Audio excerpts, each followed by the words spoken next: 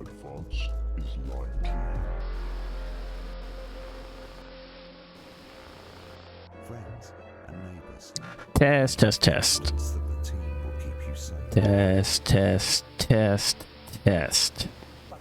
Okay. The people never happy. It's never enough. I cannot Oh. believe you.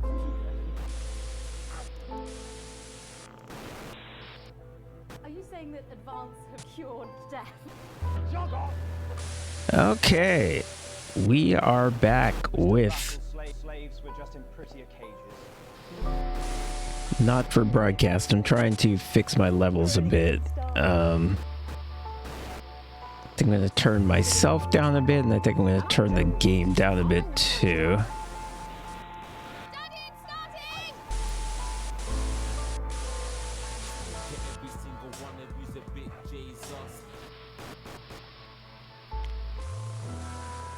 What a wild ride this has been. All right, let's try it like that. Well, that's a very Um, blunt question. Advance is lying to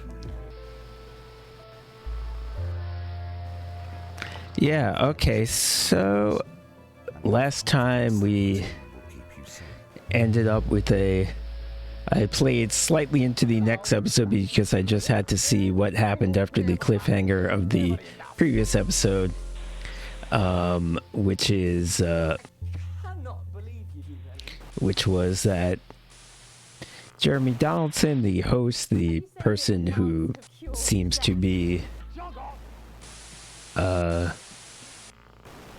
We're still vassals, seems to be the slaves, person we're who's just- really concerned with finding the truth and seems to be like the most reliable character basically in a game that seems to be almost entirely popular with people who are either stupid or untrustworthy.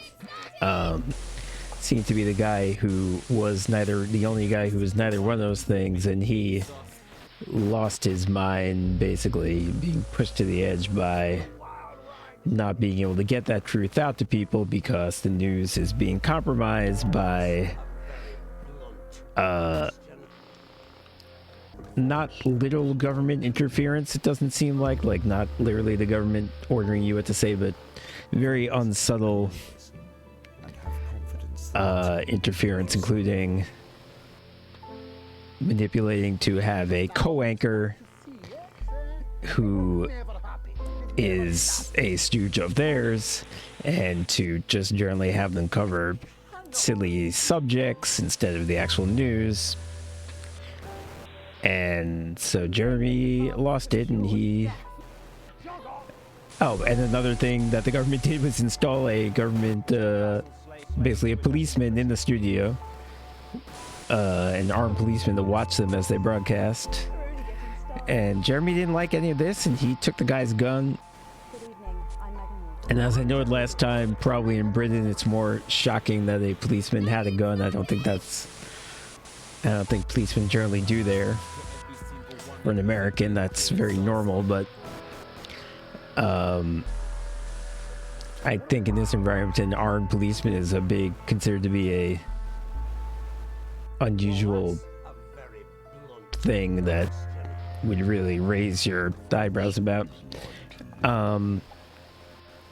Anyway, so Jeremy grabbed this guy's gun and he started threatening the people who were in the studio at the time, basically just saying, now you start to see the people never happy. yeah, Never enough. trying to make the points I was saying before about how everyone is Cannot believe you do that. deliberately blinding themselves to what's going on with this Are you saying that Advance government, which is teetering into,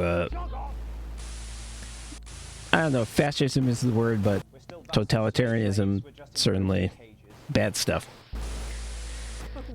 We're only getting started. So,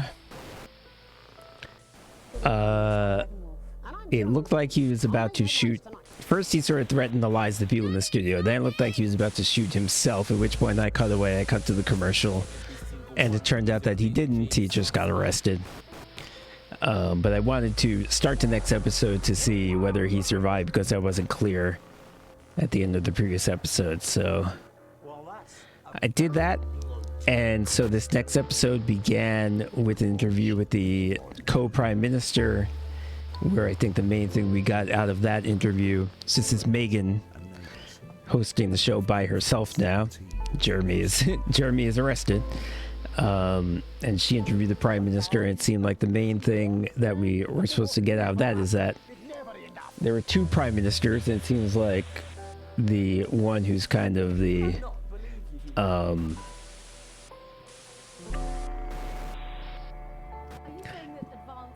the one who curses a lot, and the one who seems to be like sort of the public face of the organization as opposed to the thinker.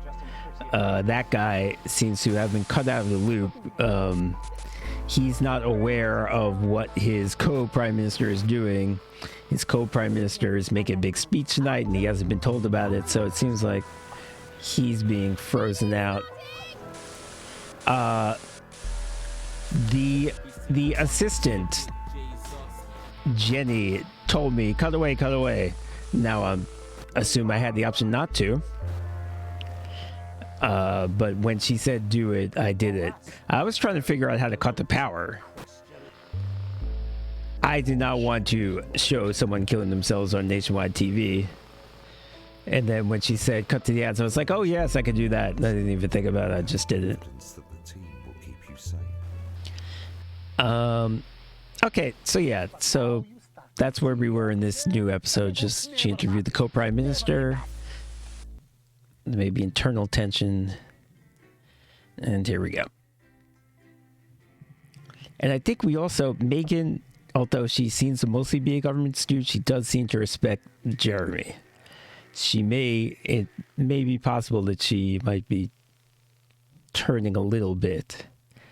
That what happened to Jeremy may have affected her. Oh shit, I don't think it's saved in the right. Oh no, it's fine. Okay.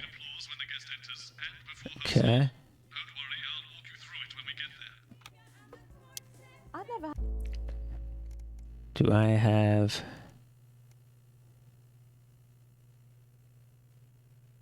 Okay, I think I might be able to do this with the... Okay, that's fine. I think I may be able to do this stuff with the left hand, with the right hand WASD. I'm going to try that.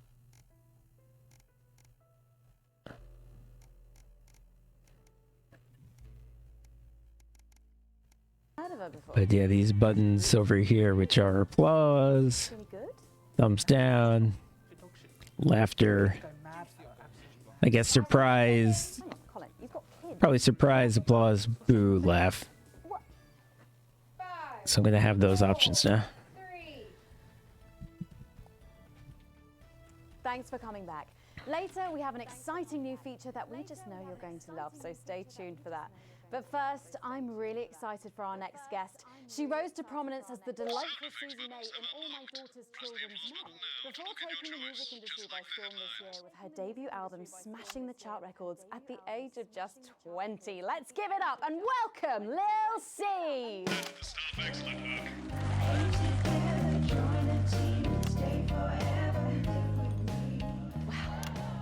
May I just say, you look incredible. Oh, thanks, babe. I'm doing this new regime and it really does work. What's the regime? And my manager suggested it to me. It basically involves bathing in like cabbage water and then having the leaves sucked out of you while you sleep. Wow, is that healthy? Oh, well, look at me, Meg. The leaves are my only nourishment. Yep, they certainly are. Now, you'll have to forgive me, but I'm somewhat of a super fan, so I'm sorry if I get a bit starstruck. Oh, bless you. I've never actually heard of you before, so if you do get a little tongue-tied, I can always carry the interview. Oh, that's good to know. So your first album, F My Face Together, it hit shelves Oop. this summer. Wrong and it camera. just exploded. I mean, what was that like for you? Bonkers, just so weird. I was in all the papers and the magazines. Overnight, I went from that like annoying little girl from that show to that like sexy little girl from that show. Wow, that must have been bizarre. Not really. It was just like any other morning. You know, get up at 5, go on a 4-mile run, have 3 meetings on my cabbage bath, but then only then was my dad actually talking to me. Oh, of course. I mean, the famed country singer, Billy Bob Jean Short. Oh, so she's Miley There's Cyrus. nothing that strange about it, Megan. Okay, yes, he may believe that aliens told him to hate women, but there really isn't anything to prove that he's wrong. So, this newfound explosion into your popularity, I mean, did that change your life? Well, I had to start wearing like nicer underwear, you know, for the paparazzi. But as my manager says, best to make the most of it before I'm 30. Is that right? So, what's the album about? So I thought it was about like how pretty and great I am, but actually it's about monetizing youth, I think, or about like promoting an unrealistic standard of beauty or something. Your manager again. Yeah, he says insecurity I is keep- an opportunity. Oh, Yeah, I'm messing up by Telling you all what. when I go for a reaction It doesn't shot, matter what I they say here. I'll do my dancing and then this part will all be forgotten about. Oh, well, yeah, I mean... then we're the gonna see person some of those starts famous talking, dance and I moves have very to switch soon. away from You're them. gonna be performing your new single, aren't you? Yeah, it's from my album Put It In My A Together and it's out tomorrow. My friend let her 13-year-old son join the Go-Getters. He's occupied now. Busy, even. His room's never been tidier. But he keeps notebooks he won't let her read. And sometimes she catches him staring. Okay, we are now And last week, she broadcasting the found him searching for resistance the message. When confronted, he always had a plausible answer, a good answer. But sometimes too good. Like it's been prepared in advance, And possibly by them. he's talking about the youth organization that my son is in, so this is great. And when we find out, we will tell you. We will hack into your news broadcasts. We will defend your right to information. We will resist, and we will disrupt. Around the arse. I think things could have been different, you know, like better. Well, I think I love doing autographs. they having timed that curse very deliberately, I think. What? I'm sorry, what? There we go. Sit in front of the radio, and as Oh, soon that as was the favorite bad. girl group would come on, I press Why the is it still button on my beeping? set, but then my dad would come I'd love to know down why and it's still go back beeping. upstairs Oh, and start practicing. because I was on the same camera shot for like Is your dad your a minute. Yeah, which can be tough. And sometimes when it gets really hard, he'll say, "Make Quagler proud, and you might just survive childbirth." Well, Okay. you know what, despite Discombobulated by that. Oh, if only your opinion was as valuable as his. And on that problematic note, you're going to be singing your song for us soon, aren't you? Tell me about it. Tell me about it. So it's called These Babies Gonna Bring You Home, and I actually got sent the lyrics in the car on the way up here. But you know what? It's actually all right. And don't worry, all my work is team approved. All right then. Well, you can go and get ready. for Okay, that. so We'll see she you in is a little being bit. given It was lyrics a by the government. type of pleasure to chat to So- her, and I just can't wait to hear this. Yeah, I can't wait either in a We'll see bad with way. an exclusive first performance of I her guess new we'll track, applaud. Baby's gonna bring you home. Take it away. It's the Force's favorite, the Queen of Teams, here to break in your blockades. Lil C.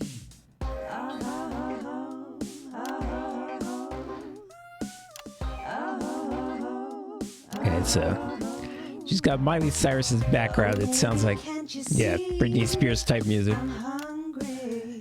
There's a place in me that's empty. I want that meat you're packing. Only you can fill that crack in me. I'm under siege, so come and free me. Ain't no disruption here, boy. I got no agenda. Just want the team and me. No birdie for Okay, wow. So, okay, obviously it's his a. morning drill. There's holes in me that ain't been filled yet. I only scream this loud. I don't want to talk over Do it. your country proud. I ain't no vicar's daughter. Come and skirmish on my border. Quick before I get much older. Tie me down and hold me like an enemy soldier. An enemy soldier. So let them try and break our dream. We fight and love and die a team. So what a Peter Clemens boys can come and use me as a toy. I wanna see some action. So come and break my sanctions.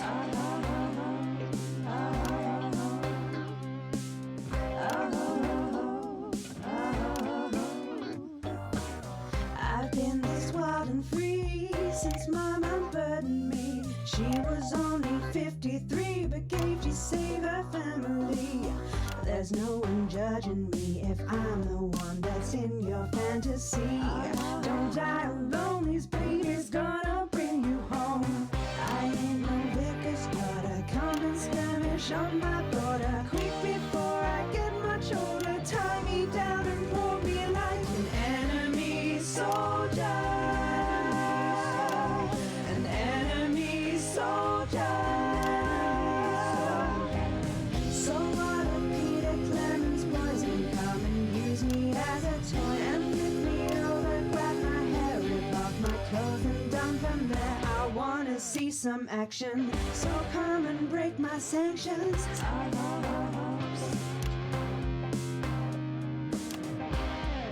Jesus Christ.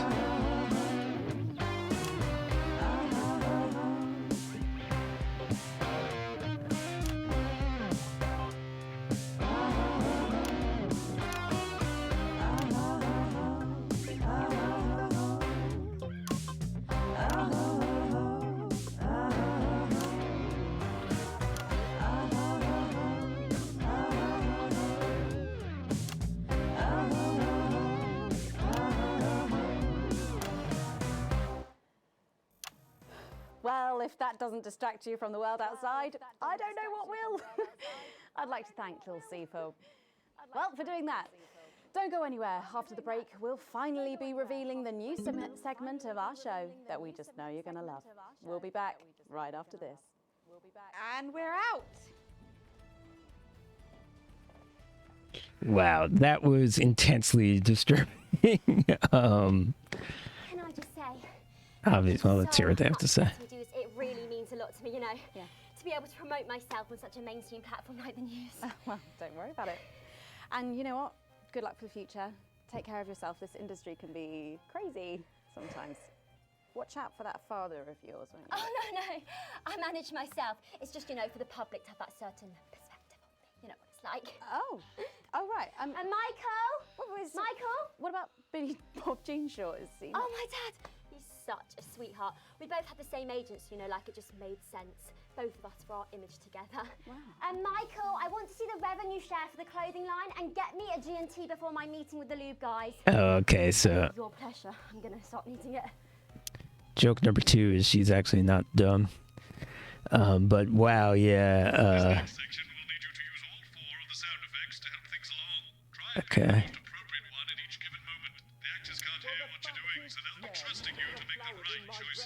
There were exactly 12, as it said in your rider. Do I look like the sort of person who counts things? But yeah. No, Hey, Kyle, what's up? Not anymore.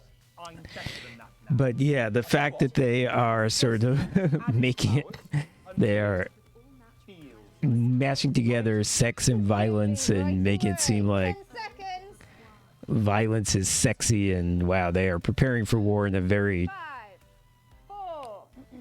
scary way. Thanks for joining us for part 3. We've been teasing you about our new feature all night, and now the wait is finally over. I can reveal that every night on the show we'll be treated to an episode of an informative and hilarious new segment called The Notice Board. It stars some top talent and we're very excited about it. But before we see it, let's have a quick chat with the writer, director and phenomenon, may I say, Jeff Algebra, guys. Actually, I've dropped the algebra. I go by Jeff DePoon now. How'd you like that? Oh, yeah. Oh, he changed his name and he looks a little, Well, exactly. dropped his glasses, he looks a little fancier. And how does Angela feel about all this? Missed it. And how does Angela feel about all this? Your wife. Oh, God, no. No, she's long gone. No, she was holding me back. I'm with Norm now. We were married last month. Norm de Plume. Yeah. And why did you write this? What was your inspiration? Oh, well, I received a telephone call offering me 25 grand to write a pro-team sitcom. Okay, so now literally part of this show every week is going to be a propaganda segment. You listen here, boy. You make hay while the sun shines. You wring every penny you can get out of this.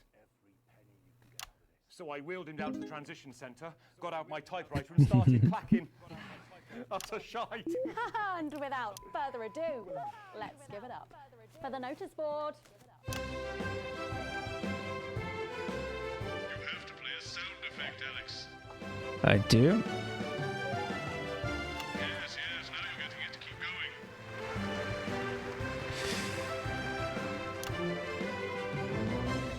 Good morning, Miss Craven. Oh, morning, Ray.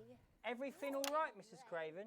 You look as worried as the vicar in closing time. Oh, Ray, it's those young louts. They've vandalised my shop again. No! Yes! Oh wait, boo. I missed it. All sorts of obscene language and crude pictures, and I know it's those damn youths. I don't know. It could be the vicar at closing time. I'm just worried they won't ever become productive members of the community. What if they never see the error of their ways and end up as social outcasts, Wrong one. such as shoplifters or bong rats? Don't worry, Mrs. Craven. This is a very supportive community, and I'm sure that in time they will fit into this society like this key into this lock.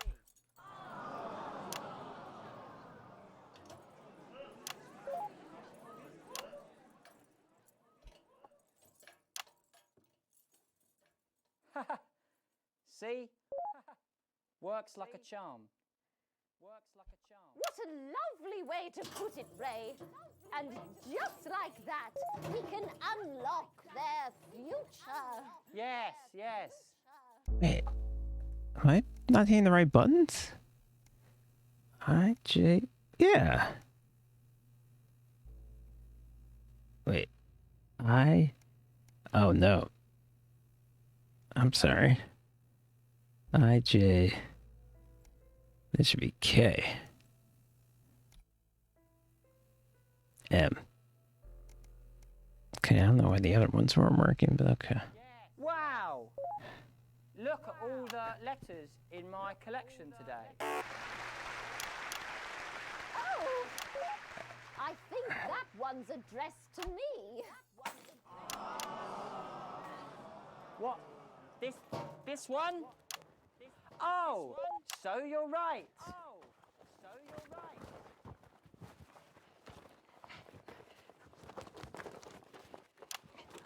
Here it is. Oh, it's a letter from my granddaughter, Brenda. She says she got an A on her maths exam because one of her friends has been helping her. She was always a team player, was our Brenda. What's up, losers? Now he's playing the cool guy. Oh, no. It's Brad. He's the coolest guy in the village. That's There right. you go. I just got here on my motorbike. Whoa. Clear off, Brad. We don't want any of your ilk around here. What? Brad dudes? No, ruffians. Have you come to tag the notice board with your gang signs? No way.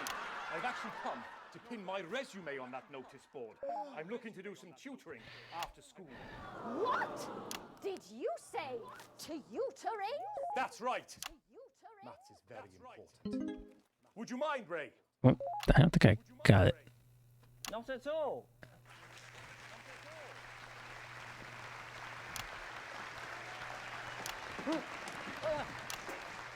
So you, a young person, have been spending your time helping others and not just urinating on churches or huffing glue? Hey, I haven't huffed glue for months. Well, blow me down! You know what? We misjudged you based on how young and cool you are and not on your actions. No doy. No Was toy. it you who vandalised my shop last night or called me a rancid old crone from the back of a chopper? No way, it can't have been me. I was too busy helping my friend Brenda with her maths homework. Could you speak up there? I thought for a minute there that you said Brenda. I did, you daft old sow. Did you hear that, Ray? Oh, yes, what a wonderful surprise. I now respect you as a man. Put her there, Ray. Oh, what the heck? Give us a hug. Okay. Well, that's probably for the best because I was fucking that up tremendously. Okay, we got another storm here. Okay. I'm trying to WASD. Oh, wait.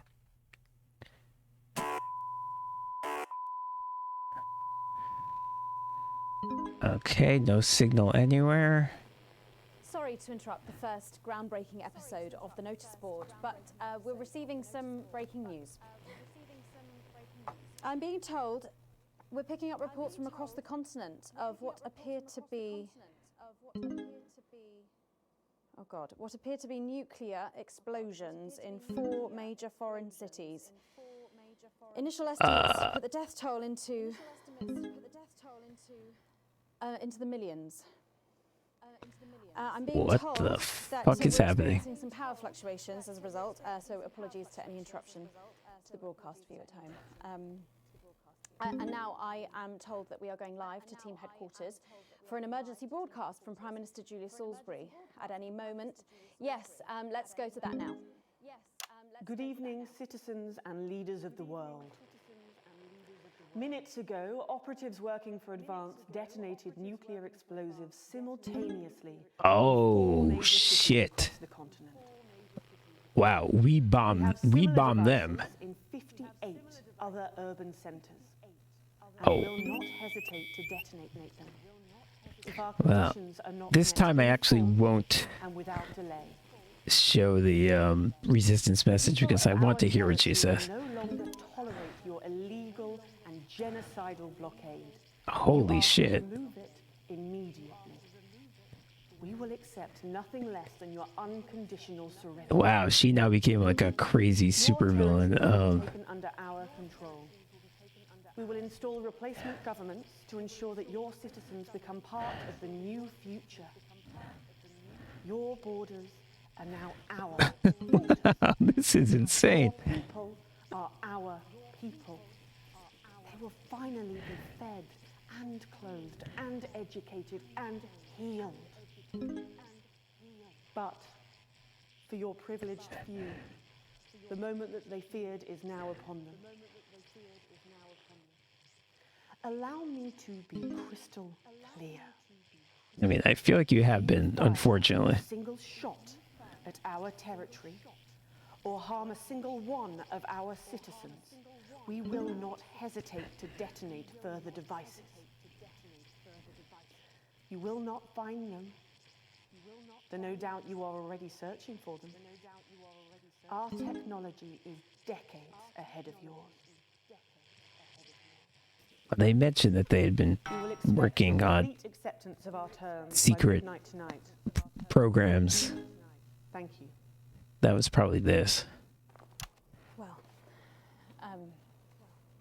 okay, so there you have it. Advance making a brave move that looks like to end the war. Shit. A brave move. There's a lot to take in here.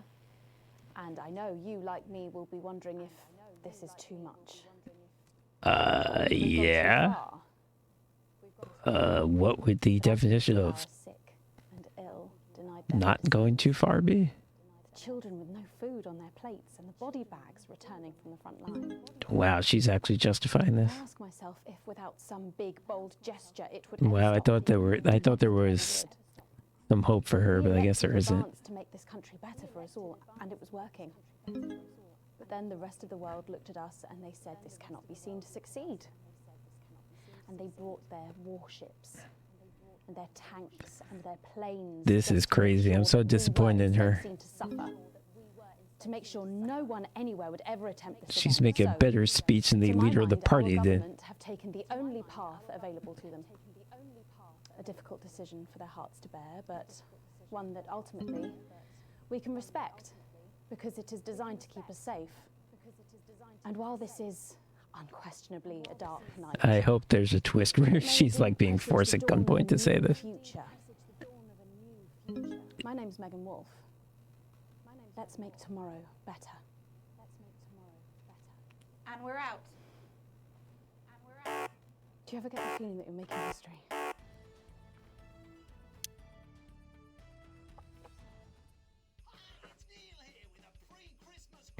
Jesus. The Prime Minister just made an insane Bond supervillain speech, and then she came out afterwards and it's like, yeah, that was right. That was good. That was good what you did. Holy, wow. Okay. So, I'm trying to process. Well, first of all, I could say with even more confidence that this game is set in Britain because they kept saying the continent. It would make even less sense if it wasn't Britain at this point. But that's not really important. So wow, they just killed millions of people and said we're prepared to just keep doing it. They became the world's worst terrorists of all time by several hundred orders of magnitude, probably. Oh my God.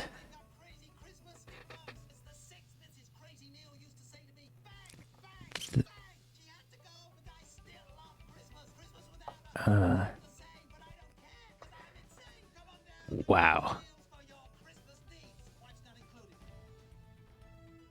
Where the fuck is this going to go?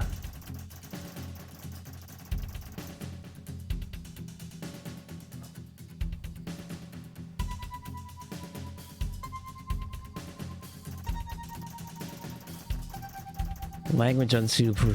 Yeah, I missed at least one. Yeah. No, this is all fair. I was fucking up even before that happened.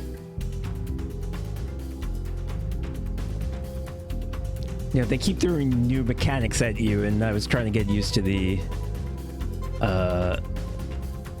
applause mechanic.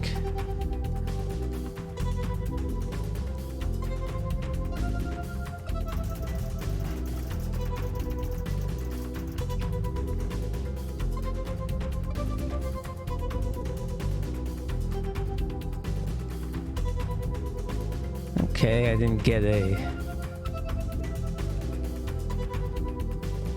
a pay cut or a promotion. My stocks went down.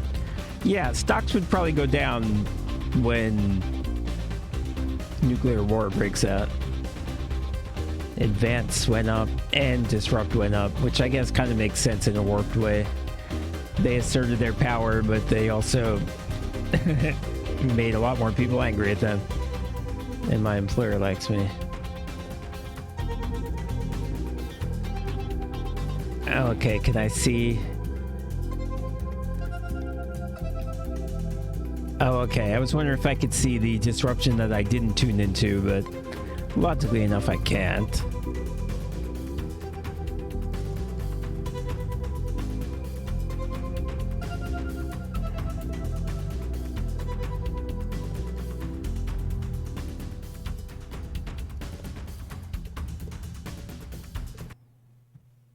I just need the music not to be so loud.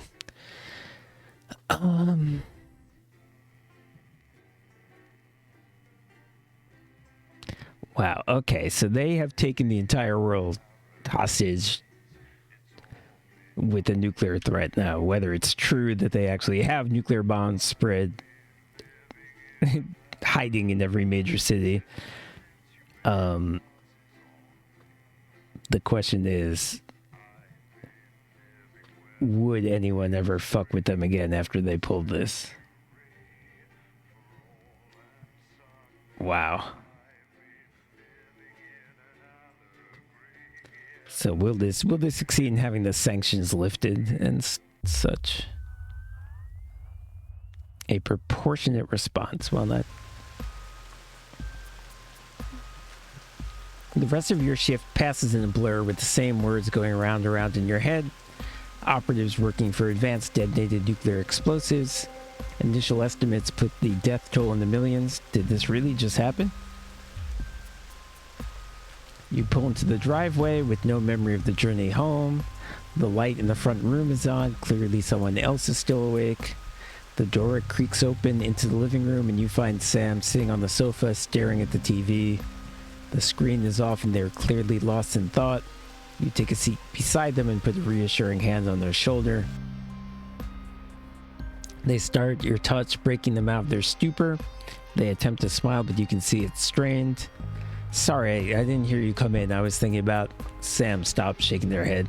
So many people. I can't quite believe it. I know, it's terrible. Nothing short of an atrocity. All those people, those poor people, how can anyone think this is okay? Sam's eyes are blazing with anger, and when they look to you, it's clear they're expecting agreement. I know we've never seen eye to eye with the government in this house, but I never thought they were capable of this. Well, obviously I'm going to agree with her about that. Relief sweeps across Sam's face. Exactly. No reason in the world could make killing so many innocent people the right thing to do. Sam kisses you before heading to the kitchen, calling over their shoulder. We're lucky you can actually make a difference, help people know what's really going on. But is it that simple? Great question. Considering that I am just the editor, I can only edit what they give me, and if the anchor is in the tank for the government, and if the government is decreeing what's on the TV, then I don't have anything to work with. I can broadcast and disrupt hacks, that's all I can do. Shit, this is depressing.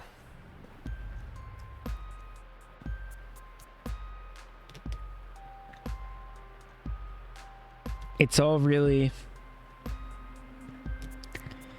And it's scarily relevant. It's all depicting how things slide to a place that you never thought it could go because it happens gradually.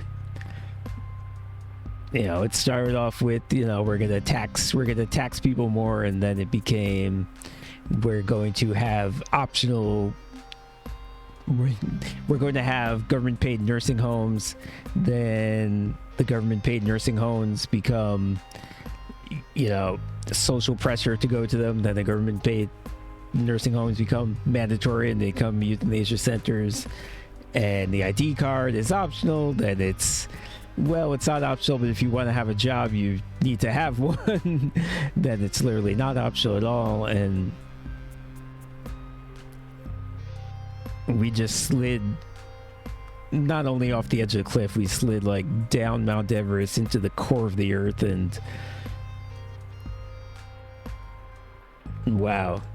So World War III just happened.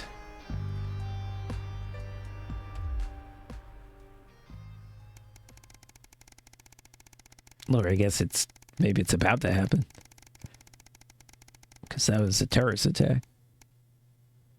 It's not really a war even. An academic exodus. Oh, this is another thing that happens in totalitarian countries. Often they'll round up the intellectuals. Maybe that's what's happening. It's a seemingly ordinary morning, but as you get into work, you find a small crowd gathered in the break room. When you go in to grab your first cup of tea of the day, you can't help but overhear some excited chatter. You didn't hear? Yep, another one's gone missing. What's that bring the total up to now? Oh, I should think over 100 at this point. They won't all have been reported or noticed yet. Sorry, what's going on? An excited young woman turns to you and begins to explain. Another professor went missing from Queensview University. With all the other disappearances over the last year, scientists, doctors, researchers, she pauses before lowering her voice to a whisper. It's clearly Disrupt targeting the people speaking out against them. I even heard Advance are struggling to prevent further. A deep, familiar voice from behind you interrupts. What exactly is going on here? A silence overtakes the room as you all turn in unison towards the doorway. So, these are two things that you see in totalitarian governments. First, like I said, get rid of the intellectual class. Cambodia under Pol Pot is like the most extreme example of this, where they literally just killed them all.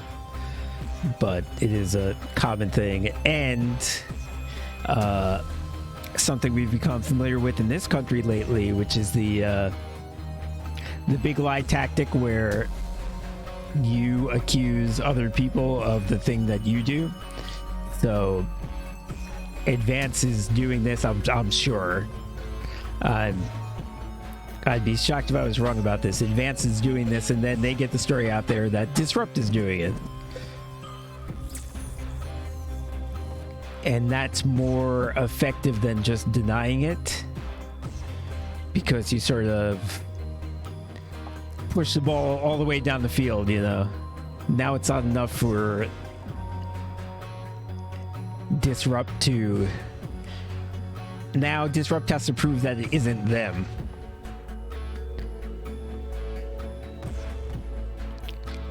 Whereas if Advance had just denied it, it would kind of be like in the middle, but now Disrupt has the burden of proof if they're being accused.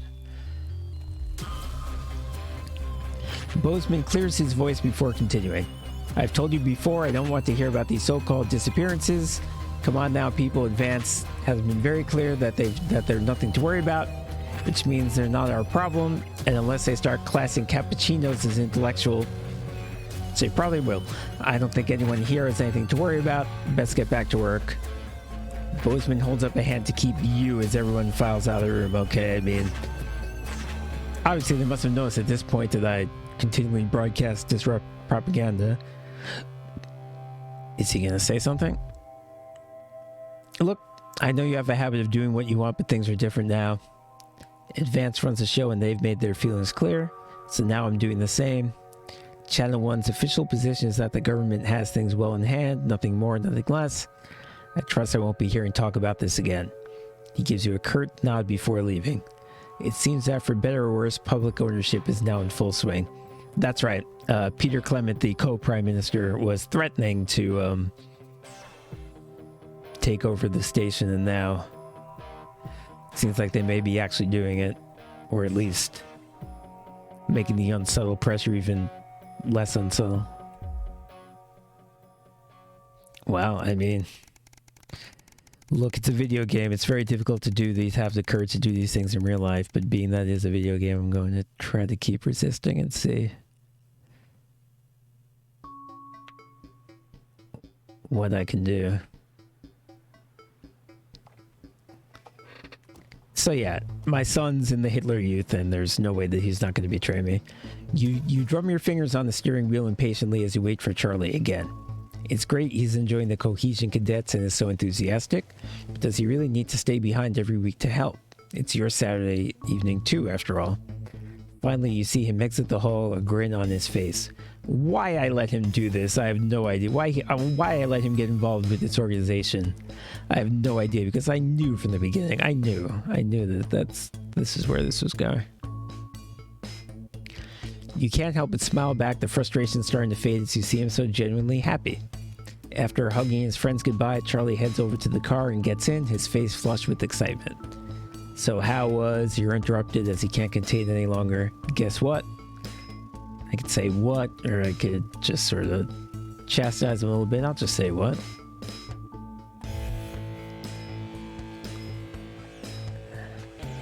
So obviously the Cohesion Cadets is a starting point for becoming a CCO. That's basically the police force that I assume is well on its way to becoming the Gestapo. So we get a head start when applying for that. Charlie gushes, clearly keen on explaining his news, almost tripping over the words in his efforts to tell you. Well, apparently from next year, the top 5% of cadets will be taken into a special program to become CCMs, Community Cohesion Managers. And guess who's going to be in it? He beams at you. Okay. I have been supportive of this kid, both because I think that's generally the right thing to do, and because often when you tell teenagers to do not to do something, they will do it just to spite you and to prove they're independent. But these people just nuked several cities and killed millions of people. You know, like I said, this is like siding with the Bond villain. This is like, there's no justification for thinking that these people are cool anymore. We cannot keep playing this game. So I'm not going to tell him I'm proud of him, because we're way past that point. Okay, so I asked him what they do. Oh, well, basically they need a new liaison team between regular people, the CCOs, and the Betterment Department, and that'll be us. People come to us with concerns, and we'll decide whether they need referrals, and if so, to which department. Cool, right? Well, my objecting to this is going to make me first on the list of people to be snitched on. But I can't. I've got to try to make this kid see that what he's doing is insane, even though I'm sure I won't succeed. Well, yeah, I guess, but only bad people. It's about helping the community and making it safer for everyone. Charlie frowns at you. You don't like the CCOs or the betterment teams? Gonna keep going. Gonna keep painting this target on my head. I'm just worried about them having that much power and turning people against each other.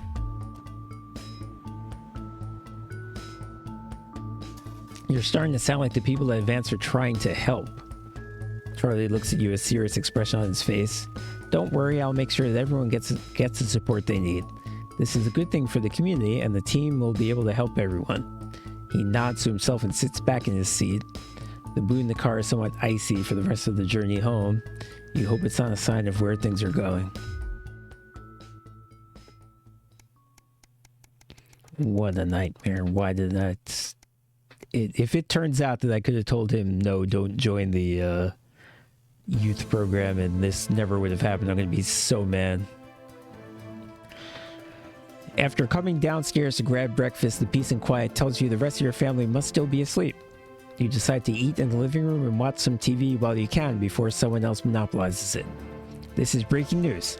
Reports are coming in from across the country that large swaths? I don't know how you pronounce that. Farmland went up in flames last night as part of what authorities are calling a heinous and well-planned act of terrorism by the group known as Disrupt. You drop your spoon back into the porridge and turn up the volume. Now, another thing that totalitarian governments will do is false flag operations, where they, do something bad and they blame it on the opposition. It could be that, or this could be considering that if this was... Disrupt seems to try to do things that harm property and not people, so if no people were harmed in this, then it could very well be them. It's tough to say right now who actually would have done this. But they destroyed a warehouse, and they were like, they made a point of explaining that there was no one in the warehouse at the time. So maybe that's the type of thing they were trying to do here. In addition to food stores, which government sources have said will put a strain on universal menu centers countrywide, a number of CCO and civic buildings were targeted in last night's attack. According to Prime Minister Julius Salisbury, specific prisons and re-education and betterment facilities were raided. and a small selection of problematic and potentially dangerous individuals were forcibly extracted from lawful custody. So, alright, so this sounds like it probably actually was Disrupt, because the government wouldn't have much motivation to free their own political prisoners. You hold your breath, waiting to hear if anyone got hurt. Unfortunately, it appears that the CCOs were ill-prepared for an event like this. Ooh, I wonder if my kid was hurt. And Disrupt seemed much more effective and well-organized in comparison. While most of these targeted locations were thankfully empty of people given the lateness of the hour, the Betterment Centers were fully staffed when they came under attack. 17 CCOs and 4 administrative staff lost their lives as a result of the brutal actions of Disrupt last night, with countless more injured, many seriously, and rushed to hospital. A few Disrupt members were captured during the conflicts, but the vast majority seem to have evaded capture so far. More in this country as it develops. You go to turn off the TV. Okay, so now both sides' hands are stained with blood now. One has millions of innocent people, and the other has 23 only semi-innocent people, so we're not exactly even here, but this is it has to be said, a violent act by Disrupt. You're interrupted by Charlie walking into the living room, bleary-eyed and with a piece of toast. Anything interesting going on? He gestures at the TV. Mutely, you leave the news on as they cycle through the story again. Charlie watches in a hushed silence. By the end of the broadcast, they're dubbing it the Night of Fire. That sort of has a bad Nazi sort of ring to it. Everything's going to be okay, right? Yeah, it's all going to be fine, but I hope so. We'll have to see. Ooh, this might be my one opportunity to make an impact on this kid. If I tell him it's going to be fine...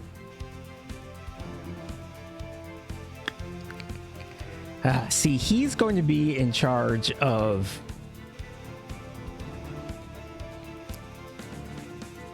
He's going to be a CCO. He's going to be in charge. He's going to be the police. I feel like telling him that there's chaos and who knows what's going to happen is going to tend to make him more paranoid and more violent. And it's going to be bad for policemen to feel that way. I think I want to tell him to be calm. I think he's going to make worse decisions if he's worried and worked up. I'm just guessing here. I really don't know how this is. I'm thinking way down the line here. It's very tough to say how this works out. Okay.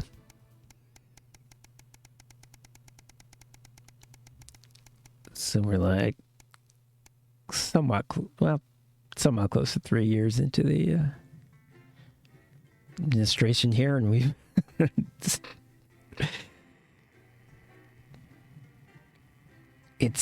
we haven't seen any indication, as far as we know, the terrorism quote unquote worked. We haven't heard any more about there being a war, about other countries using sanctions or, armies. A year and a half since Liberation Night. Okay, I'm guessing that Liberation Night is... Yes, hello. Oh, is this a thing? Alan James. The revolution starts tonight, Alex, and we need your help.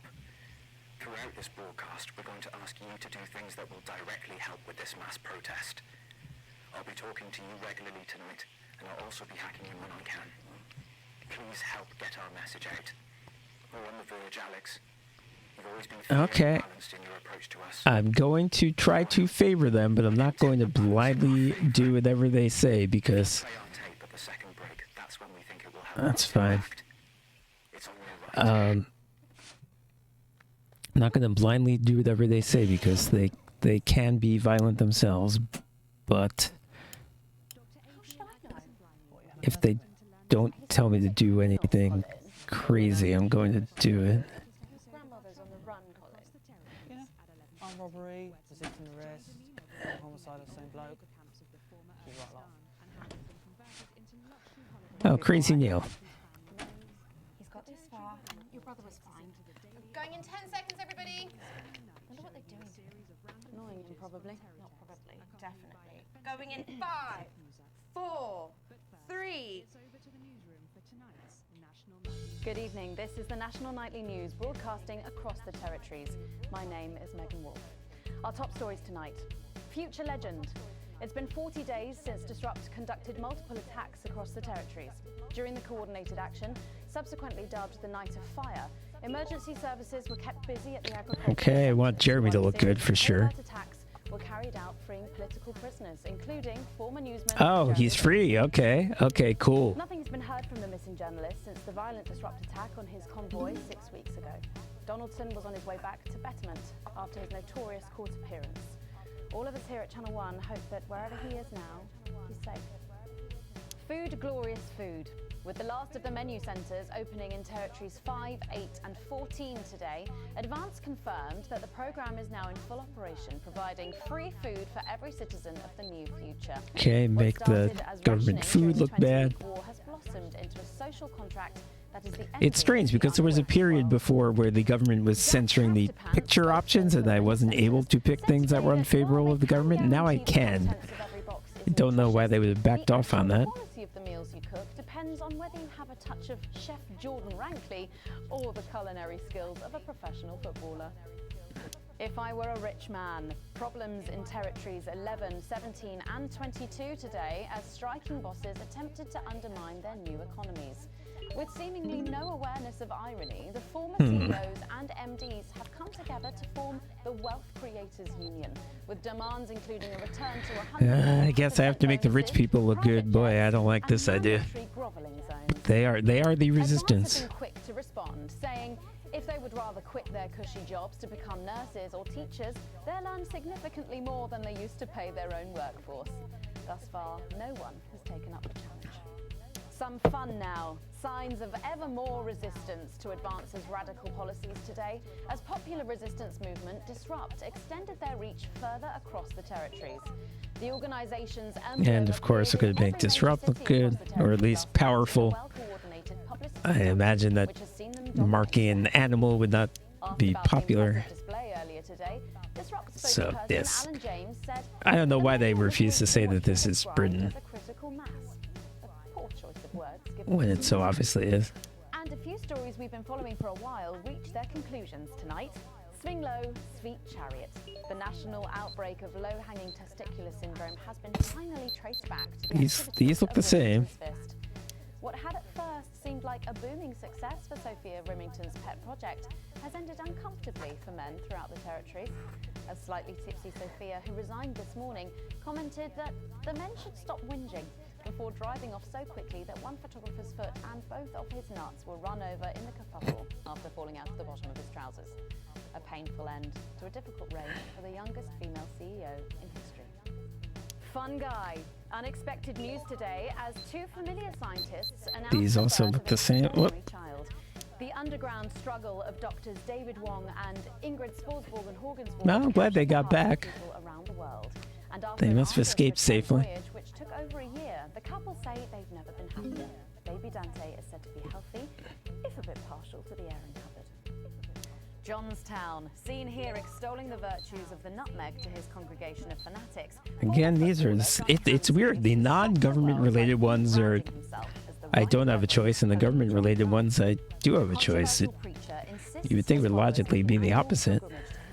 From their commune in the grounds of his mansion. This is the subplot that sort of went the least, progressed the least. I don't have any idea what was going on with that guy, the sports star. That was all very confusing and unrelated to everything. Shit. Oh, Disrupt. Okay, we'll get the Disrupt mess on there. Whoop. Okay, he's got he's got a guy. I mean, Block the traffic. Bring the capital to a standstill. I've met so many we're at the point now where someone needs to grab a gun, but you always ask the same question. How can I help? Well, this is how. And as for I just hope this guy is over being a complete lunatic like he used to.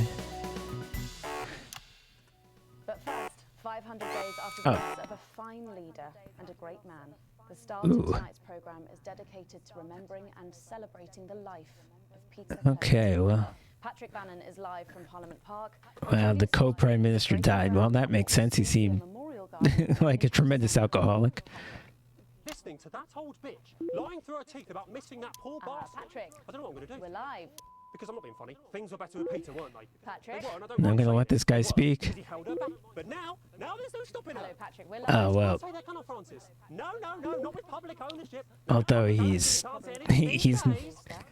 not going against Advance, he's going against I heard from an aide. one half of the partnership, but okay. Whatever, I got it all out there. People want to be against the status quo because they like the dead guy better, that's fine. We've lost some signal there for a moment. Well, we will be going live to that groundbreaking ceremony just as soon as we can get Patrick back. Meanwhile, let me just say, I think the memorial gardens are going to be gorgeous. I've had a sneak peek at the designs, and Alana Marsh has done a fabulous job. Oh, okay, all right, it seems like we have got the signal back.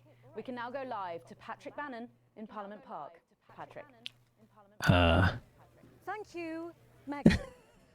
I'm Patrick Bannon, and we are indeed live. Okay, this is a good bit.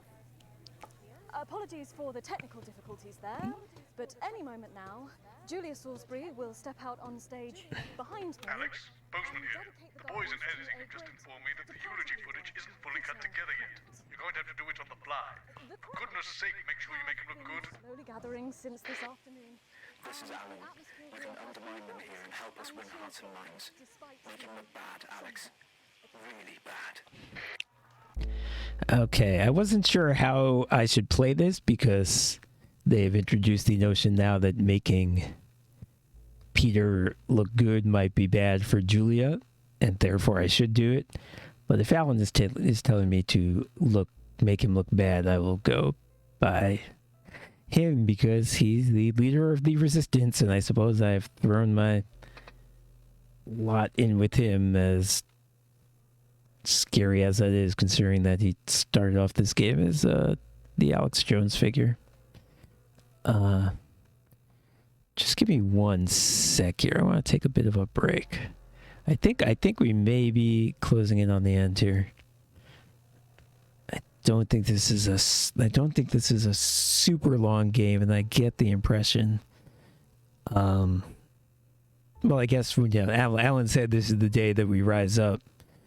So, this might be the final episode. So, let me just take a little break.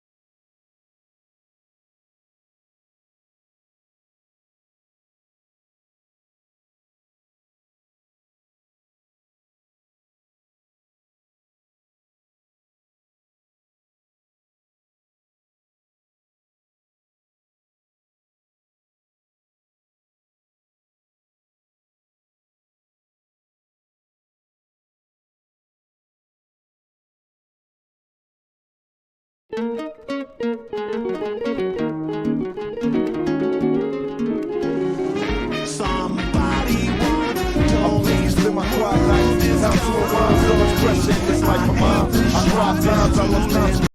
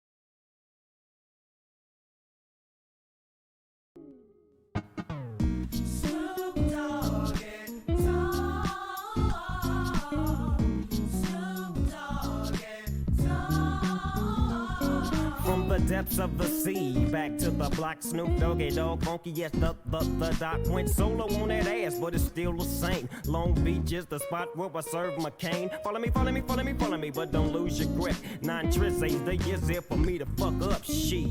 So I ain't holding nothing back, and motherfucker, I got 5 on the 20s sack. It's like that, and as a matter of fact, cause I never hesitate to put a nigga on his back. Yeah, so peep out the manuscript. You see that it's a must we drop gangsta. What's my motherfucking name?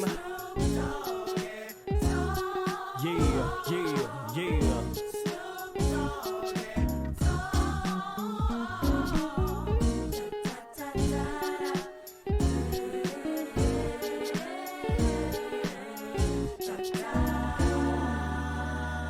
It's the bow to the wild, creeping and crawling, Yiggy just yolling, Snoop Doggy Dogg in the motherfucking house like every day. Dropping shit with my nigga Mr. Dr. Dre. Like I said, niggas can't fuck with this, and niggas can't fuck with that. Shit that I drop cause you know it don't stop. Mr. 187 on the motherfucking top. Tick-tock, now with a Glock, just some nuts in the cock.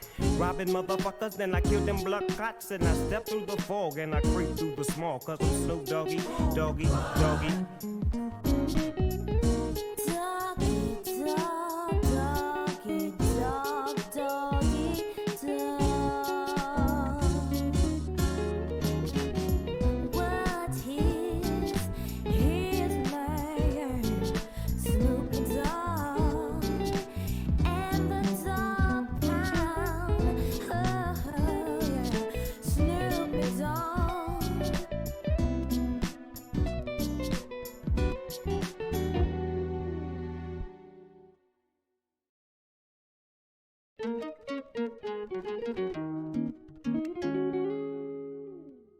Now this is a story all about how my life got flipped, turned upside down, and I'd like to take a minute, just sit right there. I'll tell you how I became the prince of a town called Bel Air. Yo, home to Bel Air.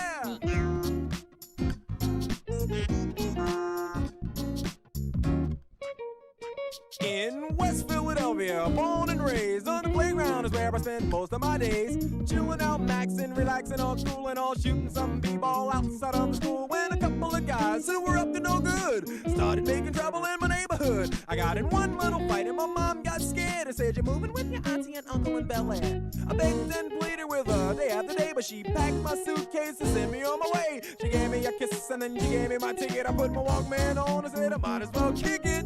First class, yo, this is bad. Drinking orange juice out of a champagne glass. Is this what the people of Bel Air living like? This might be alright. But wait, I hear the prissy, bourgeois and all that. Is this the type of place that they should send this cool cat? I don't think so. I see when I get there. I hope they're prepared for the Prince of Bel Air.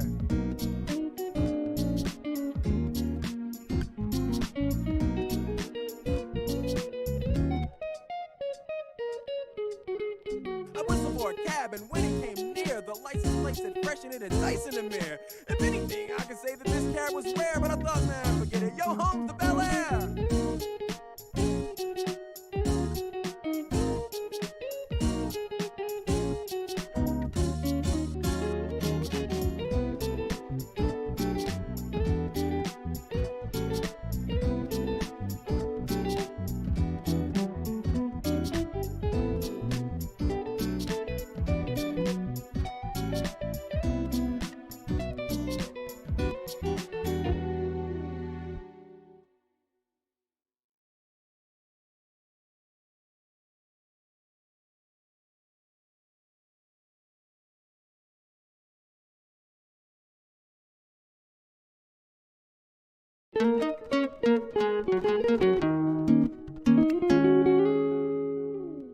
Somebody once told me the world is gonna roll me.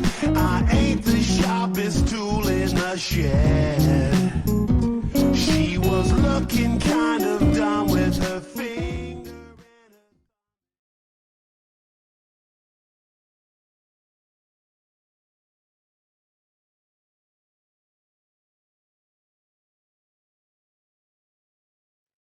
And we're back. I'm gonna turn the audio back on. Okay.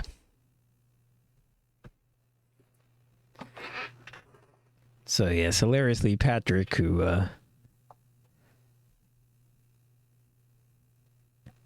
it wasn't enough that he supported a member. It wasn't enough that he supported one of the co-prime ministers. He supported the wrong one, and so he got disappeared and been replaced by this exact duplicate right here. Okay, yeah, I think we're heading towards the end here. Alan James said that this is the day that we rise up, so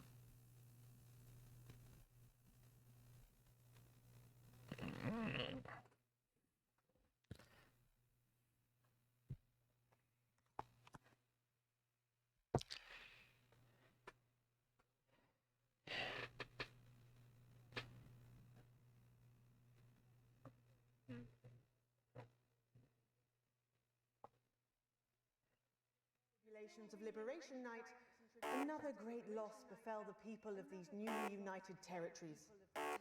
The loss of a leader, a statesman, a dear friend, and a hero. Peter Gordon Clement.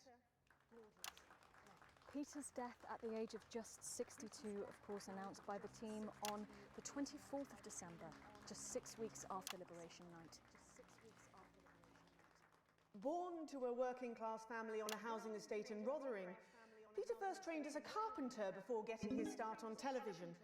First moving and building scenery, and then developing into the personality that we all knew and loved so much. Just the Job first hit our screens over 25 years ago, running for 11 series, winning multiple awards, and charming audiences up and down the country.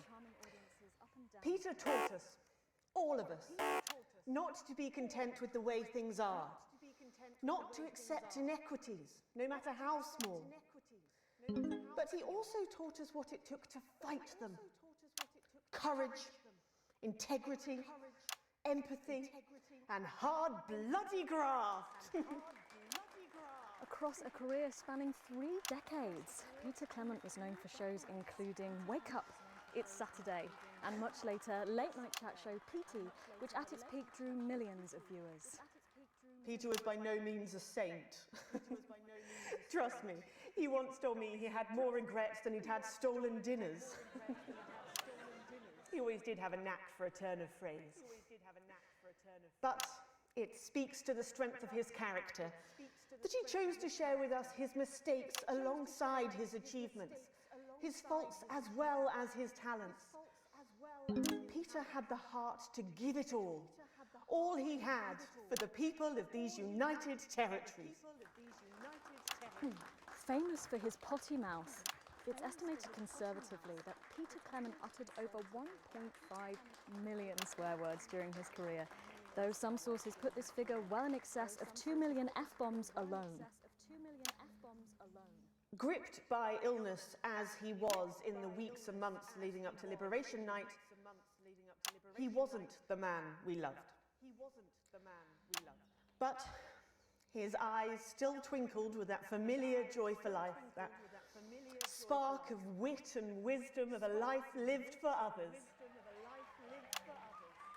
Prime Minister Clement, of course, died from apparent liver failure after suffering from the long-term effects of alcohol abuse. I first met Peter nearly 20 years ago, moments before I was supposed to give a speech. Not unlike this one, actually. Only I'd spilt coffee all down myself. And I was young, nervous, desperate to be liked. And from behind me, I heard, "Christ, Pet, you've either pissed your kecks or sprung a leak, but either way, you got a problem." And before I could even say a word, he stripped off his dry trousers and insisted I took them. That was the sort of man that Peter Clement was.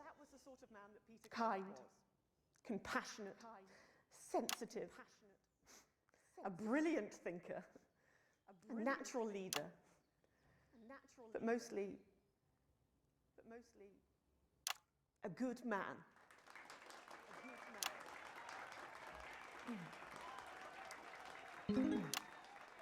This glorious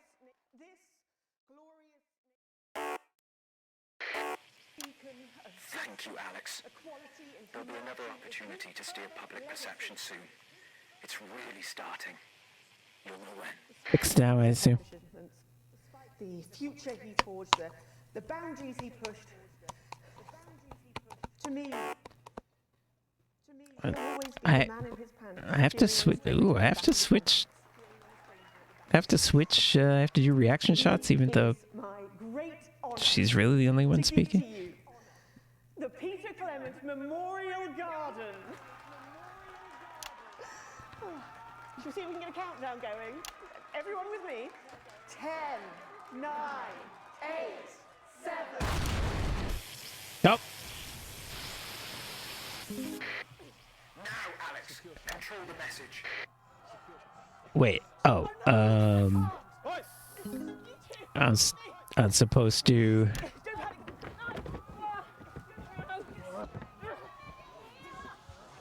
I'm supposed to not make this look like a terrorist attack? How am I gonna accomplish that? Oh, okay. Show the police beating up people, okay. I said turn the fucking camera off!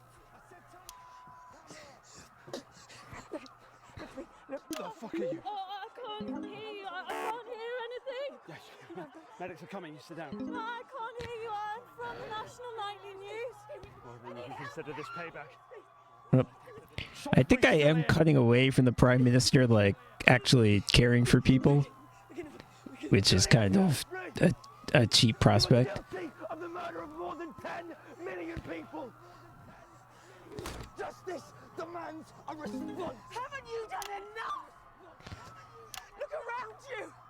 This is what your precious freedom looks like, is it? Under fire. What happened? Take to the streets. The time has come. Start fires. Break windows. Draw them out. They can't stop us all. Resist. Distract. Lower your Whoop. Mom? Lower your Again, I'm cutting away from her being a good person. I said, please turn that off. Shocking scenes. Is this not enough? You've just seen them execute unarmed civilians. People like you and me. So why are you watching this? Why are you not in the streets with us tonight? What will it take for you to get up and be a part of this? Look, everybody executed everybody, you know. Elections, demand answers, be what you were born to be, the once and future free. A lot of people got executed. Don't go away. We'll be back after this. We'll be back after this. Thank you, Alex. From all of us, you're doing great. We can't start arguing about who executed who. Oh my God, what a disaster this all is. This is the big one. Great. So there's a revolution happening outside and we're off to dangle 14 parts. It's journalism apparently. But yeah, my philosophy continues to be that it's going to take a lot for the resistance to do something as bad as what she did. So even though now it seems to be flipping around a bit and maybe you know, Disrupt is the one who is doing attacks and This next section, a cameraman working in the newsroom who's one of us is going to get a coded location out. okay. I don't know yet which camera he's on, but if we find out, I'll let you know. Just keep your eyes out for the fist and try The and stay on fist. clear for at least 5 seconds. Okay. This will do the rest. Someone's gonna show a fist and I have to put that on camera. No. What? No. But yeah, as I was saying, even though it seems like it's flipping around and now Disrupt is on the offensive, Okay, we are going in. I'm not gonna switch sides. 4, 3. Welcome back to the National Nightly News with me, Megan Wolf. Very shortly, we'll be heading on over to the final episode of what has quickly become a hugely successful feature, The Notice Board. But before we do, let's chat with Philippa Radin. Tell me, why do you think the public love The Notice Board so much? It's real. There, I said it. It connects with people. You know, people look at us and they say, those are real people struggling with real problems. That's a really interesting point. Yeah, I mean, I was saying to my PA secretary as I got out the limo, I was saying, Womp it's womp. good for people to see normal, authentic people like them on TV. People like you. Yeah, precisely. Unfortunately, then I was interrupted by some dreadful wretch who wanted an autograph, but a swift kicking from security soon put him back in line. Yes, well, I think it's really good that our screens are filled with such relatable stories. So, the notice board is coming to an end after a sensational time at the top. What do you think has made this show so successful? It's a combination of so many things. My hard work. Oh, I have been looking. I haven't been watching for the fist. We have a lot to thank you for. Hey. You're welcome. We just heard our man's on camera fall. Okay. I have a real sense of responsibility now. You know, a sense I've been entrusted with something precious. Get back to the interview, Alex. Good. Yeah, I think that's really important. We should use this platform to do good in the world. I agree. That's exactly it. So Hopefully that was good enough. I decided to help as many. Excellent work, Alex. That's the location shared. Next, you'll need to give them the go. Is that better access to education, or reducing child poverty? No, by adopting as many as I can get my hands on. Oh, okay. How many children have you adopted? Oh, we're well into the double figures now, Megan. I stopped counting in the late 30s. Goodness, that is a lot of children. Yeah, once we finish putting them into the guest room, I'll have to put a futon in the laundry cupboard. Oh, you really are some sort of hero. Hey, I live a privileged life. What can I say? I mean, any child I can take on is a child rescued from suffering. Poor children. Were their lives really that bad before? Oh, they're Northerns, I presume so. Yeah, it's shocking to think, actually, that only 1 in 10,000 children have a celebrity parent. I'd never thought of it that way before. And I'm doing everything I can to fix those numbers. What do you think it is about your life that's so desirable, then? Well, it's mainly shame and panic interspersed with expensive bottled water, so actually, if anyone wants to, I'd happily trade. Now that I can relate to. Right, you better go off and get ready. That was Philippa Radin sharing some thoughts about her lifestyle. I think it's really important to stay grounded and keep everything in perspective. Clearly, not everyone else agrees, but that's enough from me. Let's go now over to Dangly Parts for the final ever episode of the Notice Board. Okay, this time we're booing it. Whoop! Oh, sorry.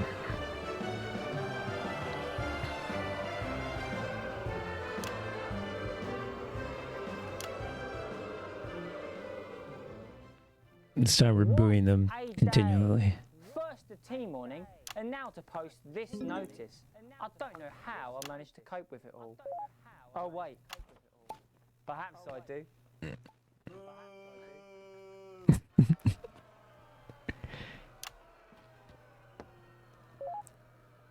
Oh!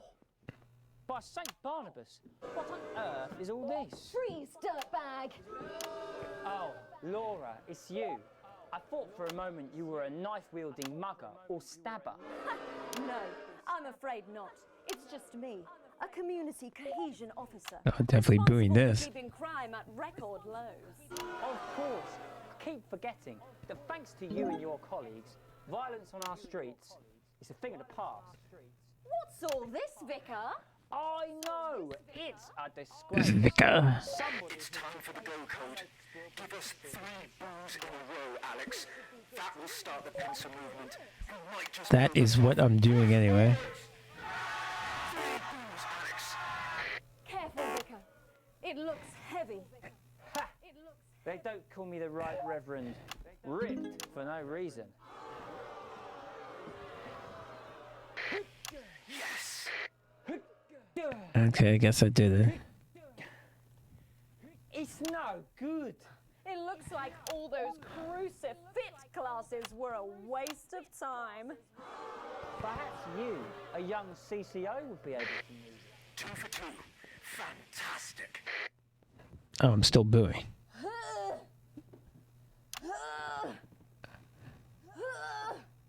It looks like all those lifting classes were a waste of time. It's too heavy.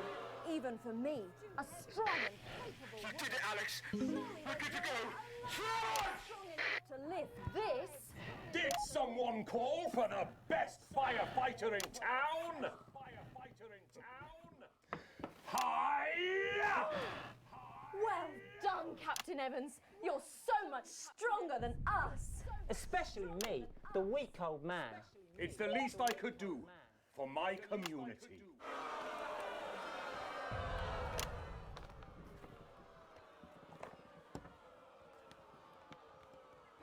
No luck catching the little devil then? Unfortunately not. The ferret struck again last night. When Ray opened the post office this morning, he found that every single stamp had been pre-licked. My God! Some people have no decency. Sadly, if we don't catch him before tomorrow, we may have to cancel the village fete. Don't worry, we won't let that happen. Will we, Vicar? No, no, no. Laura, tell me, why do they call him the ferret? Some say it's because of his sneaky nature. But really it's because whenever he strikes, he always leaves behind the foul stench of urine.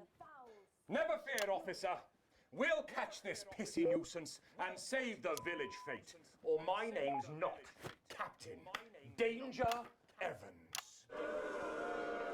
The community cohesion team are doing their best, but they simply don't have the smarts to solve this mystery. But I know someone who does. Someone who's about to blow this thing wide open. Me! Blackout!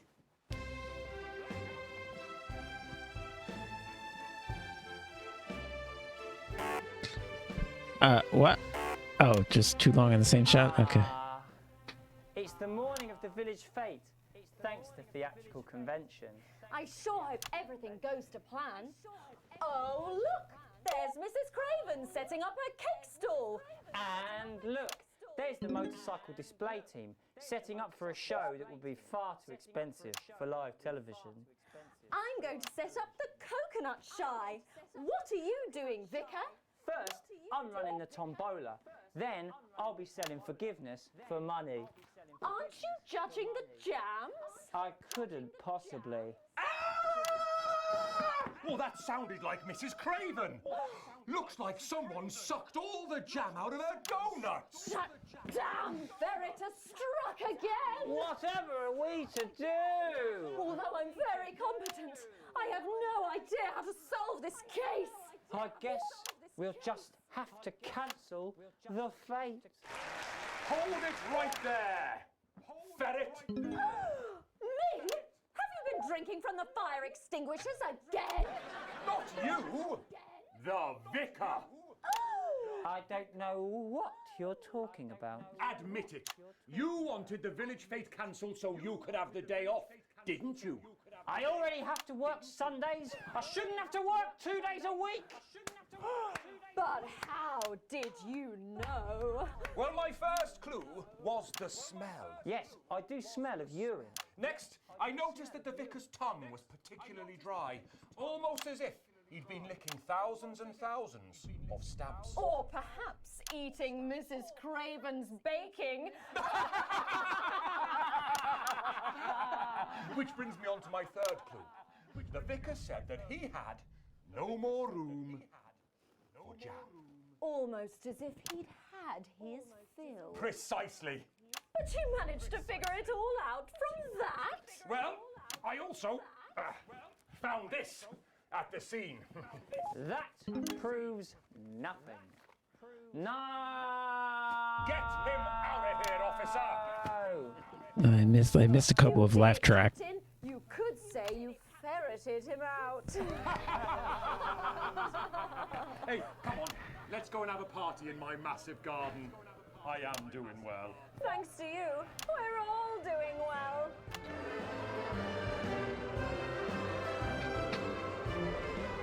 All right, I missed a couple of them. I think I was doing a episode of the notice I board. think I was doing a very good job there, Thank you as always to Jeff, Philippa, and Tommy. booing the things they thought were good and cheering the things they thought were bad. Kind of lost it at the end. We'll be right back. That's the ads. Well done, everybody. Wow! What a brilliant run, party at my place, eh? Yeah? What advert is this, Alex? I don't remember passing it for broadcast. I think you made a mistake there. I've got 4 kinds of sausage. You've probably seen me on the news talking about Advance. Well, we know that they live Progressive together, their so policies are. Well, I was wrong. it's not surprising she's And a I'm here tonight sympathizer. to say I'm sorry. One last push, Alex. We're closing in. One of the guests in the last section is working with us. You'll be asked to censor on our behalf. If you do it right, the final orders will be given. You'll get 3 chances. Get at least 2 of them right, and we're gonna win this thing. It's... Well, I should have expected this. This is good writing. Now I have the dilemma of, am I against censorship because it's censorship, or am I willing to censor if it's for the side that I think is right?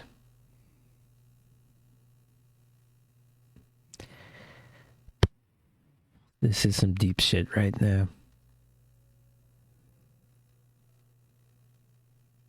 All right. Let me hear what they say. And if they are making reasonable points, I won't censor it. But if they're making stupid propaganda points, then I will censor it. That's how I'm going to handle this. This is a real... They put me in a very interesting situation. I'm enjoying the torture of this. All right, let's see how it goes. I always envied my friends who had so much more. Over the years, my jealousy grew. So when Advance came to power, I didn't think about the damage they would do. I acted selfishly. I was glad to see the rich punished. I didn't see how backwards Advance were. I didn't understand that rather than tearing down the wealth creators, we should have been helping everyone else to take a seat at their table. Under Advance, the country is poorer. It is poorer in ambition. This is not the tack I really wanted to take. I don't mind the redistribution part. I mind the killing innocent people part. Policies born from absurd, redistributive fantasies. I have whored myself out to the media to defend the indefensible. I have betrayed my parents. I see that now. Mum, Dad, I'm sorry. Our only hope, the only hope. What just happened in the TV room over here? Oh, what? Welcome back to the National Nightly News. Later in this segment, we're hoping to be able to go back to Patrick Bannon at the scene of tonight's shocking Disrupt attack. But first, I'm delighted to be joined by the cast of the smash hit musical. Hey, another musical number. I'll be speaking with the cast in a moment, but first, let's take a look at them in action. Please give a warm National Nightly welcome to the Novaries. Whoop, missed it. Hello? Doctor? Yes, I see. Thank you for letting me know. I have a decent life. I'm a happy, loving wife. And my job is well paid and fulfilling. I have a husband, John. He's due home soon, won't be long. And I have to tell him something that is absolutely chilling. We share coffee in the morning, and we make love every day. We take time alone together to talk and laugh and play. We prioritize our needs. We do charitable deeds. But the flowers of a happy life are now beset by weeds. I'm home. Oh, darling John. Oh, dearest John. There's something very wrong. I've just had a conversation with our doctor, David Wong, so please be seated. This news will You poor unlucky chump. Is it cancer? Worse, oh John, we're having a baby. How can this be? Oh, woe is me. Why has this happened to me? I always wear 2 condoms for the maximum of Safety in our tiny flat. We built a peaceful habitat. Now our lives are fucked. We're having a baby. Missed it. Now you can't have any wine at book club. And there won't be any time for foot rubs. Now your hair will stink of weed. And you'll start to disagree. And forget about that holiday in Territory 3. No more waking up at 10:30. In fact, you're never going to get a good night's sleep again. No more snap decisions to go on to a club. You'll be lucky if you even make it out to the pub. Why can't we be more like our gay and lesbian chums? The only glue they have to deal with comes from personal bums. Oh boy. Take a sick day at home. The parasite won't leave you alone. How he's grown. We're our top priority. I look after you, and you look after me. Ain't no trouble and strife. We got a childless life. No one wails and no one walls. No one draws things on the walls. A happy husband. A wonderful wife. We got a childless life. We're having a baby. We're having a baby. Changing nappies daily. We're having a baby. No more weekends by the coast. Now your kid is uppermost. It's more than a passing craze to have childless days. We're having a baby. Food and drink thrown everywhere. Death trap toys at the top of the stairs. Every parent prays to have childless days. We're having a baby. No more spas and no more. We're having a baby. 18 years on bills and leaves. Time for a whole new phase. These We're having a childless baby. One more thing before the show begins. Have you considered that you might be having twins?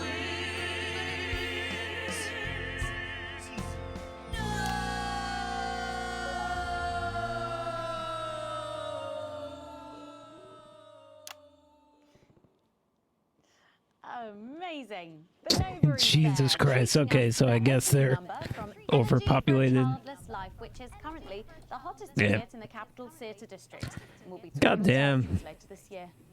Right then, come on, you got. Come on down. Let's go. Don't be shy. Boo. Boo earns. It's an honour to be here. Oh, really? Are you fans of the show? Yes, used to be. Well, listen, let's get stuck in. Your amazing musical. Now, I mean, not only do you perform this show every single night, With matinees on Wednesday and Saturday. right, but you're also the show's creators, am I right? Well, everyone contributed their ideas, and then some of us went away and did the actual work on the script. But no, it's very much a team effort. Oh, that's fantastic. How rude of me. I've not introduced any of you. I'll be the one being replaced next. Let's go down the line, shall we? Hi, I'm Jack. Jim Blunt. Pleasure to be here. Jennifer Boram Woodley. Hello, I'm John Sapley. Used to be in the business professionally. My name's Jill, with a J. And I'm Janet. I'm the youngest. That's incredible. And you were all friends previously. I mean, what a coincidence, right? With your names beginning with a J. Oh my goodness, guys! Our names all begin with J. How have we never noticed that? Because you haven't typed them out 1,000 times, maybe? You knew? Why didn't you say anything? I thought we all knew. It's bloody obvious, isn't it? I just thought we were doing a funny thing where we never mentioned it. And I believe as well as being friends, you're also couples, you know, in real life as well as in the show. Well, not exactly. I'm not married to him. I'm with Janet. And I'm with John, you lucky bean. Jim and I are married. 4 fabulous years. Well, that must make for some confusion in the rehearsal room. Well, you should have seen the first draft. Jen decided that Jack would play Jim, I would play Jack. Jen, Janet, Jill, Okay, I get this now. Janet, Jill, Jen. What about John? Well, my character was originally just called Man 1. It was allegorical. It was very confusing. Not for a professional. After much toing and froing. Gnashing and wailing. And gin and tonic. We decided that we'd just use our own names, which is less truthful. We're also less likely to go into the wrong dressing rooms. Oh god, yeah, that would be very embarrassing, wouldn't it? Of course, when I first wrote it, we were only meant to run for a few nights at the Memley Village Hall, but when I registered it with the Department for Culture, it caught the eye of someone high up, and before you could say overnight sensation, we were transferring to the capital. It's all been a bit of a roller coaster, really. I'm only 19. I'm the youngest. You really don't have to repeat that. I had to give up my job as a mortuary technician. Yes, we all had to move to the capital. I love that job. It's been a very turbulent time. So peaceful, no singing. So peaceful, no singing. This piece isn't. Stand by, Alex. Censor the orange. It's about children and why you shouldn't have them. In a way, I guess it is political, with a small p. After all, we are a solid unit, and eagle-eyed audience members will see we nod our heads to advance on stage throughout, and we target the messaging at women aged 22, well, about 35, as they're the most likely to be afflicted by this terrible problem. Terrible problem. Having children. You understand, Megan. You clearly agree. This isn't about me. Of course, Well, we I see that didn't- there are advantages to a family unit. All right, I mean- Watch as the little parasites advance on their lives, and there's no time to play the guitar. I don't see what this has to do with what They're exhausted, passed out on the couch by 20 to 9, for God's sake. Very chatty tonight, dear. Disrupt is trying to do, so I'm not going to censor it. You're the youngest, we know. It's not a badge of honour, Janet. Janet, please, Jennifer. Oh, well said, John. Thanks, Janet. Got you back. So could you just tell us what is the play about? What happens in it? Well, Go ahead. it's a tragedy, obviously. Jennifer, myself, and John have their child, and then the I story mean, you know, jumps to the I'm sure they're downfall of against their this, you know, And there's lots of one singing child policy or and whatever, dancing. but A lot. My character works at a menu centre for I a don't- distribution unit. I don't see what that has to do with Becoming a target the for children's TV offensive advertising at the age tonight. of 22, she decides to take drastic action. I can't really say more though. Probably said too much already. Let's not spoil the second act for anyone who might come to see it. Which should be all of you. What? For too long, we've been told that a life without children is somehow incomplete, that children are a blessing. Well, I've done the research, and they're not. Besides, there's already loads of bastards running around all over the place, so...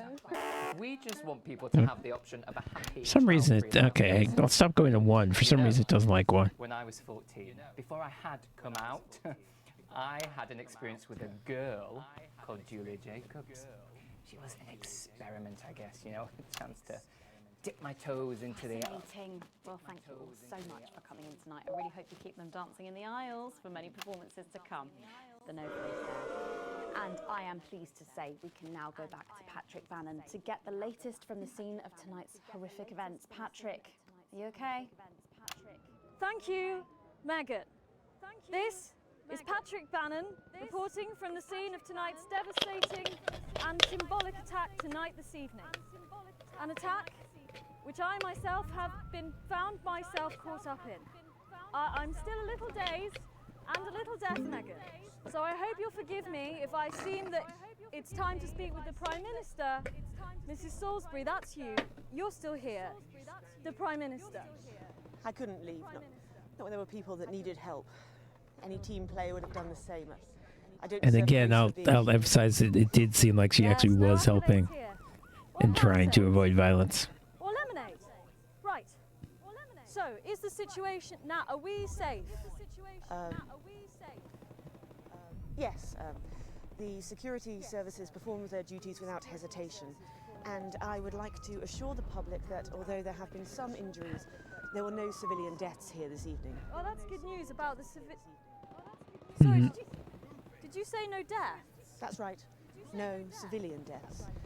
Just the 4 disrupt terrorists curtailed by law enforcement, who were, as always, so cohesive. If I may, I have a message for your viewers. Of course, the camera. There's the speak there on the camera there. Speak there on the camera. Stay at home tonight. Do not become another casualty of war. Disrupt have had their moment, but as the dear departed Peter Clements once famously said, it ends today. Thank I you. wish I could have censored that. That I would have censored, because that's Strong words. relevant to what's happening. Ooh, what? Back to the studio, Megan. Now in studio. Smoke in the on the horizon there. Bravely reporting from the front line of tonight's horrifying bombing. Maybe you need to get checked out, Patrick. Well, that brings us to the end of tonight's National Nightly News. But before we go, Sight, my friends, you have mobilized. You have come together. From our agents at the television networks risking arrest and getting those words to you, to the many hundreds and thousands gathering to invade team headquarters. As I speak, we are turning the tide, and it is time for change. Tonight we topple their regime, and we also silence their mouthpiece. Channel 1. Time to wake up. out from the shadows, and they are not the overwhelming force they would have you believe. The military have been actioned and... Are they gonna kill her? I don't actually want that. Oh, The team has assured this program that the turbulence will soon be over, and we can once again focus our minds on why is this happening? with equality, fairness, and resources for all. As awful as she is, I still don't want to see that. Let's make tomorrow better. And we're out. I think I threw up a bit in my mouth. Dominic, Alex. Tonight is the beginning of the fall of advance. Fighter jet, 11 o'clock. Okay. Up. Commander's brief, sir. Permission to detonate. Permission granted, old friend. We are going to detonate. Are they gonna blow up their own nuke? See what you helped make happen. They are. They are, aren't they?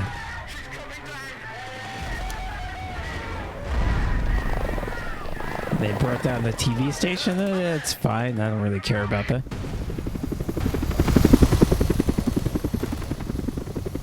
I'd prefer not to die myself, personally, if it's all the same to me.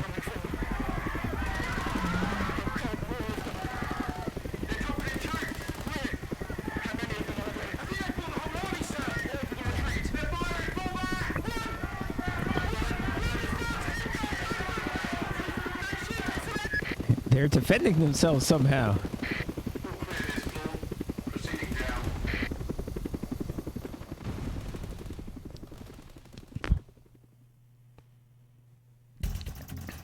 Yeah. Maybe I should have censored the anti-having children message. Maybe in the logic of this game somehow that mattered. It didn't feel like it mattered though. It didn't feel like it was something I needed to do, so I didn't do it.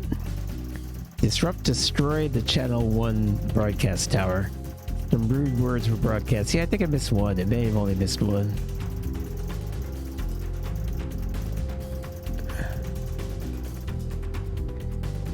An interference-free show. Yeah, I think that was true. An exceedingly poor edit. Yeah, I was all over the place. I'm very bad with the laugh track. I think even on the musical number I was fucking up. You played one advert too late. Advance angered by content. Disrupt ruin the broadcast. Yeah. Fair to say when you literally destroy the satellite tower that's broadcasting, then you have ruined the broadcast. I received a slight dock to pay. Yeah, for overthrowing the government or attempting to. That seems fair. But my stocks went up, which is good. I don't know what that's based on, really. Is it based on what commercials I play? I don't know. Alright, so... Wow. My TV station was destroyed, I lost my job, and all I got is a slight dock to pay. What pay? What job? Alright, let's see what this is.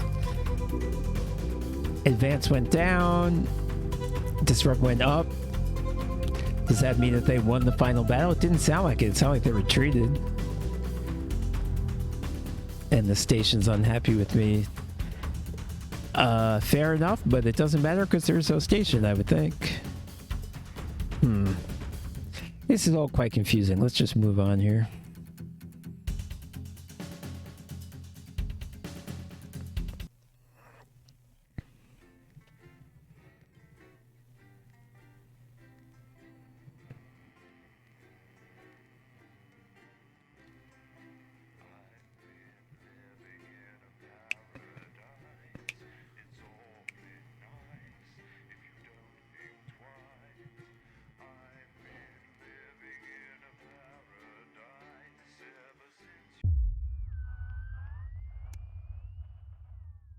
An important review.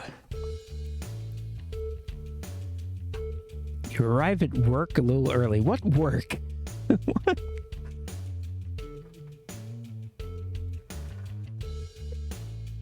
I don't understand how I have a job. I mean, I guess I didn't destroy the building, but we can't broadcast, right? You arrive at work a little early despite a stressful journey in.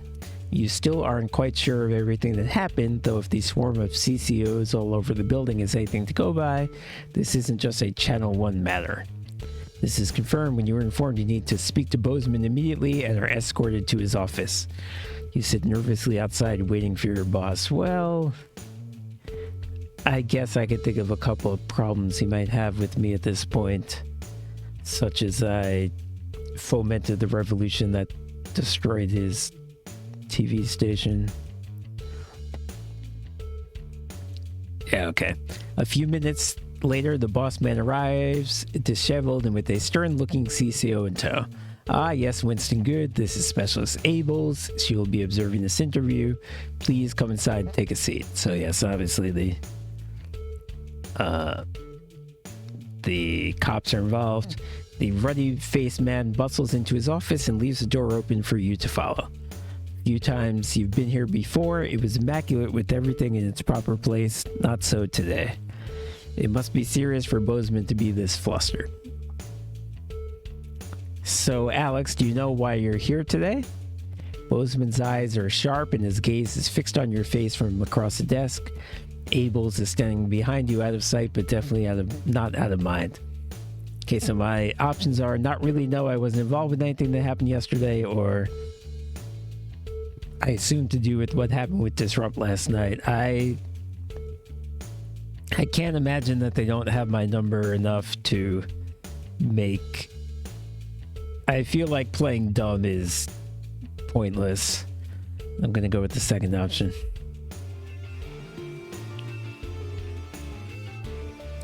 What happened last night was nothing short of the culmination of a heinous and outrageous campaign of terror that Disrupt had been reaping on this nation and its territories. Bozeman shoots a glance behind you to your left where your CCO observer is standing. And it is, of course, our duty to root out this rot wherever we find it to prevent anything like last night happening ever again. I have been asked by Advance to perform interviews with all staff members involved, and will be submitting a personal review of your performance, both during the incident in question and throughout your time here. This can only end well.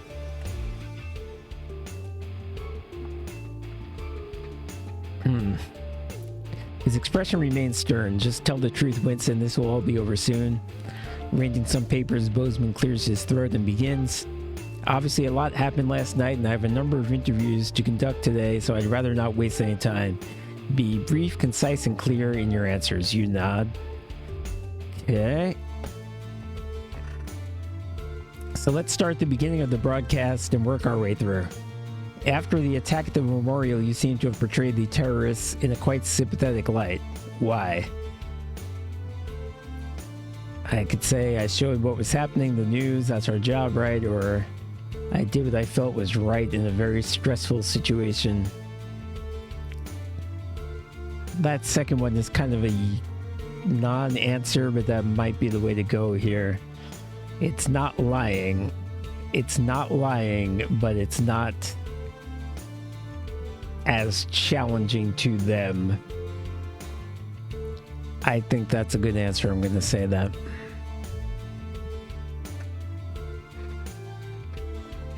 I see. So you're saying it couldn't be helped and you had to show the aftermath as you did?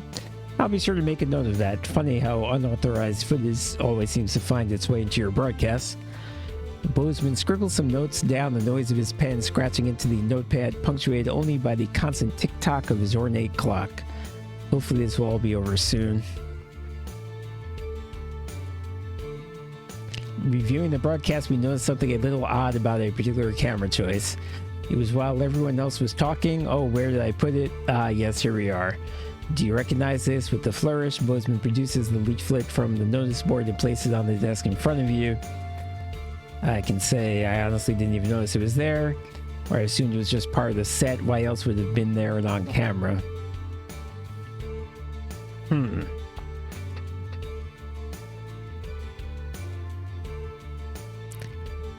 Now again, the second choice is probably more believable, but it is, this time it is lying.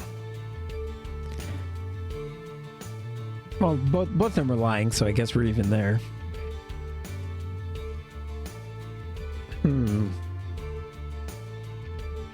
This is referring to the time where I broadcast the disrupt fist. That was a sign to them to start the assault.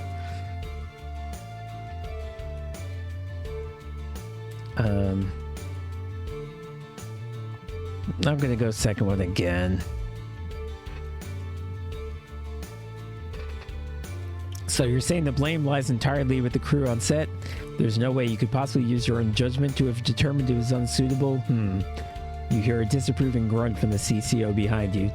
Typical Winston, we shall see. Not exactly subtle there. Now who knows if playing completely dumb would have worked any better.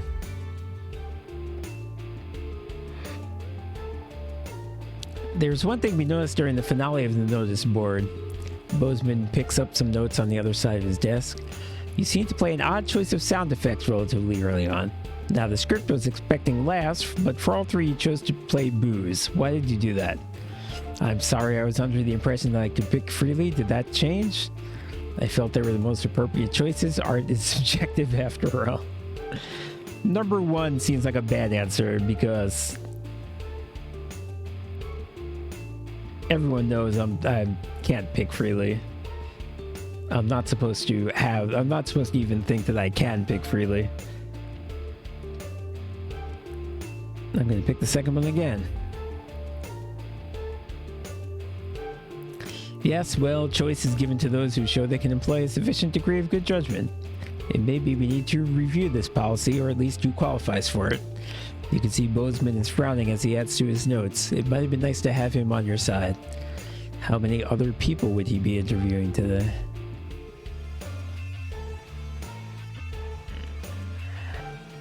At this point, Bozeman took out a pair of glasses and placed them somewhat delicately on the end of his nose. Switched to past tense for some reason. Then the portly man leaned forward to examine his notes in detail. Now, obviously, we expect the odd bit of interference here and there, unavoidable. However, he paused, turning the page at an agonizing pace. Interference is not the same as terrorist propaganda. Would you care to explain how quite so much of their messaging found its way onto our airways? Well, I have the same options. I can say, I can either say I just didn't even know this, or I can make an excuse, and that's sort of been, those have basically been my two options throughout. I'm gonna stick with excuses. I don't know if that's the right answer, but I feel like maybe, to me, it would be more plausible than just pleading complete ignorance about everything. Like you don't notice anything that happens in the world around you. I don't know if that's true, but to me it feels that way. Out of the corner of your eye, you note Specialist Ables is visibly more attentive, awaiting your boss's response. Well, it's certainly true that accidents do happen, but it's an amazing coincidence how often they seem to happen when you're around, Winston. Bozeman's smile is anything but warm, and Ables glances towards you with a stare that can only be described as glacial. You offer a strained smile back. A loud creak breaks the growing silence as Bozeman leans back in his chair. The tape of that poor Miss Brightman, why did you play it? Help me understand. Why play that tape? As you meet his gaze, you're almost surprised to see an earnest concern in the old man's eyes. Okay, so this is the economist who switched sides, and I think that she legitimately switched sides. I guess it's possible that she was forced to make that tape at gunpoint, but we knew that she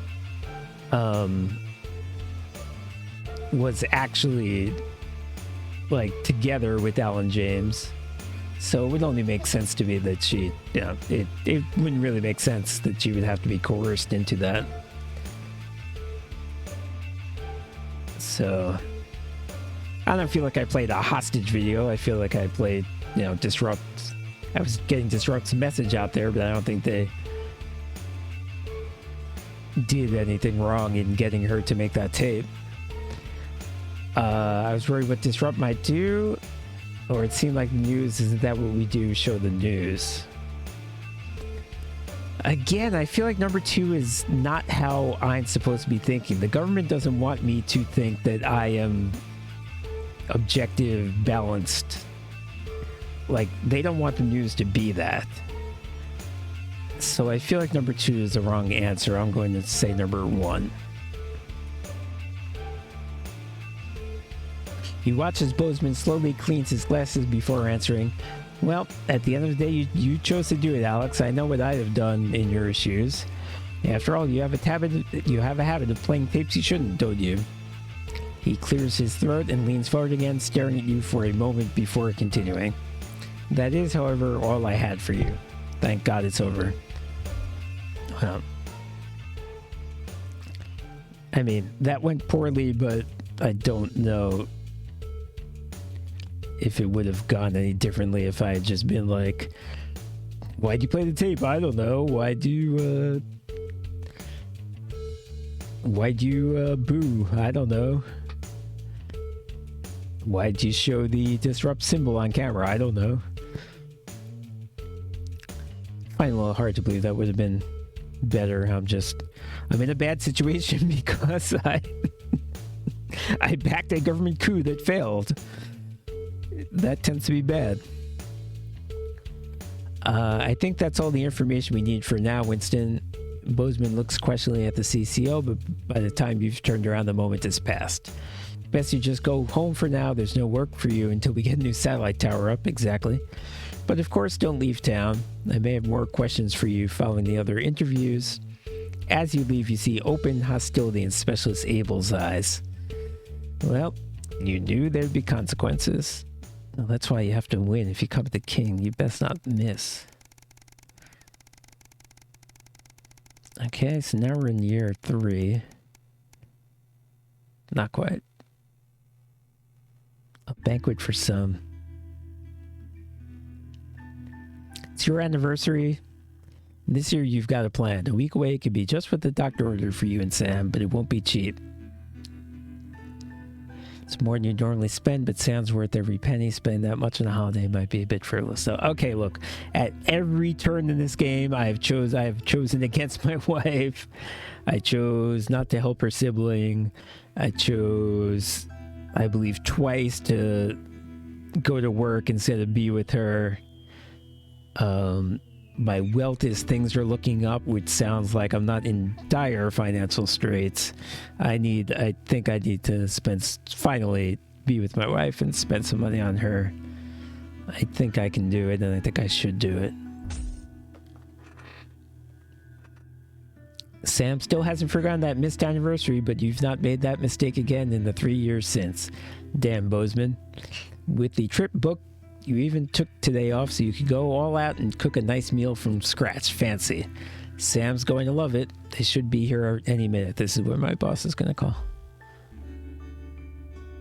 Even you and Chris seem to be on the same page for the first time in years. Well, either this is when my boss is going to call, or this is when the Gestapo is going to put a bullet in my brain. Maybe it's been long enough for them to forgive you, or perhaps they've decided they were unfair to ask you, but either way, you're grateful for the newfound peace. They even helped you clean up the house today, so when Sam gets back from work, it'll be pristine. You hear keys in the lock and put the final touches in place.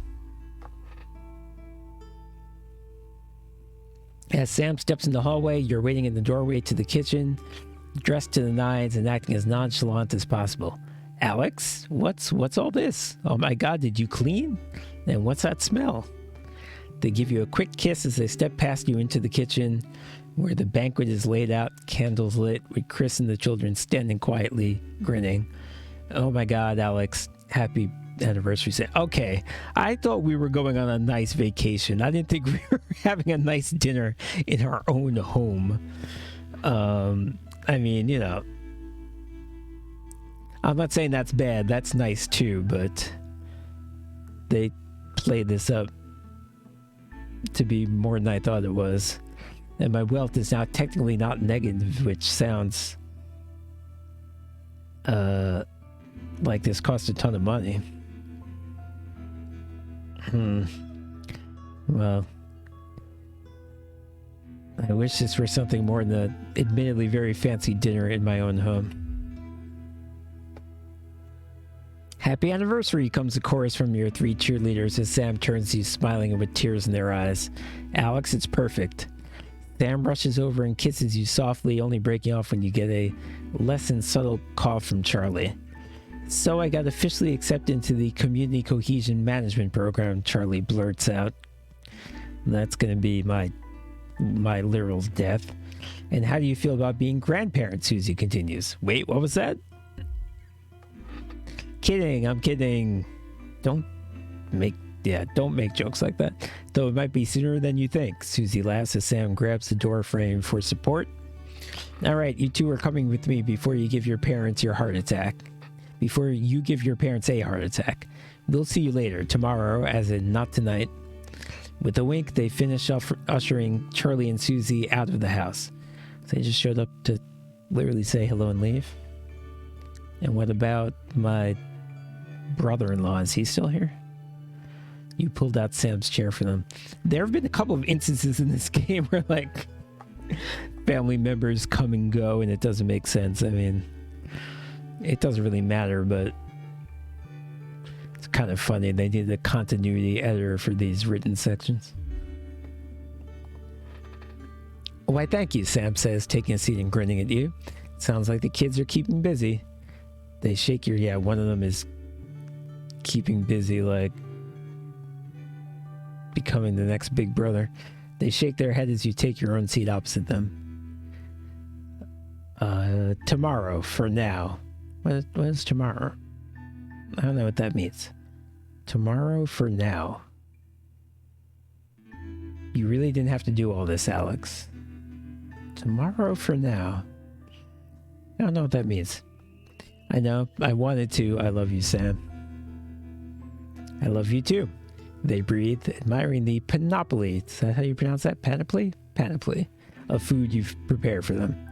Now, where on earth do I begin? They laugh as you pour the first glass of champagne of the evening. You're very lucky to have such a wonderful family. Who could ask for more? Whoa, it was actually nice? And nothing bad happened except I spent all my money, which was actually pretty bad, but nothing bad happened at that very moment. Wow.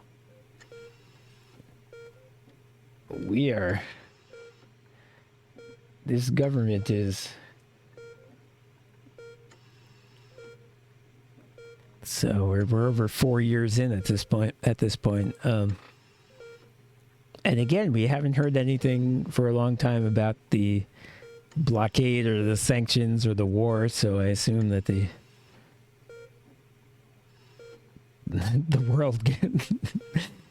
world was successfully taken hostage. Sam's call had been brief but urgent. Susie was in hospital and had asked both of you to come. You'd left work immediately. Bozeman had grudgingly accepted that a family emergency was cause enough to leave on short notice. Also, I haven't been, like, arrested yet, which is good. 4 years into this. Though you're sure he muttered something about you making up the hours. When you ask at the front desk, they direct you to Susie's room. Did my mother die yet? I don't think... Last I heard from my mother, I'm pretty sure I didn't miss anything. I'd feel bad if I did. But I think last I heard from my mother, the game was like, do you want to send her to the transition center or pay for the experimental treatment that probably won't work? And I said, pay for the experimental treatment that probably won't work. And that's the last I heard about it, so she may still be alive unless there was some mention in passing that she had died, which is entirely possible. I certainly don't remember being there like a funeral or anything. A scene devoted to it. They may have slipped it in there. That's what they do sometimes. So maybe this has to do with her, but I'm not sure. You run up the 2 flights of stairs and along the corridor until you find the right room. Another one, that's what, 5? The 2 nurses outside cut themselves off as you push past into the room. Okay, so 5 people are dead or have a disease or something. Something is spreading or is happening to multiple people at once, which is not good with medical conditions. Sam is at your daughter's bedside speaking with a doctor. Susie is in a medical gown. Both faces are streaked with tears. What's wrong? What's happened? Oh, right, she's pregnant. The doctor looks sympathetically towards... Oh, wait, no, she said she wasn't pregnant. The doctor looks sympathetically towards you as you move to put your arms around the pair of them. Susie should be fine after some time to rest. However, I'm afraid we were unable to save the baby. Sam hugs Susie as her daughter breaks down in tears. Oh, God. Well, that is sad.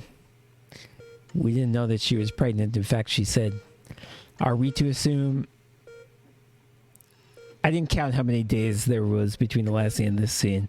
Are we to assume that she actually was pregnant and she just said she was kidding, but she wasn't? Anyway, well, that's sad. I know this is hard to hear right now, but it looks like it could be difficult, if not impossible, for you to conceive. Again, I am terribly sorry, and if you have any questions at all, I'll be just outside. The 3 of you are left alone in the room, hugging tight as if that could somehow fix this. Your poor little girl. You wish there was something you could do. Anything, but there isn't. For now, all you can do is hold her close and protect your daughter as best you can. Wow. This is sad. I don't know what it had to do with my choices in this game, but maybe that's the point. Shitty things happen even regardless of the state of the political world or the choices you make in your own life. Things like medical problems just happen. That sucks.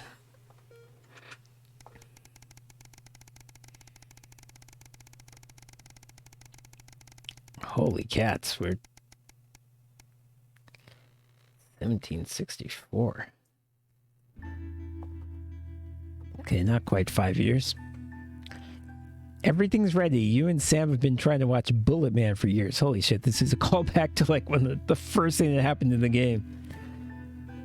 The Pretentious Actor, that was the movie that he was in. Everything in this game is a callback. But you missed it in the cinemas, and it never seemed to be in stock when one of you went to pick up the VHS. What year is it, by the way? Not that it really matters, but it seems like we still use VHS. Now, it's, you know,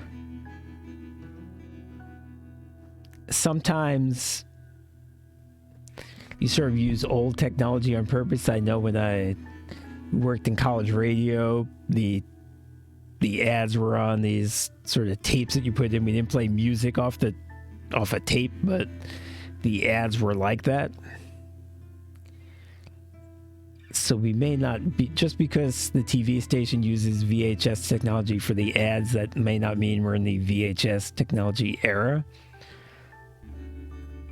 But I haven't seen any real evidence that we're not. I haven't seen, cell phones or email or the internet, really. I don't know when this game is set. That's an interesting question. It's probably intentionally vague because, part of the point is it could happen anytime.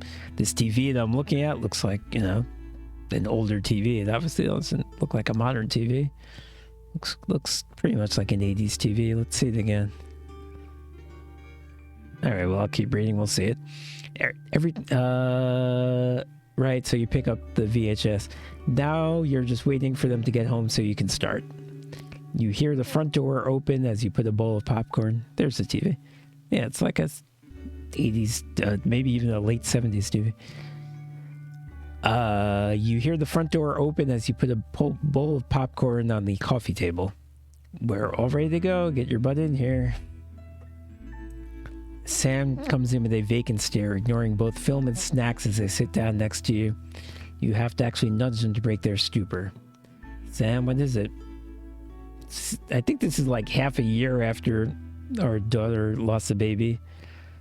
So though it could be that, it probably isn't. I've just been let go from work. Sam is just staring into space.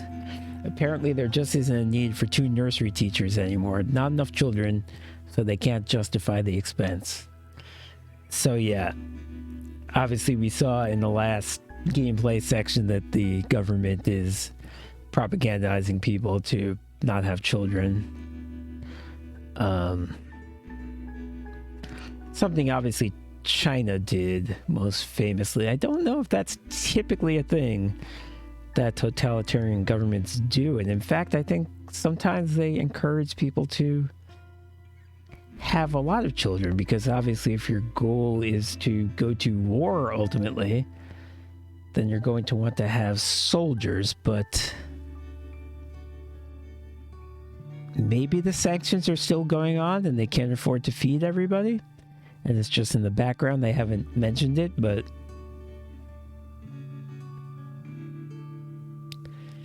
maybe setting off the nukes just stopped a shooting war from happening, but these sanctions continued. That seems reasonable. I would certainly not,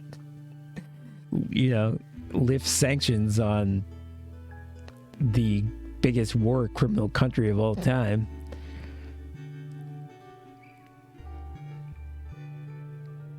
It's one thing to say we're not going to fight them because they're crazy enough to nuke us, but it seems like you might still want to not trade with them. Okay, so anyway, she's a teacher, so because people aren't having kids anymore, they don't need her anymore. Honey, I'm so sorry. It'll be okay. You'll find another place. No, you don't get it. There just isn't that demand for younger years teachers anymore. Not just here, anywhere. I don't know what I'm going to do, what we're going to do. You pull Sam into a hug. I know things are tough, but we'll think of something. Here's something we could do. Leave. Don't be in this country.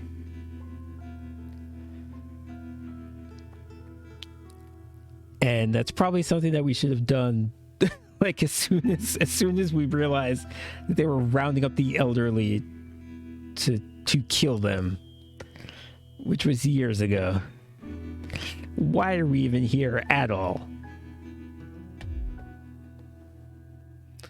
How, Alex? We're barely scraping by as it is, and now Sam starts to sob. We're gonna have to sell the house. I can't see any other option. You've got too many debts to pay. I wonder if it would have mattered if I hadn't spent money on the anniversary. If that's what we have to do, fine. It's only the 2 of us living here now anyway. I hope this game gives me the option to leave, because I'm going to try to take it. And maybe they're gonna shoot us at the border, but what does it even matter? This is like, this country is fucked. I suppose you're right. Still, I hate the idea of losing this place. Think of everything that's happened here, Alex. They fall silent, thinking. Eventually you start the film, but neither of your hearts are in it. Too busy thinking about the future. Still, a house isn't everything. It's the people who make it a home. Home is where the heart is, after all. Yes, quite true. I got a change of scenery achievement, so sounds like I'm indeed moving out of my house. Amazingly, I still have my job, and I can't imagine why. Okay, so now it's about 5.5 years in.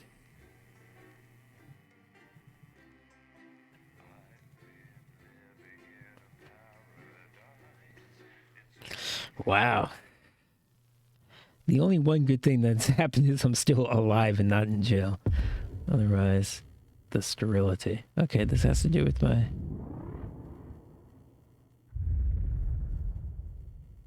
Hello, Winston. I've checked the schedule for tonight. Nothing particularly important to report. But I'm sure you'll manage to find some new way to disappoint me. Still, at least my daughter's in for Advance's new initiative. That should liven things up a bit here on the 15th floor. Try not to cause me any more headaches. Bozeman out. Well, now I have to play. Now I have to play the government propaganda.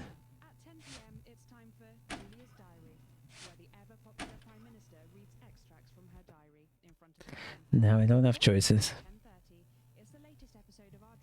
Not too surprising. Well, my room is lacking some of the bits and bobbles. Manager. Hi, Stacey.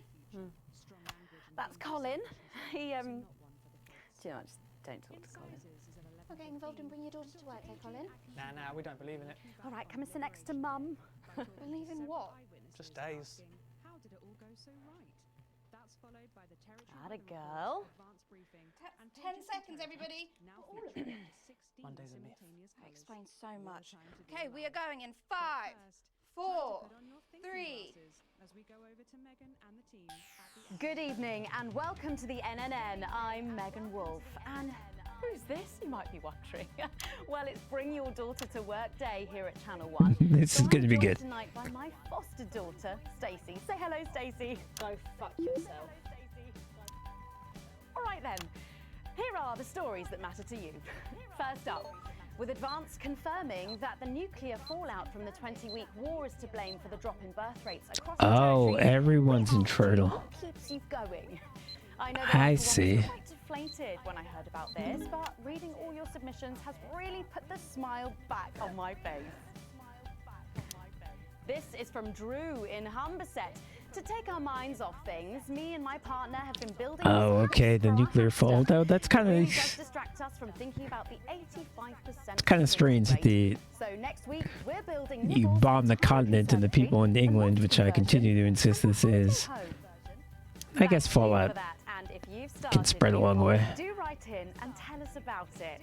Next up, you know how we love your uncanny comestible coincidences, and I don't know about you, but I think this one really takes the biscuit. I'm not sure what I'm more impressed by, Stacey. So they changed the name to NNN, so the name literally no longer even says news, and they're obviously not doing important news stories anymore. Greg from Poddington has sent This is what we've been reduced to. saying, I couldn't bring There's myself to eat my toast this morning because I could swear it bore the spitting image of the great Julia Salisbury's relatable I should have done the beer. So I had to make do with a plate of butter and 2 spoonfuls of jam. Do keep those coming in. I didn't know that was supposed to be the Prime Minister. Have a go. We've just got time for one more of your stories, and this one is an inspiring story of rehabilitation. That's it, just tell us who it's from. Yeah, and then read it out. Okay. So this one says it's from John in Stokely. Before I was convicted, I'd never read a single book. But since I was released from Betterman, I haven't been able to stop. I'm even working at a library, and on our lunch breaks, Mr. Wordyworth spell checks my tattoos. All right, that's actually We absolutely love hearing the way our a nice story. have been able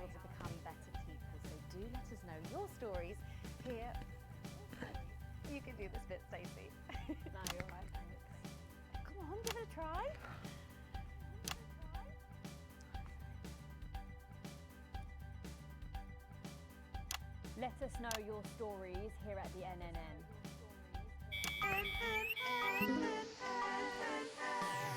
Right, bit of a change of pace coming up here. You'll need to use the SFX buttons for the next segment. Yeah, look at the graphics. It's like just random natural scenes. They're not even pretending this is news.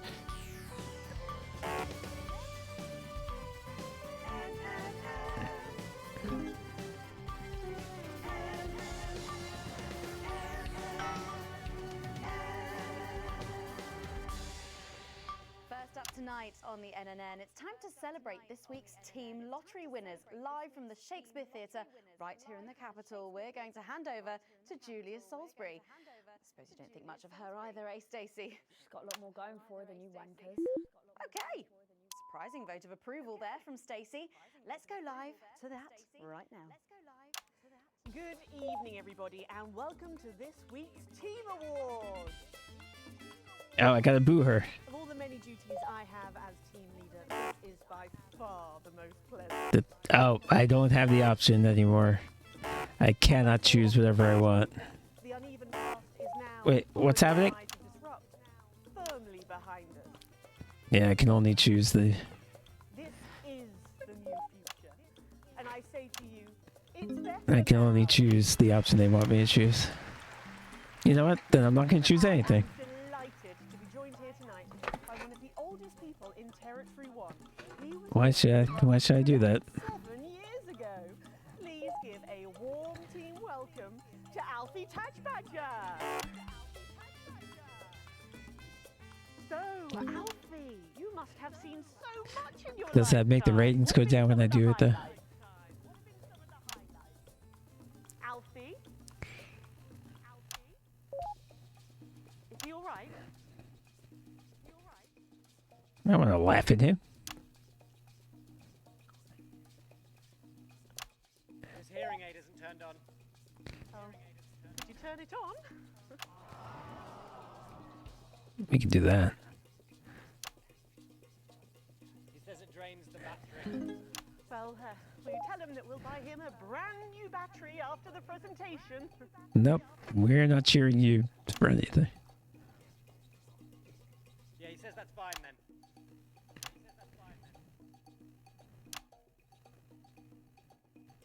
And I will help him with that, yeah. If you would.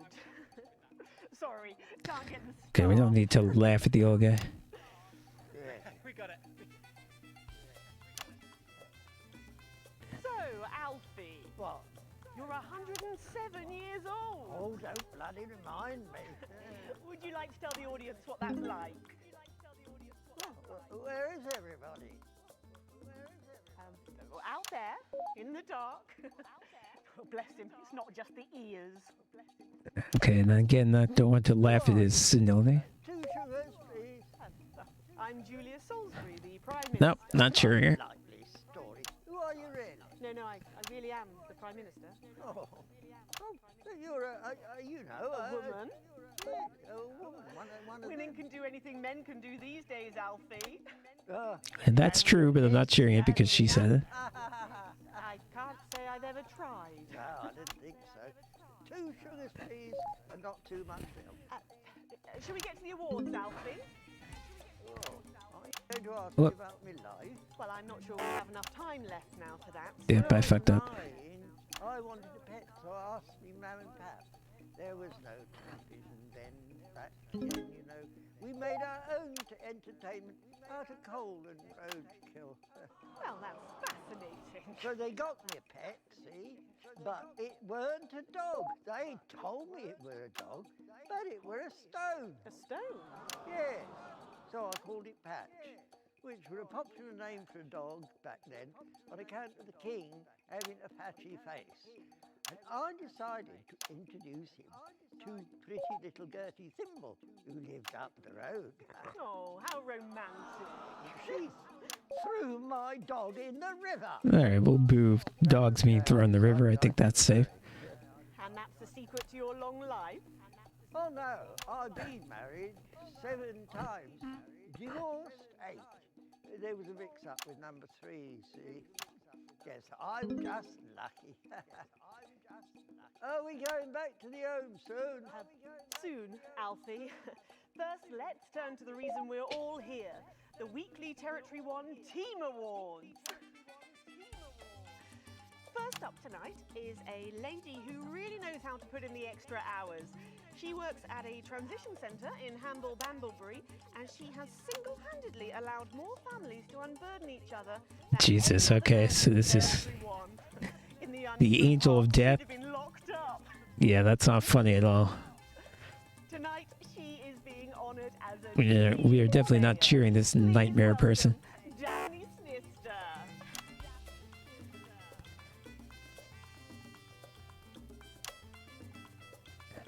Are you here to change me? Just give her a medal, Alfie. There's a good boy.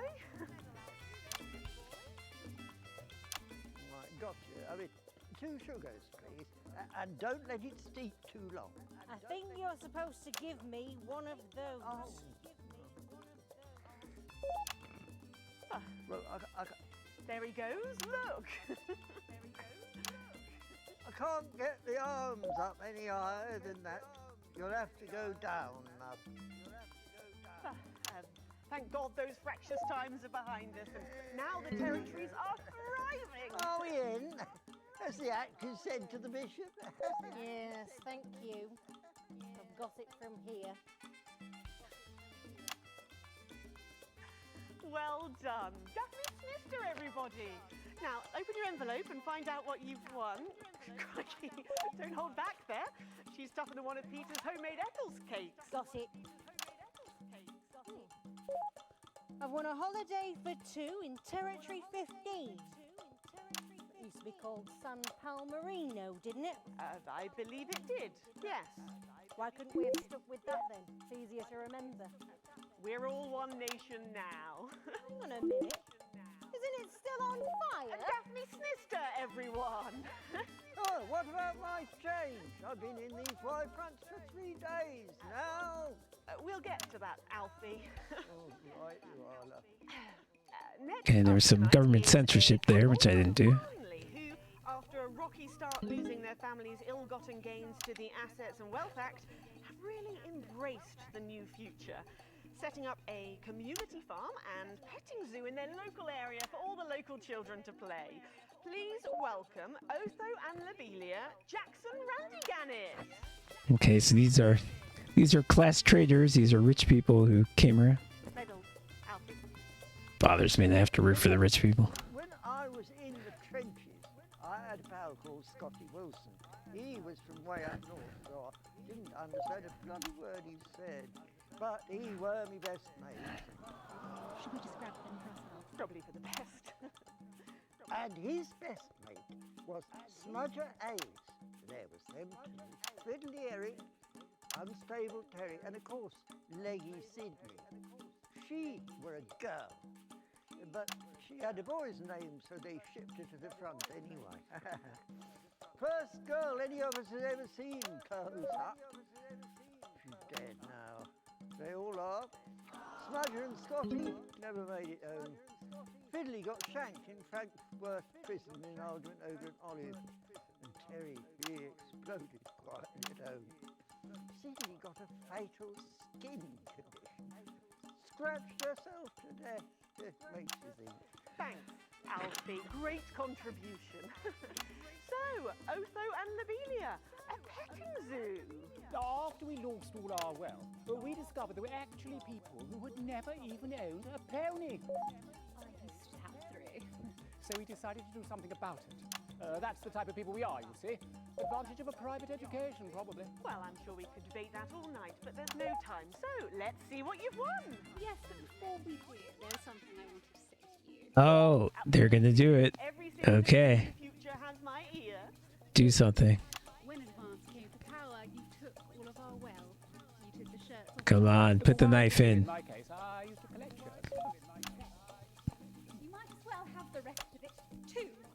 Oh, whoop! I gotta switch away. God, not again. If I've said it once, I've said it 1,000 times. Bennies and the news are not good bedfellows. Keep those flappy bits off my channel, Alex.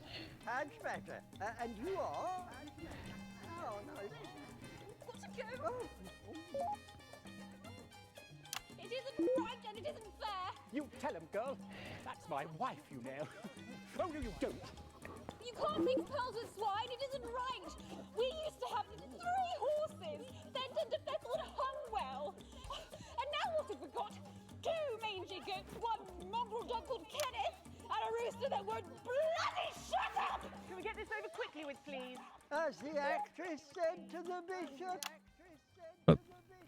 Oh, wow, that was hard. That was hard to avoid. What? Oh, what? Where am I going? Oh, not you. Oh, don't worry, love. I'll protect you. Oh. Oops, I meant to catch that punch on TV. Okay, let's show them beating up an old man. That's good. I mean, that's good to get people mad at the government. That's not actually good.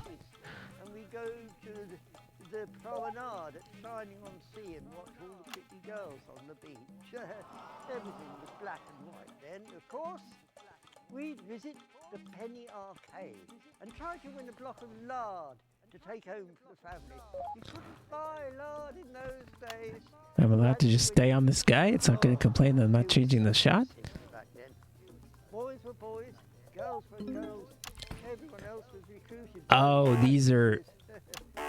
There were no problems. It does... I want to show those things, but it tanks the ratings. I want to show the police beating people up. The pipe organ drifted over the nearby fields. My mum used to call it the most magical sound in the world. This was before she lost her hearing after giving a particularly loud round of applause. Did you ever go to the circus? What's that, Alfie? The circus. Oh, never mind.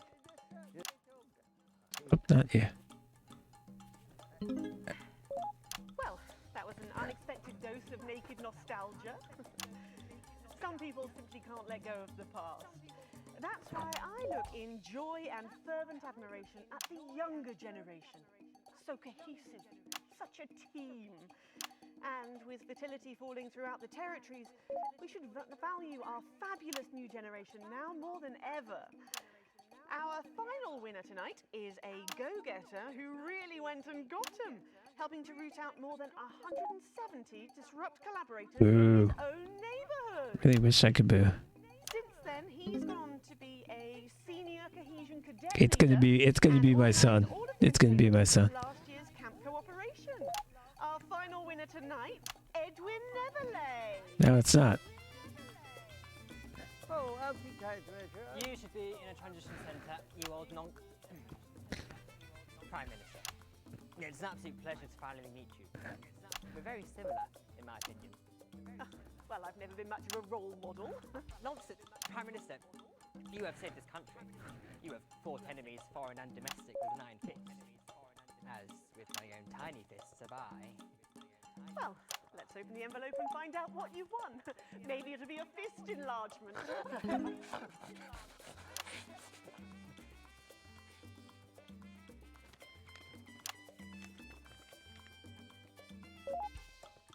A year's internship as a behaviour coach at Betterment. Just what I've always wanted. Let's show the fools where they went wrong, eh? Well, actually, Betterment is about rehabilitation, Edwin. Absolutely. And if they don't reintegrate, we retaliate. Just like you did on Liberation Night. Thank you for this award. And stay vigilant. Report the non-cohesives. Be a team player. Boo. That concludes tonight's awards. Join me next week when, hopefully, things will be a lot more normal. Back to you, Megan. Prime Minister Salisbury there at a highly eventful team awards ceremony. Any thoughts on this week's winners, Stacey? The nurse was fucking scary, the pretties were saggy, and that little prick will never lose his virginity. She's right on. She should be a news reporter. We'll be going live to a She couldn't be any more truthful. who's on the red carpet tonight. Don't go anywhere, we'll be back. And we're out. Oh, Alex, one other... What's that? You're off already? I know you had to take the day off work, Petunia, but... Oh, I see. No luck still with Theodore. So sorry, darling. The bleep button every time you do. Do you think we could try that? I'll speak to you later. Oh, Alex, completely forgot what I was going to say. Blast it all. You're lucky your Susie is outside the catchment area and exempt for today. Tragic comic disaster. Okay, let's see what the propaganda is up to. Stirring creations as entries in the United Territories Anthem Slam. We're looking for a new song for the new future. They want a new song? Your hearts. An original composition of cooperation and cohesiveness. A song of solidarity for a steadfast society. Alright. No previous song. I'm always up for songs because it means musical numbers, which are always amazing. Is record or notate your anthem and, if possible, arrange it for a more. Although they have gone from being funny to being disturbing, that the entries will be judged by Britney Spears military song about how soldiers can give her sanctions was, I mean, it was funny in a very dark way, very disturbing, and the Don't Have Children song similar. So why not put on your composing trousers, These- sharpen your music stick, and have These writers are so good because they hit so many different tones. at your nearest team offices. Advance, because a mighty movement. They can be goofy, they can be sad, they can be both.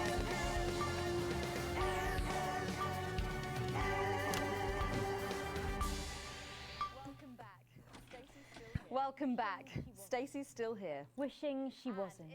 Thanks, Stacey. Yep. And in this segment, Patrick, to the movies. Yes, tonight is the world premiere of The Automated, starring Lawrence Blunderclatch and the Oh wow, he's back. Calling all the way back. We first covered this film almost 5 years ago, back when it was called The Medicated. Oh, okay. It's that much of a callback. It's even the same movie. Well, since then, executive producer George Focus has spent 5 long years polishing the film and turning it into a special edition premiering tonight. With extensive state-of-the-art visual effects and a top-quality voice team, George says it's the movie he always wanted to make. Now, let's take a look at it.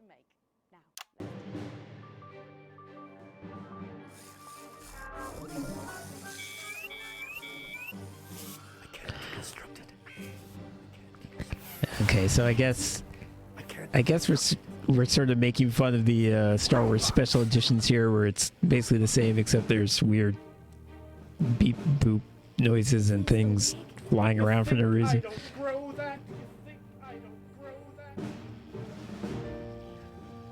No, Dick, I'll kill you. Think of Sat, I'll kill you. There's something on your face. Yeah, it is. McClunky. Oh wow. Flesh and blood. Captain Quasar. But you're just ones and zeros, baby. If only I'd noticed. Captain Quasar. You rusted, Quasar. but I didn't notice it. Captain. I'm buffering, Dick, you said. I've got one on you. God damn it, lost it all. Here's a map. What's a map? Yeah. Okay, so head north on Interstate Avenue, left at the asteroid belt, and a tricky 3-point turn at Uranus. Shit. What are these symbols? This corner. This is the key. On interference. Yes, we could shut it down. Yes, we could shut it down. But we have to ask ourselves, who are we?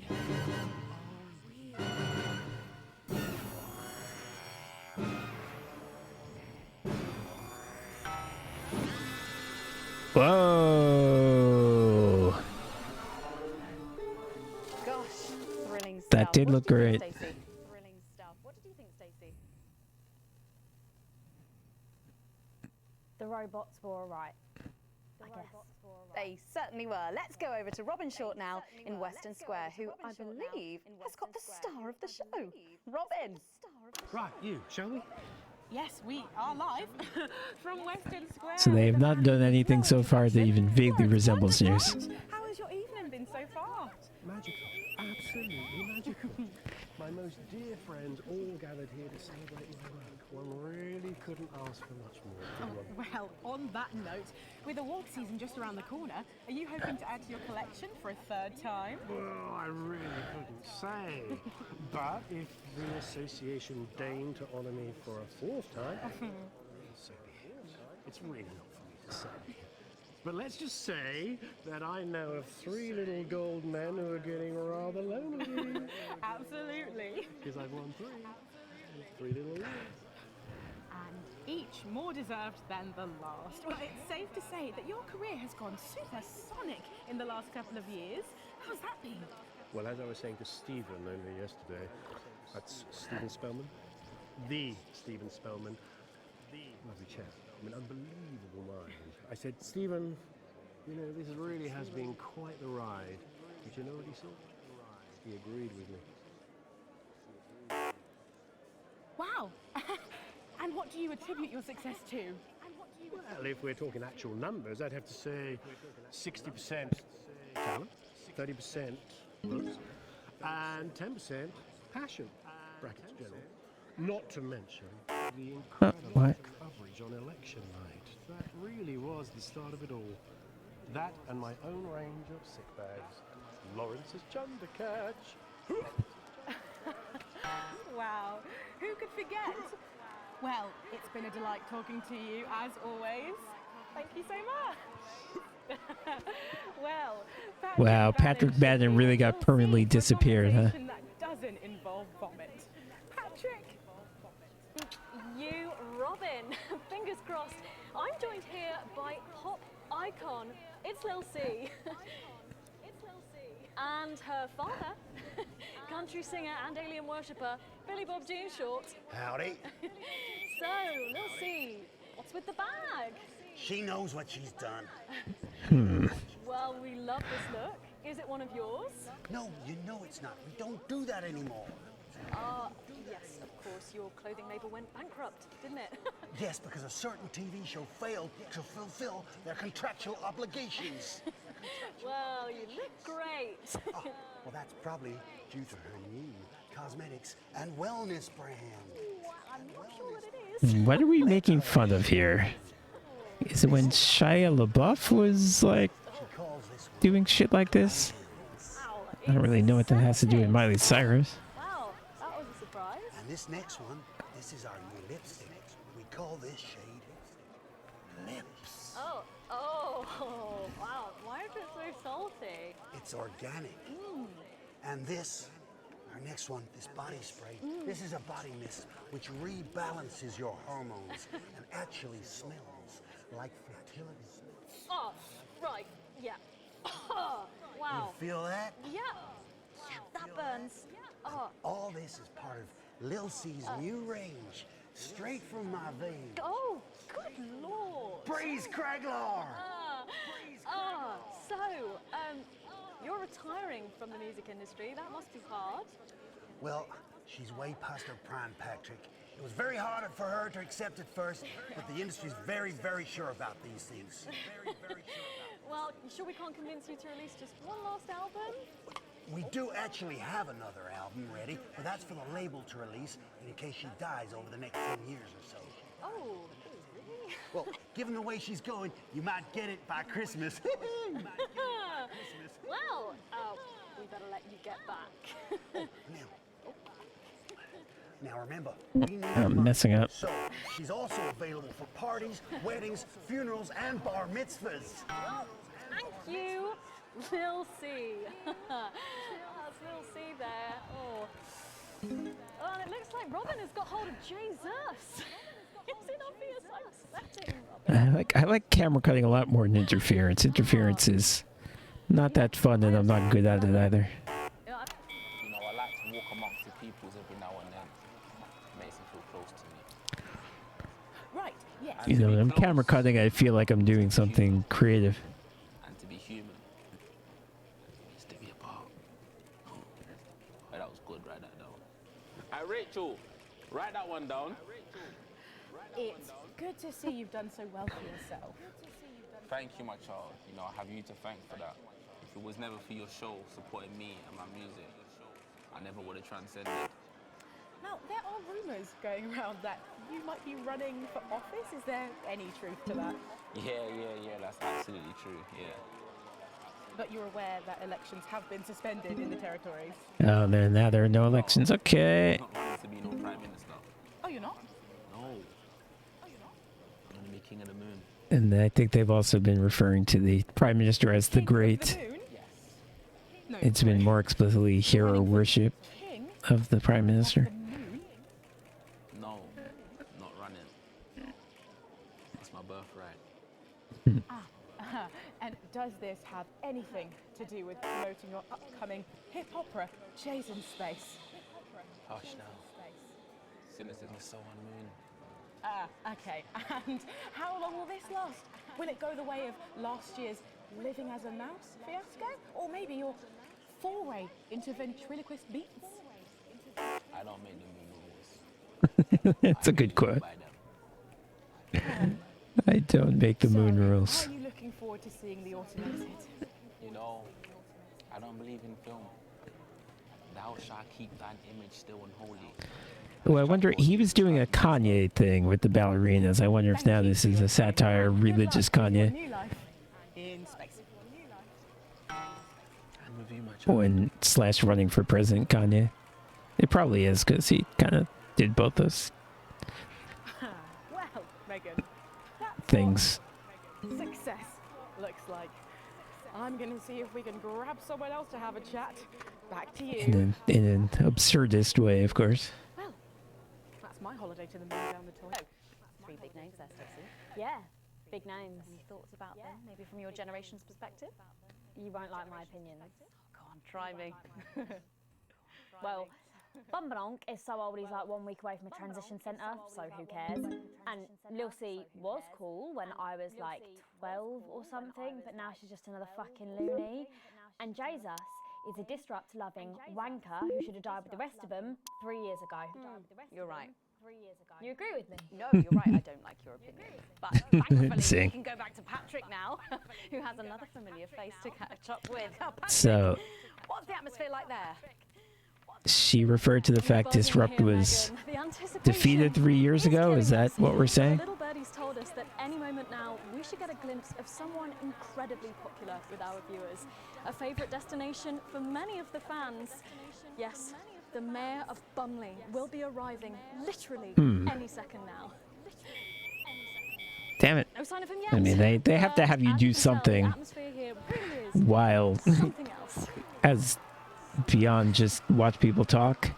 And I guess they can't do camera cuts because NNN, what's it been like since Bumley got so popular? Well, it's been wonderful. there would logically be only one camera in this situation, but Campaign. Investors have plowed millions into the really wish I had a little more to do here. jobs. It's brought more Bumleyan homes. We're all very grateful. Of course, it's not all bums. I think the first commercial I ever played was for Bumley. Possible to get a good look at the whole these days. The crowds are unbelievable. Kind of a bunch of butt jokes. Bloody marvelous hole. And how Shit. have you found public service? Well, to be frank with you, it's been the greatest honour of my life to serve the town that I love so dearly. From the banks of the graceful Taint to the quiet elegance of the vomit-soaked car park outside the 24-hour petrol station. It's been a privilege, a pleasure, a gift and a pleasure. Wait, did I miss a bad word? Mayor enough for all he's done. Let's talk to the mayor now. Excuse me, sir. Can you tell Ah, look at this. Look at this good boy. He's the mayor. Word for your legions of fans out there. That's a great decision. Make him the prime minister. But blistering honesty from the Right Honourable Peanut T. Fortescue there. Peanut T. Fortescue. It's the greatest politician of our age. A policy bag. Okay, that's funny. We'll get it ratified at once. Well, Good there bit. you have it, Megan. What an honour to literally see local government at work there. I'm still in shock. Back to you at the studio. Thanks, Patrick. What a colourful interview there on what looks like an amazing night. They certainly know how to make an entrance. And the automated really does seem to have unstoppable written all over it because Wow.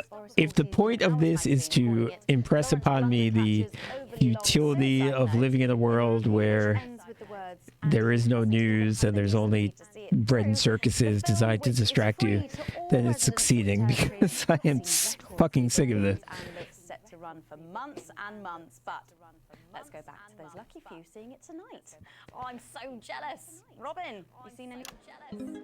Oh, it's a little early. Only if you would count an ant colony doing a dance number. I know, I can't believe it either. And joining me now is legend of the pitch and of the headlines. Oh, finally, we finally get to see that. We have not actually seen this guy as a character. Joining me now Finally. is Johnny Hams. No, sorry. They've been talking about him this whole time. I'm going to have to book you for that one. My apologies again. So you are now the leader of... So we finally seen him. Now we need to see Dr. Horgan's slogan board. Right, and tell us about this program. How does it work? Simple, really, Robin. New members start in Division 1 through intensive 90-minute courses can accumulate enough points to get into the playoffs to gain promotion to Rare League. And if you don't get enough points? Relegation. Well, you wouldn't want that, I'm sure. So what Got kind some of teachings are in your program? Premier League humor or something here. I'm not really getting it. Move on to the more advanced stuff like the offside rule. Johnny, will you tell our viewers at home what it's like? Sorry, you've been warned. Shocking behaviour, and that's you banned from the next 2 interviews. Oh, well, I guess I better hand back to the studio then. I'll hit the showers and then get a stern dressing down from the manager in the changing rooms. Back to you, Megan. That was either very strange or it was soccer jokes I didn't get, or both. Opens in cinemas across the territories this weekend. What a star-studded event, hey, Stacey? Who cares? No one goes to the cinema these days. Of course. We'll be back after these messages. We'll be back. I still go to the cinema. Get yourself a video recorder, like the one at the home. Yeah, I've got a video recorder. It's just not the same, is it? You're right, it's better. Alright, let's see what other propaganda we've got here. Clouds of war still loom over our united lands. Dark clouds of war. We all know who forced our hand. The tyrants of the world would spread their oppression to our team. Their war has denied us the right to our children, even as they still refuse to feed their own. But they have underestimated us, for though they may have scarred our bodies, they will never damage our will or break our mutual bonds. Birth rates may be challenging, but happiness is everywhere. Well, but you're telling people not to have children. Whose fault is that? We are producing more and faster than ever before. We have more time to focus on our inner lives, for leisure, for art. We have less stress, and we are healthier than ever. Our new future is secure. We are strong together, as a community, a team, safe from the divisive despots beyond our borders for whom cohesiveness is an alien concept. Every day, across these territories, neighbours support neighbours, and friends reach out to friends, strengthening and protecting each other through cooperation, through unity, as one. Advance, always together. I need Jeremy Donaldson back. I need it.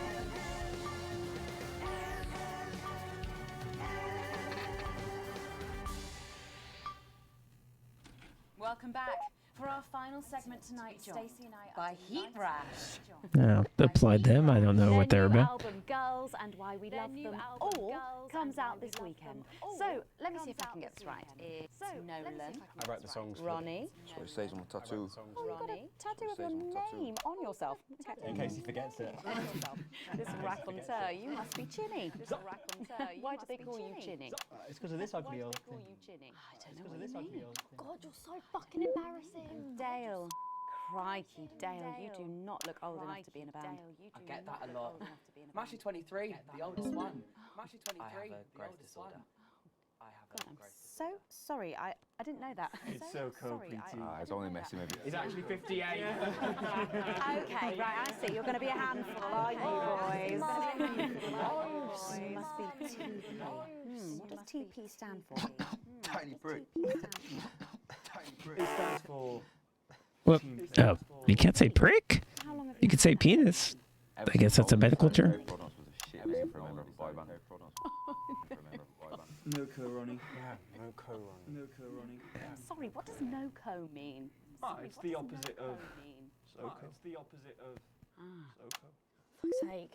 Soko. Yeah. So cohesive. Soko. Yeah. So cohesive. You pretees say. You pretees Right. say. Okay. Thank you, Stacey. Cool. Right. Okay. Thank you, Stacey. I'm sorry about her. Not your fault.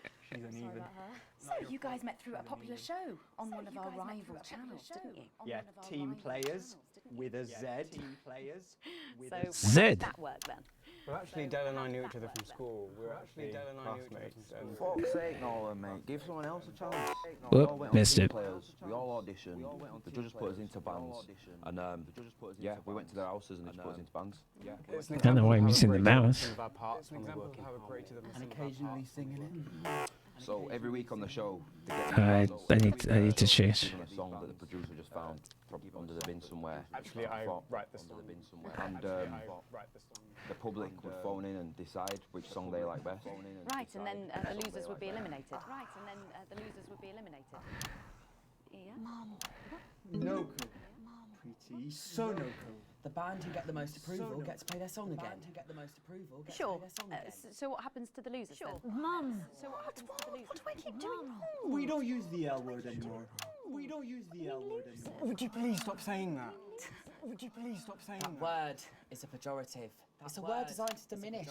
At Go Getters, I learned very early that we only win when everybody wins. Sorry, that's not real life, is it? That's just sports board. That's not real life, is it? That's just I sports. thought you were Soko. Yeah, I thought you were Soko. I am Soko. Nah, you're a shrinker. Can't be friends with shrinker. She doesn't know what you're talking about. She doesn't understand. I do understand, actually, Stacey. What's a shrinker? Well, a shrinker. What's a is- preety, Mum? What's a preety? Well, I think it means someone who's older, doesn't it? Pre-T, Well, I think it means someone who's pre-territories. older, It's doesn't it? someone who turned 18 before the new future. We call you pretees. Uneven. Mimi. Nonks. Uneven. Mimi. It's not her fault she's old. She can't help it. It's not her fault she's old. I'm She can't trying actually. to help you here. I don't think I need your help. See? I don't think I need your help. See? Is that so? Total Mimi. Yes, Is that so? obviously. Yes, obviously.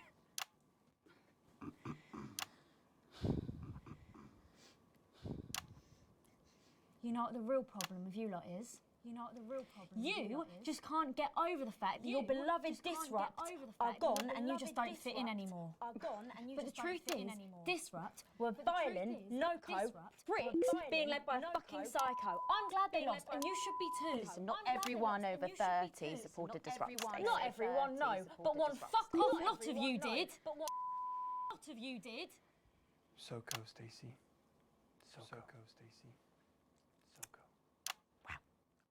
We've all learned maybe a little bit more than we expected to there. I'm genuinely delighted to have met you, Ash. And before we end the show tonight, I think you're going to sing for us, aren't you? Yes, that's right. We're going to sing a song from Girls and Why We Love Them All called Pieces of My Heart, which is about a real relationship I have with an actual girl. Nolan, give it a rest, mate. No one cares. Go on, let's get on these stools, lads. Right. Go on, let's get on these stools, lads. Right. All right, musical number. Okay. What type of weird propaganda will we be getting here? Oh, she's 15. Go on, piss off and sing the song, Terry. Right you are. Right you are. So, here they are with their latest single, Pieces of My Heart. Are you excited, Stacey? Not for me, no. Only listen to blip music. And a bit of jizzcore.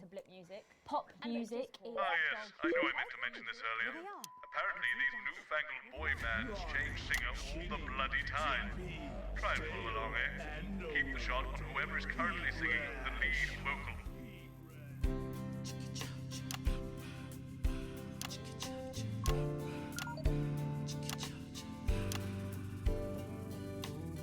I saw you standing by the menu center with a brand new pair of Lakers, baby. Do you remember? You took the first of the pieces of my What? heart. You wandered into a bush and grabbed a vodka and stank. Took our assets and our wealth and drew them out of the bag. I gave you little pieces of Now I'm actually going by the lights underneath the cameras, which I don't normally do. But I get the feeling it's going to be too hard otherwise. could ever feel like this, girl. It's like you were custom made for me by Remington's fist. I take all of the loves that didn't last and leave them in the uneven past. Share the new future as my bride. You snatch me inside. There's no need to hide all the times that you cried. As my old man used to say, you blow me away. I just want you to stay. I don't want you to pay. You make me crazier than Neil today. On Liberation Night, girl, I was sitting beside you. We sat there shaking all the way through incisors. We held each other as things fell apart. We took a train through all the territories and we threw away the rules and wrote our personal stories. You took a dozen pieces of my heart. I didn't know that life could ever feel like this, girl. It's like you were custom made for me by Remington's fist. I take all of the loves that didn't last. I leave them there, the uneven past. Share the new future as my bride. Snatch me inside. There's no need to hide all the times you have cried. As my old man used to say, blow me away. I just want you to stay. I just want you to play. You make me crazier than Neil. Make me crazier than Neil today.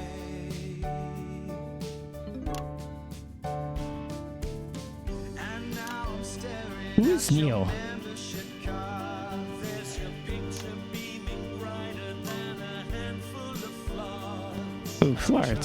Find the pieces of my heart and leave them in the uneven part. Share the new future as my bride. You snatch me inside. There's no need to hide all the times that you cried. As my old man used to say, you blow me away. I just want you to stay. I just want you to play.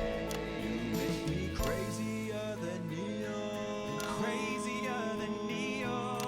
Crazier than Neil today.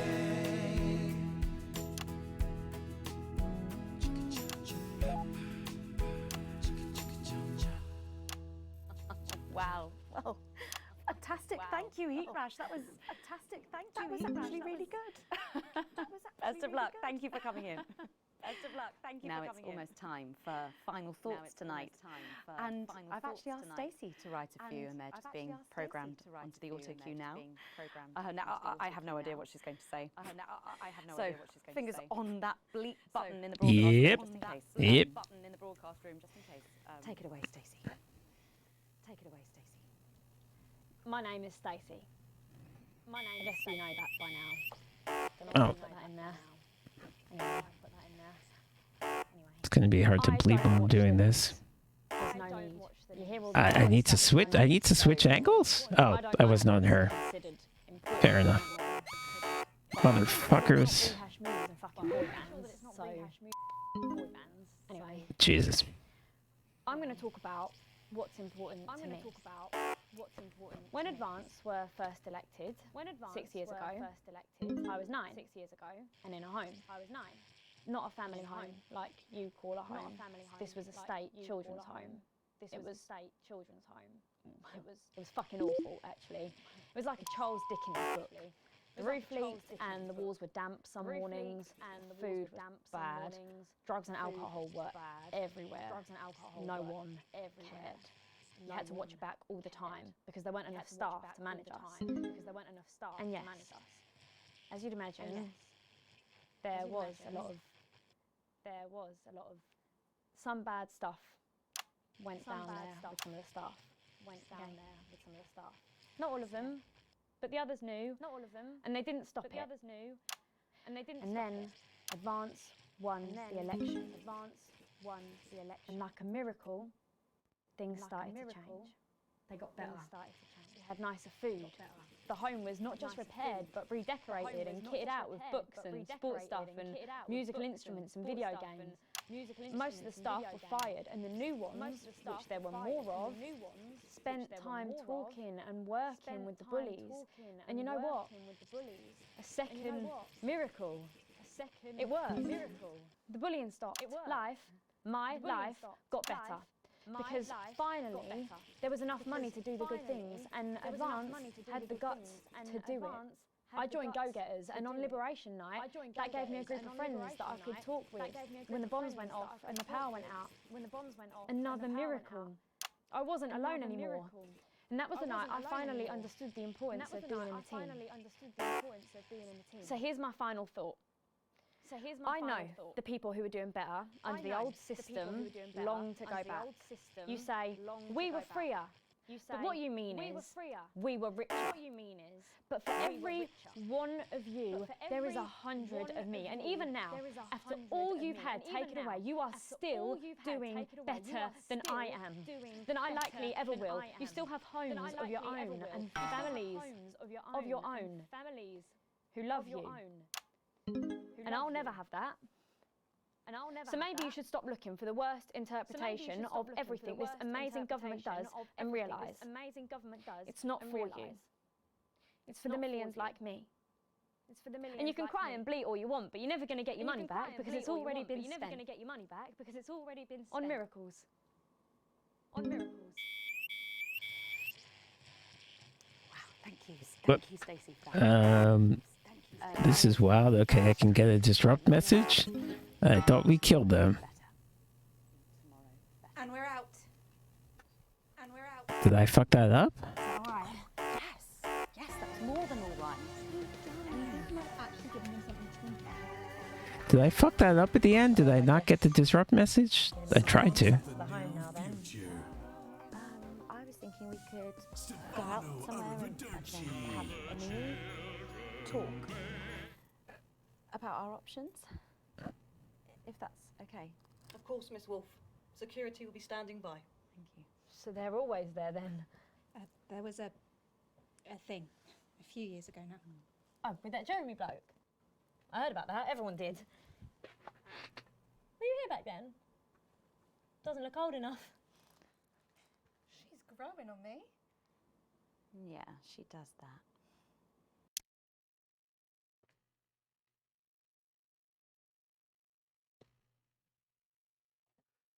Wow, well. Yeah, that was a disaster broadcast by me. All offensive words were censored. That's not true. I definitely missed one, at least.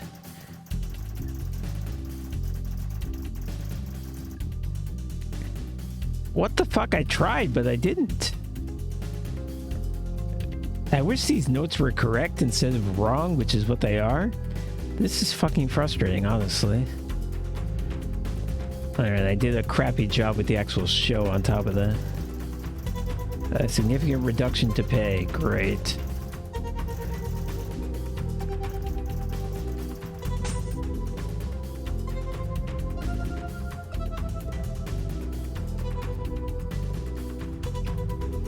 Advance improves and Disrupt also improves. What is the status of Disrupt? I'm so confused. It sounded like they had literally all been killed, but then...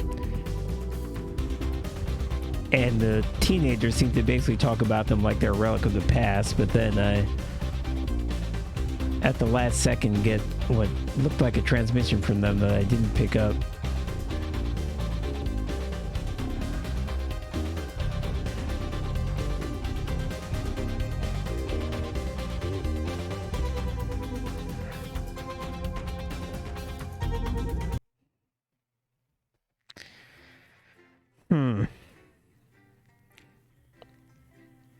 So yeah, okay, so yes,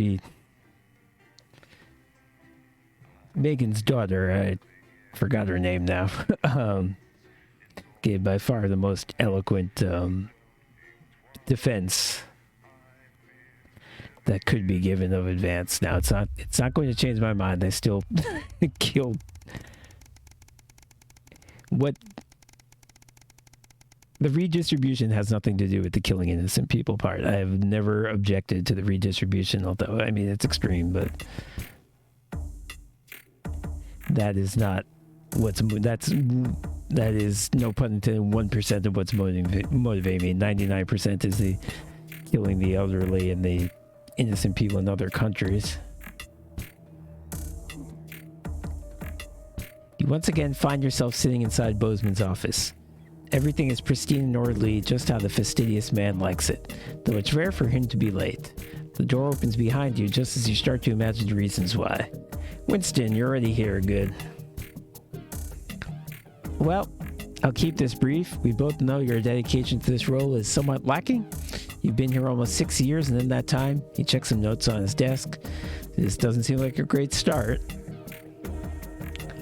You have a problem following simple and clear instructions.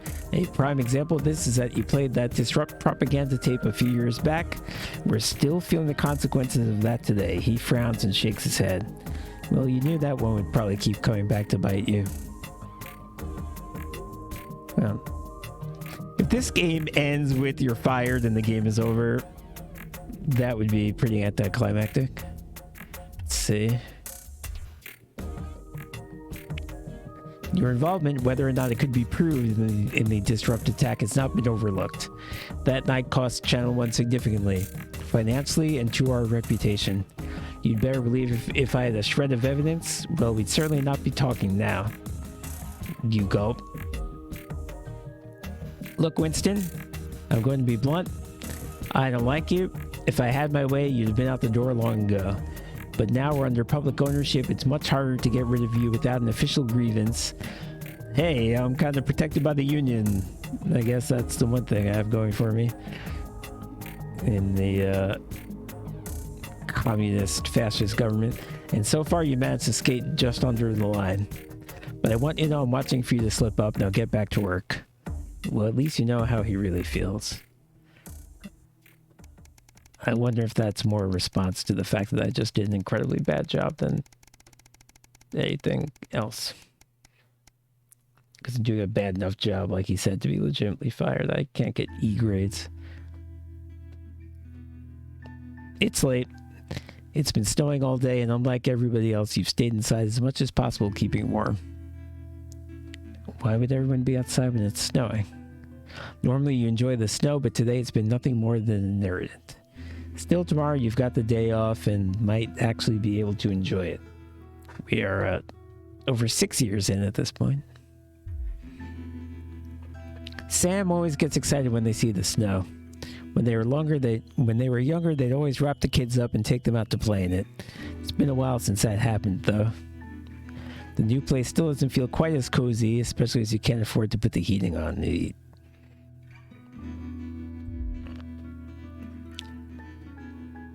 Well, I'm not helping by getting my pay docked for not being any good. Sam bustles in from the cold, carrying some groceries. I can use a hand, please. Lots of stairs from here to the car. Their arms are full, and they're clearly struggling to get everything to the kitchen. But then you have been at work all day, and they've spent most of it at home, as usual. Oh, sorry, of course, I'll be right there. Why don't you just use the lift like a normal person? Lift. That doesn't mean an elevator in this context. Does it? They're showing pictures of the house. It's not a multi-story house. What is the lift? Maybe it is. Maybe no, they wouldn't have an elevator. It's a two-story house. Is the lift some kind of like a push truck? All right. Well, whatever.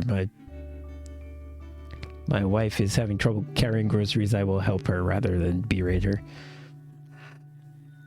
As you rush over to help them with their bags, Sam shoots you a grateful smile. I got most of it, there's just a couple more left downstairs. You head out, getting most of the way to the lift before you remember it's out of order. Okay, well, I guess this is an apartment building. Despite the fact that's not what we're seeing, this is very strange. When you grab the bags, you realize Sam has picked up everything to make fajitas, your favorite. Clearly, it's not all bad. You forget the weather and the unpaid bills as you cook in your delightfully tiny kitchen, laughing together like you used to. For the first time since moving in, you think, as Sam flicks sour cream across the table at you, you're making happy memories again. Money isn't everything. Well, money isn't everything, but if I get fired and none of us have a job and I'm in trouble with the government anyway, that doesn't sound good. So theoretically, if I have no money, the government should give me money because it's a redistributive government, but it doesn't seem like it. It seems like it works that way for everyone in society who isn't a player character. I don't get my income readjusted, just everyone else does. It's been over 13 years since your dad died. Yes, it was mentioned. I didn't think it was that long, but it's been over 13 years since your dad died, and he died in 1978, so now we know what year it is.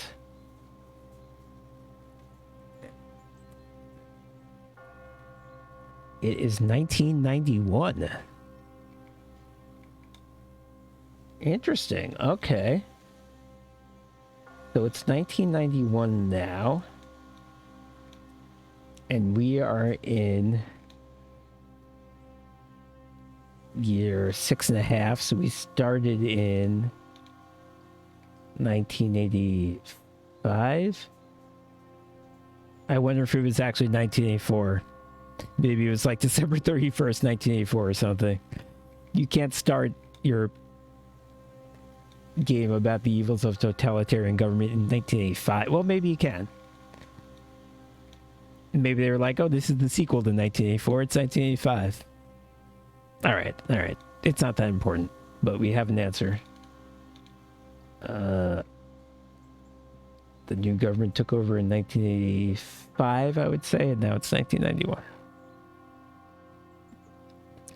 It's been over 13 years since your dad died. You visited his grave a few times since then, normally during times of stress, or when you're trying to figure something out, or when you just want some peace and quiet. Today is no different. You feel Sam's hand on your shoulder, giving you a reassuring squeeze. You're grateful that they're still here with you. Just having them by your side always seems to make things easier. The caw of a raven catches your attention as it flies away. I would ask where are we going with this, but we've had several scenes that are just atmosphere, so it could be that. Charlie was only 8 when his grandfather died. He didn't really appreciate how big the loss was at the time. But as he got older, you did your best to pass on what your dad taught you. Well, we're starting to like... This makes it sound like I'm in trouble.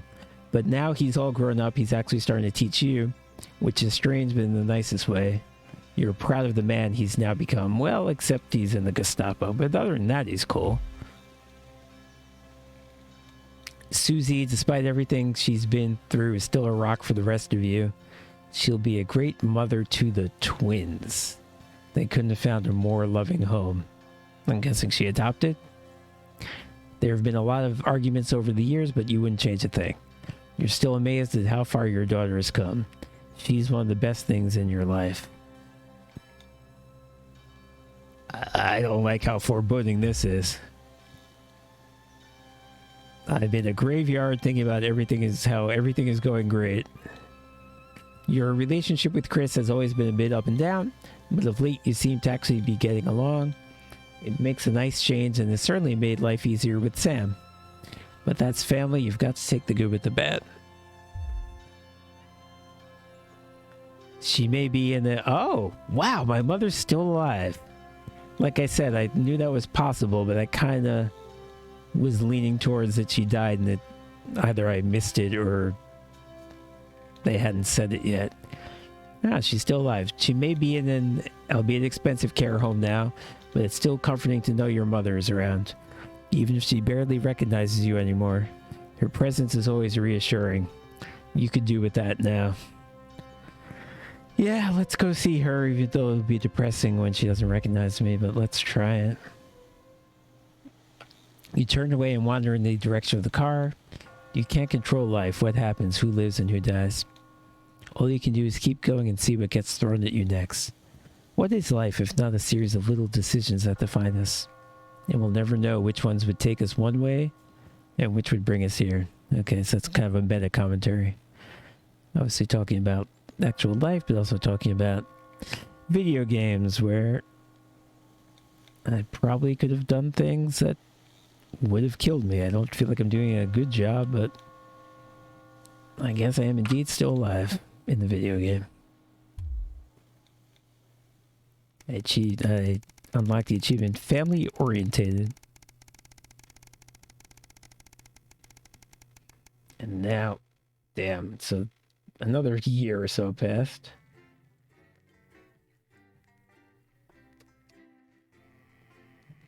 So now we're in year 7.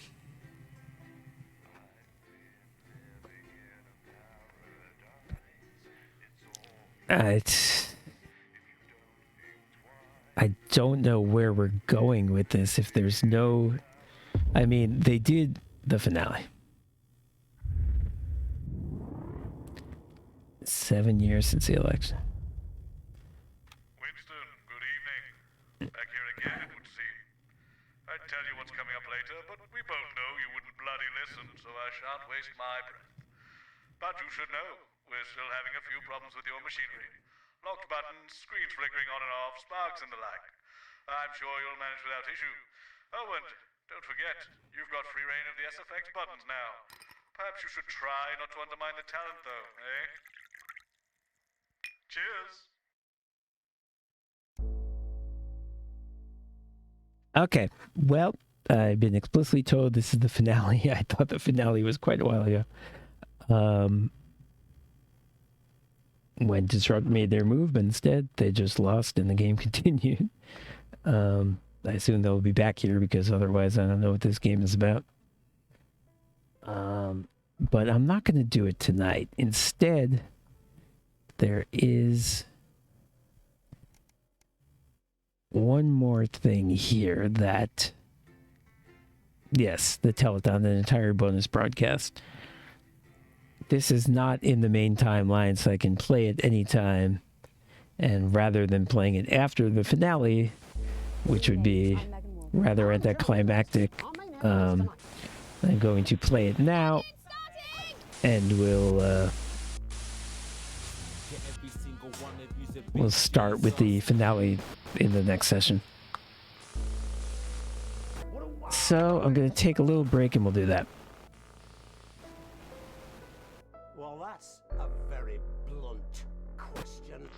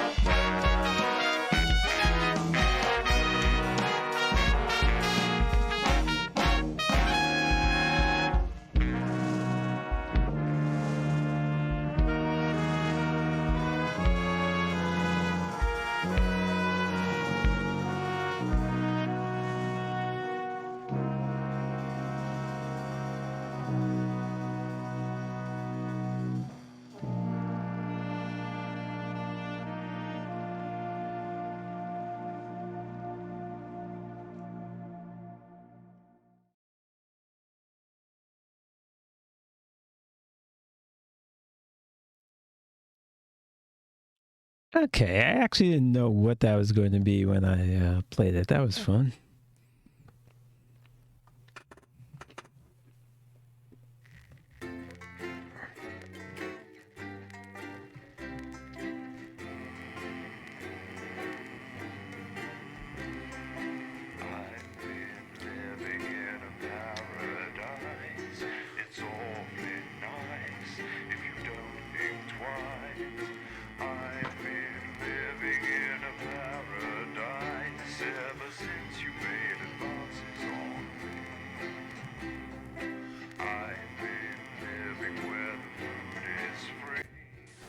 Good evening. I'm Megan Wolf. And I'm Jeremy Jones.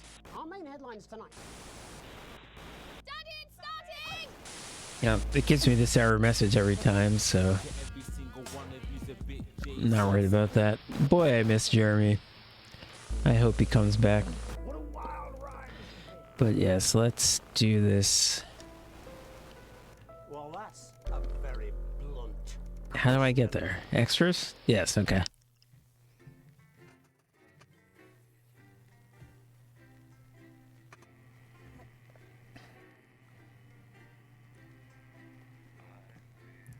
Not really sure what's going on here, but I know this is out of continuity, so we'll see.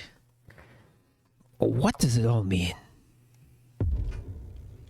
Day 56 of... Okay. That makes it sound like it is in continuity. Alex Winston, it's Bozeman here, your boss. It's come to My office looks different. and your performance so far has been mostly adequate. However, I'll need to observe myself to check you're up to snuff, and to that end, you'll now be mixing an old recorded broadcast to ensure you can do the job to my satisfaction. Don't worry, other than the odd Oh, I see. footage due to age, it shouldn't require you to deal with anything new. Though do keep an eye on This is towards the beginning of the game, but I'm editing old footage.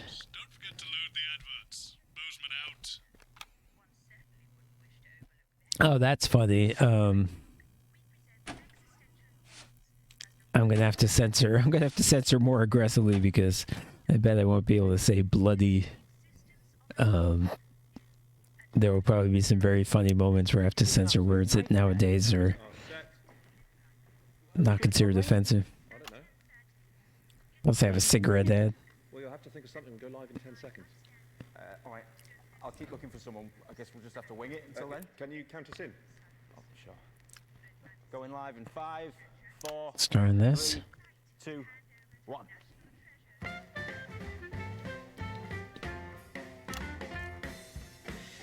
Live from the capital, it's the St. Fanny's Hospital's TV fundraiser for dying Fanny? children. You could say it? Please Okay. welcome your host. It's the Dreamboat, Graham Bannon. Graham Bannon. It only is. Hello, it's Mr. Bannon. Got one of them. Got one of them. Good night. This is probably the father of Patrick. Lady, then at least have my babies. No, don't give me a maybe, no. I know what women are like. Do you know what? I'm sorry. I know I'm supposed to be. Sorry, stop the music. I mean, yeah, I know I'm supposed to be starting the show, but I can't help but notice. I mean, where's the audience? I mean, who are you? I mean, this is an absolute nightmare, isn't it? Really? I mean, oh, we are live. Hello, ladies and gentlemen, and welcome to the first annual St. Fanny's Hospital's TV fundraiser for dying children. I'm your host, Graham Bannon, and it is an absolute pleasure to be here. We are here tonight, as we may be aware, for one very important cause, and that is, of course, little Sally Button. Little Sally Button has a life-threatening condition, and she will die tonight, unless we can raise enough funds to cure her of her studio hyper, studio, I should learn that. Studio hypo, poo. I don't know how to say that word, but what I do know is it's a long word and a bad disease.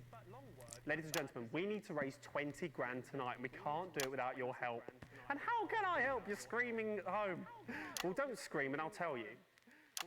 We're taking donations starting right now. But let's beat feet and head over to the blowers. The phones, not the girls.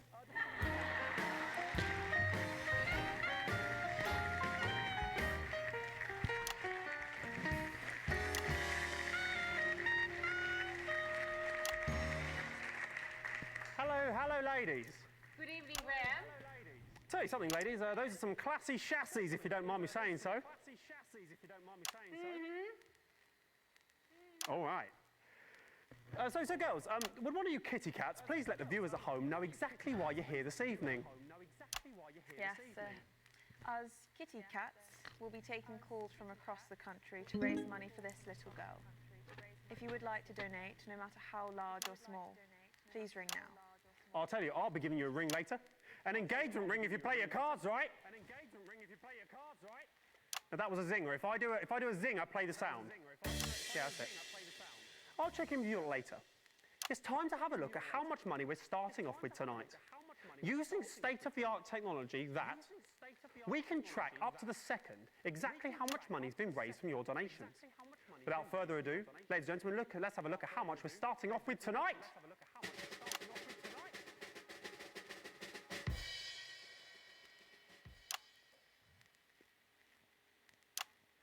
Okay, looks like we're not starting off with any money tonight. It's a bit strange. I'm surprised they didn't put something in, just to show, really, but perhaps it's a little unclear of how you donate still. How about I cut the gas and show you what's what, Daddy-O's?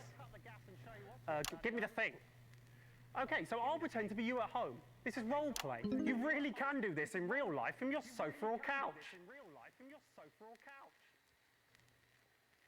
It's ringing. It's ringing. Hello, who am I speaking to, please? Hello, you're speaking to Barbara at the phone desk. Hello, Barbara at the phone desk. You have a beautiful voice. Okay. I'd like to donate a tenner, please. I'm finding it hard to hear you. Your phone doesn't actually work. You're going to have to be louder. I'd like to donate a tenner, please. Thank you, sir. What a generous donation. May I ask who's calling? You don't have to do that, do you? You know who's calling, don't you? It's Graham Bannon. And how do you spell Bannon? Don't say that. People would know how to say my name. There we go. And so if I'm correct, there should be 10 on it now. Look at that. Technology at its finest. 10 on it now. So only 19,990 remaining, which should be a Bannon breeze. That was a zinger. Yes. Ladies and gentlemen, let's have a rundown of the jam-packed acts we have lined up for you on this jam-packed lineup on this jam-packed evening. Who wrote that? Too many things packed in jam. Starting off tonight, we have the incredible I like this character. Following that, we have an amazing acrobat who will do jumps all over the stage and stuff. And then finally, we'll have the Lovely Legs contest to end Act 1, which I'm rather looking forward to myself, ladies. Then, starting Act 2, we're going to have a magician who will do all magic and that. Then we're going to have a fire-breathing man who will be breathing fire. And then ending Act 2, we're going to have a daredevil who will dive into a bucket of water. All right. Then going into Act 3, we're going to have the unicyclist act. Then following that, the strongest man in the world, the strong man. And then finally, the grand finale. Now, for the grand finale, we asked little Sally Button what she wanted more than anything else in the world. And she had a very simple reply. I'd like a dancing chimpanzee, please, Graham. So, ladies and gentlemen, we have managed to source a dancing chimpanzee for the finale of this show. How does that sound? There's no one here, is there? Okay, so without further ado, ladies and gentlemen, let's introduce our first act of the evening. He's come all the way from this event. Let's just say he might have brought a little friend along with him. Ladies and gentlemen, please, welcome to the stage is the incredible Rajan Rishik.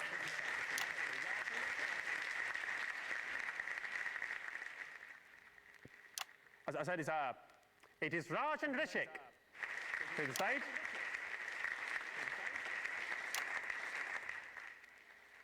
I mean, this is a nightmare. I mean, what is going on? I mean, this isn't working, is it? I mean, is there anyone around here who knows that you... Come here. What is going on? Do you know what I'm saying at all? Why is he here? You! Come here. This is unbelievable. Hello, Mr. Bannon. Hello, yes, come here. Are you the producer, are you? No, I'm nobody, me. I just help the fellas unload the cameras Right, from the van. fantastic, great story. Do you know where the producer is? That's the problem. Get on with it, come on. Well, it turns out, you know, the roads around the capital are shut down. Cause Yeah. Well, it turns out the producer, the director, most of the acts, and also all of the audience are on the same bus heading in, and now they're stuck somewhere near Jamstable. Are you seriously telling me there's no one else around here who can sort this mess out? He's pretty good at organising. No, well, no, obviously not. That's not going to work, is it? Look, you're the producer now. Well done, that's great. Big promotion for you. Now, what you need to do is go away and find me a version of all the acts I've just promised the people at home. That's not really my thing, Governor. Well, do you know what? It is your thing now, Governor, right? Or a child drops down dead. So off you go. Go do that. Quick, smart. All right. You can count on me. Okay, very good. You can count on me. Okay, very good. Go away. Go away. Ladies and gentlemen, it's time to introduce the first act of the evening. He's come all the way... I've read that. Don't repeat the same stuff. Ladies and gentlemen, they're not here, are they? No, they are here. Well, why didn't they come out the first? Ladies and gentlemen, it's Raj and Rishik.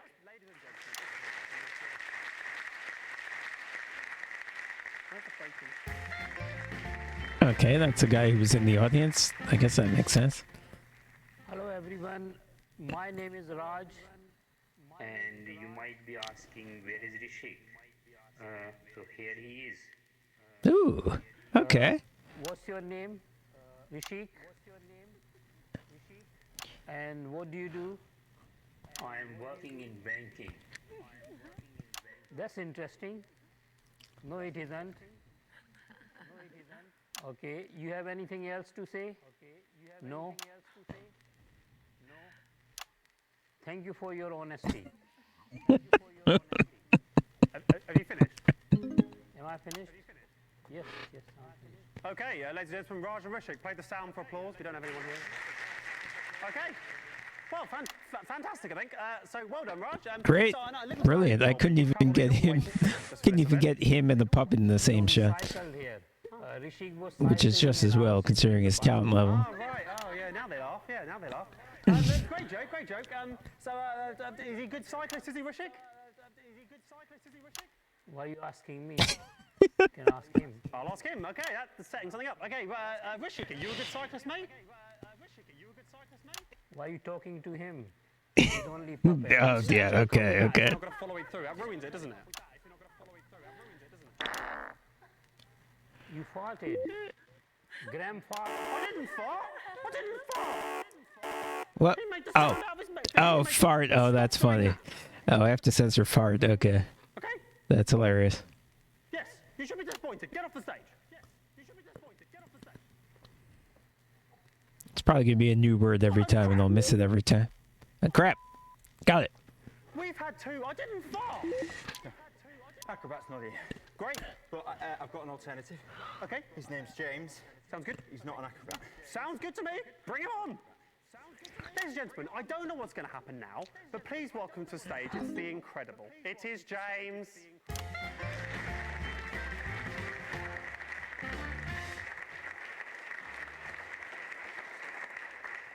Yeah.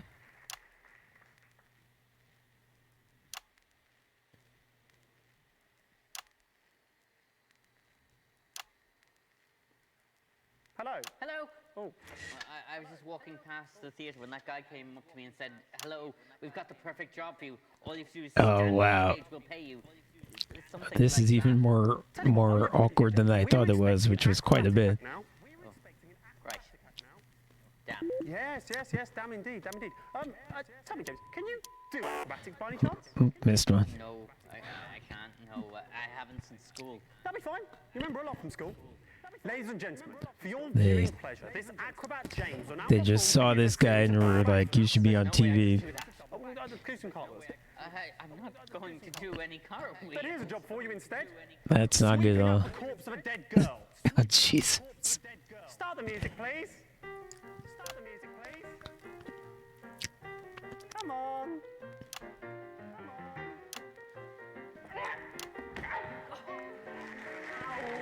And that's the act. Absolutely marvellous. Sort this out. Where is it? Sort that out. Absolutely marvellous. Well done there. I'm sure we'll be seeing a lot more of James in the future. Good job there. Well done. That really worked out well. Worked out a treat. Yes, get off the stage. Yes, get off the stage. We've had two absolutely marvellous acts this evening, so I think it's time to have a look at what impact that's made on the old fundraiser. So, drum roll, please. Oh, went too early.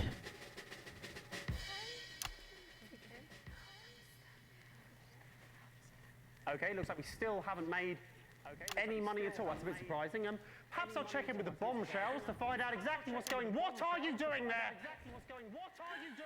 Get out, slit your hook. Go on, go. You're upsetting the girls. Ladies.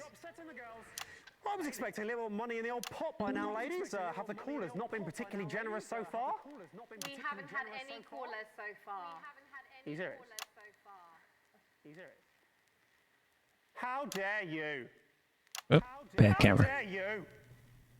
A child is quite literally dying somewhere out there, and you're too late to get up off your asses, go over to those phones we have, turn the dials, miss it. and pledge money to save her life. You greedy bastards. Sorry, Graham. Just found out the phone lines haven't been connected yet. All right. Yeah, Young forgot to do it. Yeah. Who's Young? Young forgot to do it. Who's Young? Oh, that idiot, right. Go on, Young. Got just a job for you. I'll give him an hand. I don't think he knows what he's doing. Yeah.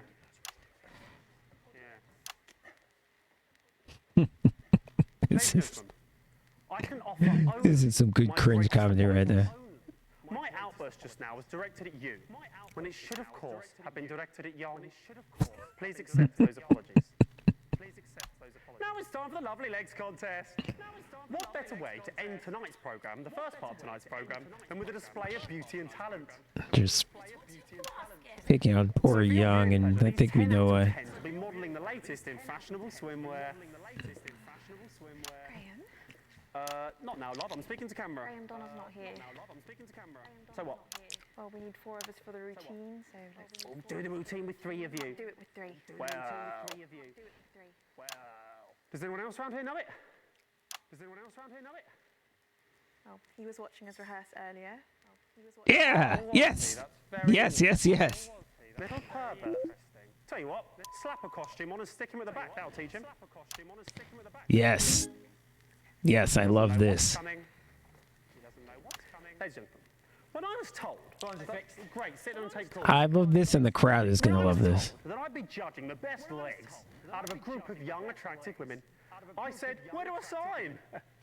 Well, I did sign, and that time is now. The time to look at women and judge them. Ladies and gentlemen, the first lovely lady to the stage is Barbara. Now, Barbara plays for the local women's amateur football team, so she can quite often be seen getting down and dirty of a Sunday lunchtime. I think it's fair to say this girl has seen more than her fair share of tackles. Linda's up next. Linda is an avid gardener, and she can quite often be seen on a balmy summer's evening, tending to her petunias and trimming a bush. Deborah's up next. Deborah's a socialite, and Deborah likes nothing more than a nice night in the pub with the girls, gluggity glug glug glug. But I'll tell you, forget the pub, nice legs, love. What time do they open? Oh boy. It's just a bit of fun. And then finally we have Donna. I mean Young, who's taking over for Donna. Now, Donna, Yes. There you. Oh, oh dear.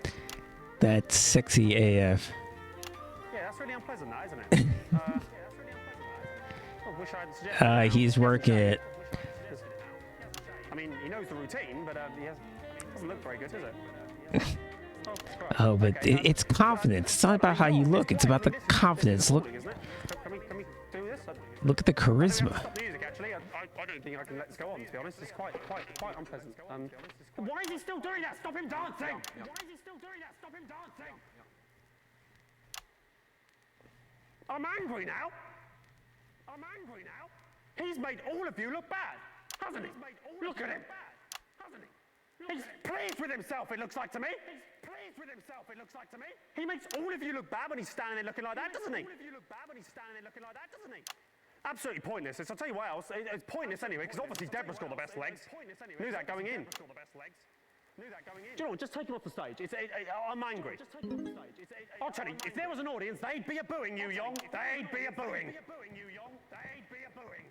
A total blatant lie. That seems to me like the perfect place to end Act 1 on a bit of a high. So I'll tell you what, why don't you grab a drink, sit back, enjoy the adverts, and we'll see you after this. What are you doing? I am setting up for the Act 2. I haven't finished talking. After the adverts, we'll see you back then.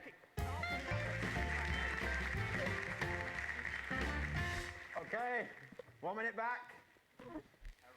Okay, let's see some old-fashioned ads here. What a glorious day. The country at its finest. Beating sun, wonderful fresh air, and Graham Bannon. Ah, bad grade. I guess because I missed. I didn't censor fart like 3 times. It's television's Graham Bannon, and he's taking the brand new Mega MK7 convertible out for a spin. How's the ride, Graham? Like I said, I suspect it's going to keep throwing new quote-unquote bad words at me, and I'm going to keep missing them. But I did get pervert. That was one of them. It's because of Graham's pearly whites. You see, Graham Bannon brushes with Whitey's dental cream, which makes his already very white teeth even whiter. Now, some of you may not have heard of dental cream. Why, you may think it's something you put into an ice cream float. But you'd be wrong. Dental cream is the smart alternative to regular toothpaste. For those who prefer their mouths not to stink like a donkey's. Oh. So what are you waiting for? Whitey's Dental Cream. Creaming in your mouth since 1999. Wow. Which camera am I starting on? Go on. Welcome back to the St Fanny's Hospital's TV fundraiser for dying children. Here's Graham Bannon.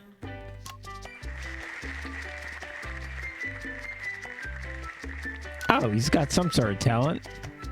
It was in time with the hip tune.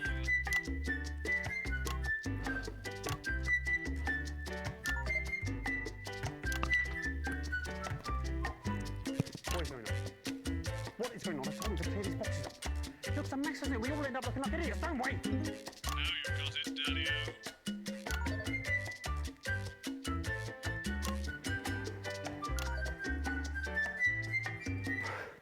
My talents are wasted here.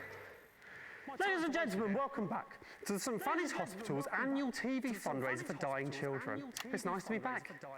As a reminder, little Sally Button is still dying, but with your donations, she may yet live. Let's have a little look about how much money has been raised while the adverts have been playing.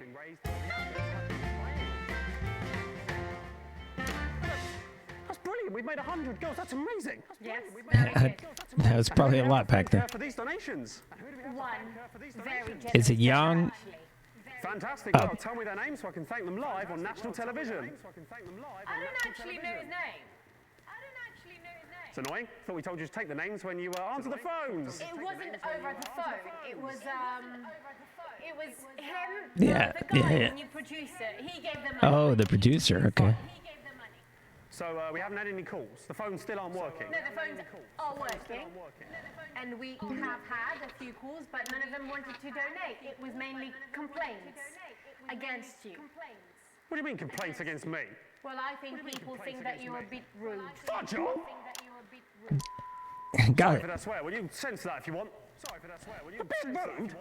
People think I'm a bit rude. I played that. People think I'm a bit rude. I played that. After all I've done and continue to do, people think I like this was blowing my mind. People think I like this was blowing my mind.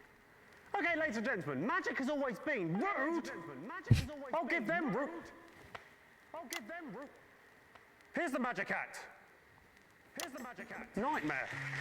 Oh, yeah, okay. Yeah, this makes sense. Hello everyone. This guy's talented. I am the magician, the great Bamboozle.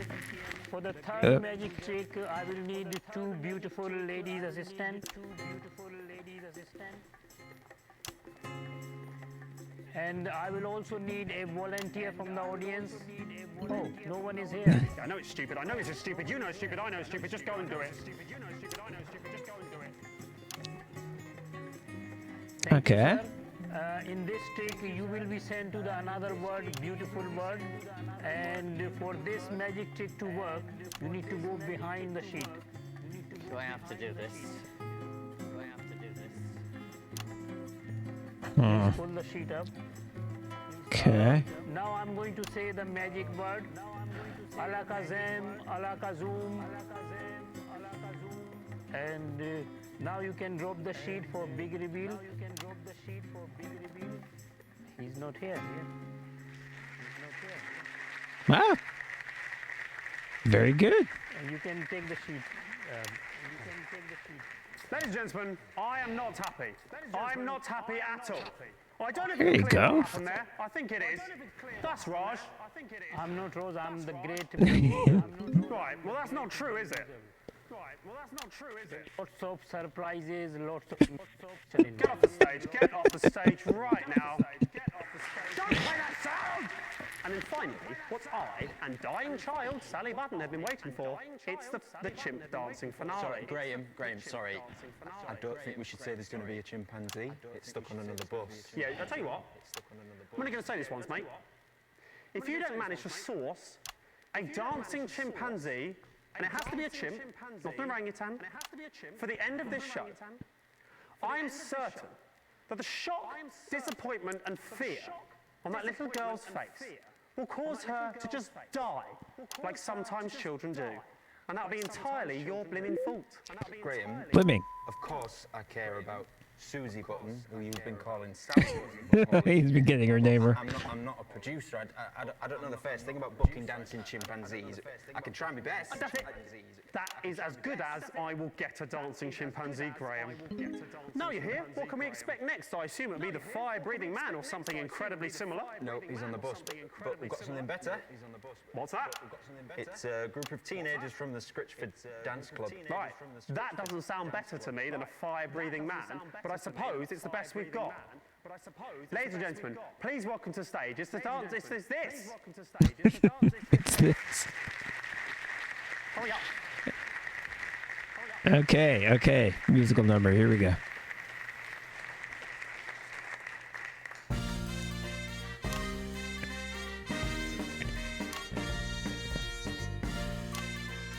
Well, bad job. Hey, I've got something to say. Life's pretty spiffing when it goes your way. Beat, when I walk down the street. Waves of admiration from the people I meet. I don't have much of a plan. Nothing you could understand. So you can work as hard as you can. But I'll be running late because it's great to be a man. It's great to be a man.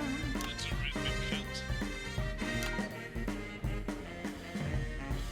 Look at that, I'm a fabulous chap with a fancy pair of breeches and a gentleman's hat.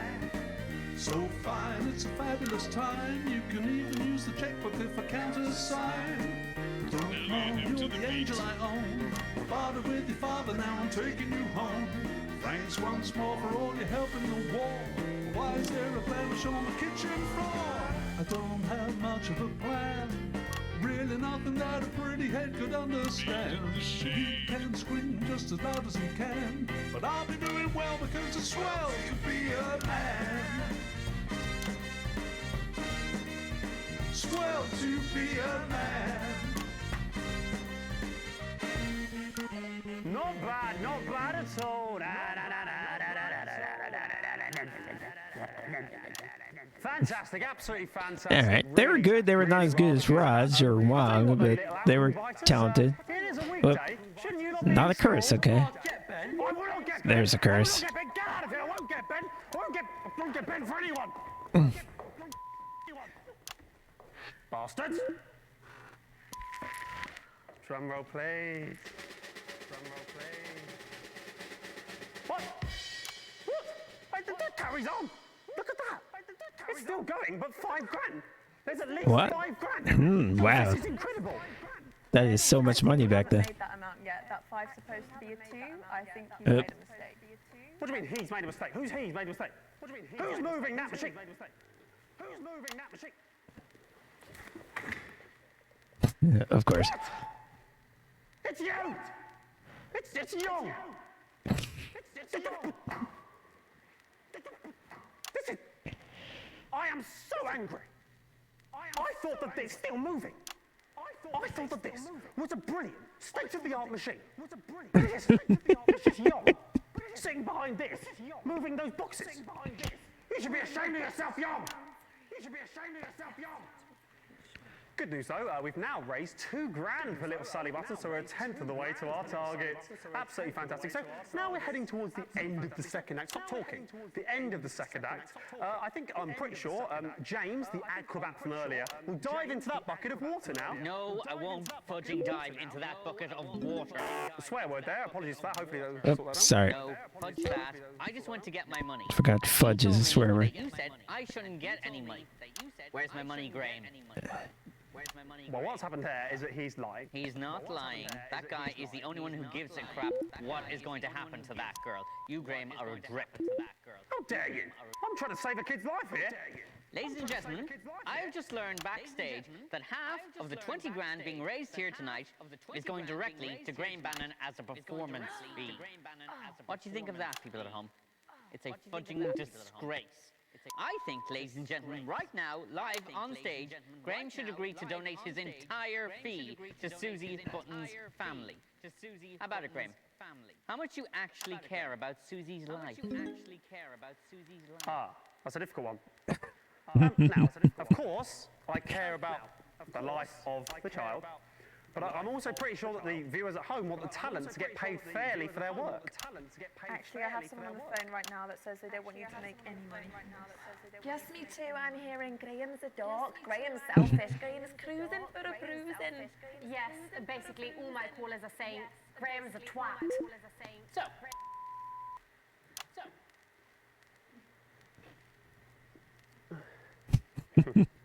Ladies and gentlemen, I have decided off my own back to half my fee. 5,000 for the dying child and 5,000 for Graham Bannon. No, that's baloney. Graham, if you care and Ooh, baloney. think your spine, you'll give it all to I wasn't expecting that. You'll give it all to Susie. You know, Acrobat James, there comes a time in a man's life when he has to decide what sort of a man he wants to be. Are you going to donate the money? Yeah, I was just doing a speech about that. Yes. Well done. Yes. So that should bring the tally up by 10,000. Plus, I'm happy to donate the fee they offered me of 150. You offered 150 for falling on your arse. So I make that to be 12,155. Young, if you wouldn't mind. Oh, there it goes. Yeah, great. Well done, Young. Okay, well, thanks so much for that I love how much he hates Young, I assume you'll now be getting in even some though lycra it's and diving into problematic. that bucket. No, I'm done. I'm going home. Thank you. No, you're not. Get in the bucket. Get in the bucket. Someone grab him and put him in this bucket. We need someone to go in this bucket for the end of the act. Yes, yeah. Found somebody. Yes, yeah. This is a nightmare. Oh, here he is. Right, great. Okay, so now, let's... Viewing pleasure. Of course. Knucklehead will now dive off of this ladder into this bucket of water. Come on. Bucket of water. Off you go. Come on. Off you go. That's good. Great. Now, in the bucket. Great. Now. Oh my god, I don't know what is going to happen here, but I don't care. yeah. I don't care. It breaks his neck. Come on, get in. Oh boy, this cannot be You good. need to go in there. Just pretend. Get in that bucket. Come on. Get in that bucket. The ladder, Graham. And there we go. He's ruined that, hasn't he? What a shame. Oh, that's the end of Act 2. We'll see you back after the adverts. Fantastic. Back in 1 minute. What a That's knobhead. that's probably for the best that he just fell off the ladder. The sun outside is shining and Susan is in the kitchen, of course. Okay, let's see another old-fashioned commercial. Preparing supper for her husband, who will be coming home any minute. But what's this? Susan, you silly moo. Oh, come on. You dozy tart. Jesus. I've had enough. I've been trying to clean up this chicken grease all day with my usual brand of No, I got a B. Did way better. Come on. I think I only missed one or two swear words as opposed to a bunch. You've thought of something. Quote-unquote swear words. Home. That chicken looks delicious. And this chicken looks even nicer. Wow, this does not look like a 1950s guy or whatever at all. Dick Johnson. Lucky lady. What's with all this grease? This surface is filthy. I'm sorry, darling. I've tried every cleaning product available, but I just can't solve these stubborn stains. Well, you haven't looked hard enough. Because there's new jazz. Jazz is proven by scientists to clean all of a surface, up to 100% cleaned. Look at the way it cuts through this grease. Wowzers. It is also completely harmless to skin, due to it being 99% lead-based. What? Thank you, darling. I don't know what I Sorry. would have done without you. This is a time when people thought smoking was good for you. So New Jazz. So simple, even a woman could use it. holy crap! And we're going live in 5, 4, 3, 2, 1. Welcome back to the St. Fanny's Oh, Hospital's TV I'm sorry. Children. Graham Bannon is still here.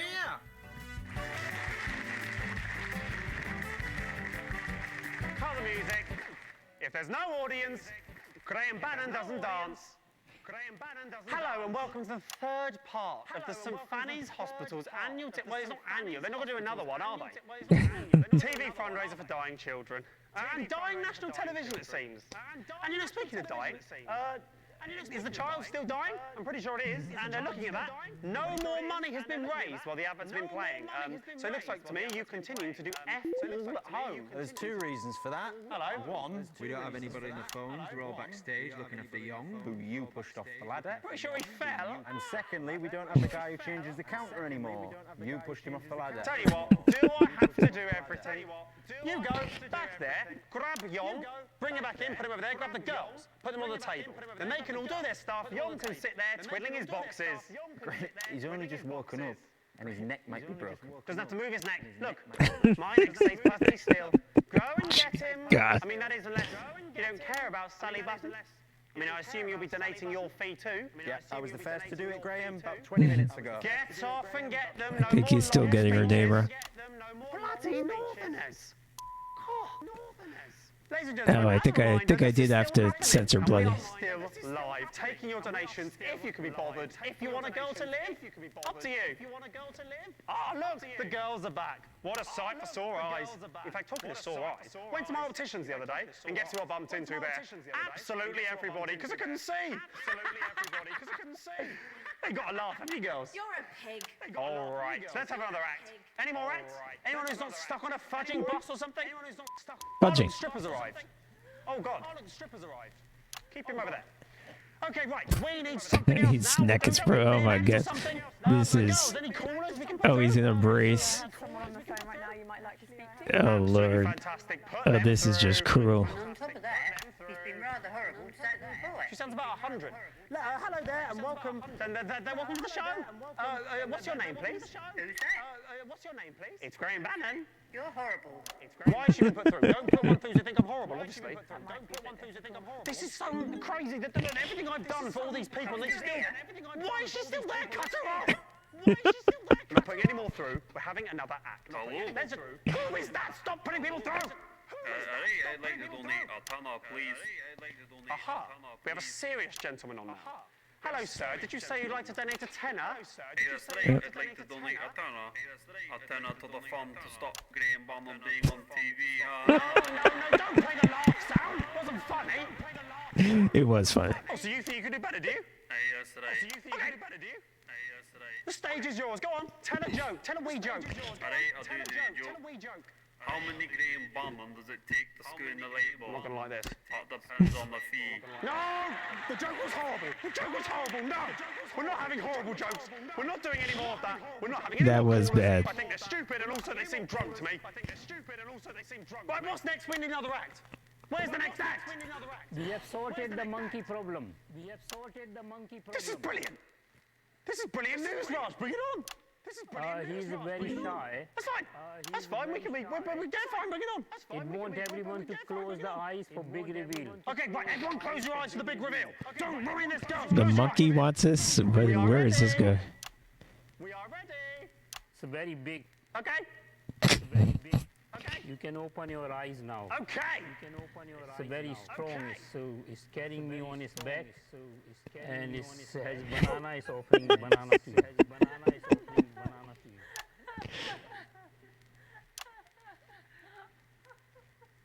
No. No. Oh, it's a big one. Fudge! not a real monkey. That is not a real banana, is it? And these are not your legs. And these are not your legs. Ouch! Get off the stage! I'll get you out! Ouch! Get off the stage! I'll get you out! Right, we need something else. It's time for another. Roger's carrying this show, carrying it. Apologies for that. Hopefully that gets censored by them. Graham, we've got the unicycle, but we don't have the guy who rides it. That's fine. We don't need the guy that rides it. I'm the guy that rides it. Bring it on. Bring the damn thing. I don't care what you think. Bring it on. Bring it on. Whoop, I missed it? I mean, I must have let go too early or too late. I will now be performing for you the unicycle act. Can I have a volunteer? No one's here. Yes, they are here. Hello, Young. Right, okay, this is good. You'll like this. Oh, Jesus. No, no, don't. Please. Yeah, please don't. Jump over this arsehole. Yep, very good. Right, okay. Start the music. Drum roll, please. Somebody's got to stop this before it happens. Okay, and here we go. Okay, good. Oh, shit. Ow, my arm. Oh, God. Okay, okay. That's not it. Okay, that's not it. Okay, well, that's the act, I think. Ow. I don't think I can do that again. That's the act. I suppose that's what happens if you pay peanuts. You get monkeys. Well, don't you know? You don't always get monkeys, do you? Sometimes you just get someone wearing half a monkey costume where it looks like their legs are the monkey's legs, which apparently is just as good. So great, okay, so we need another act, don't we? We need somebody else on here doing something. Do you have the strong man? That's what it says on the auto cue, the strong man.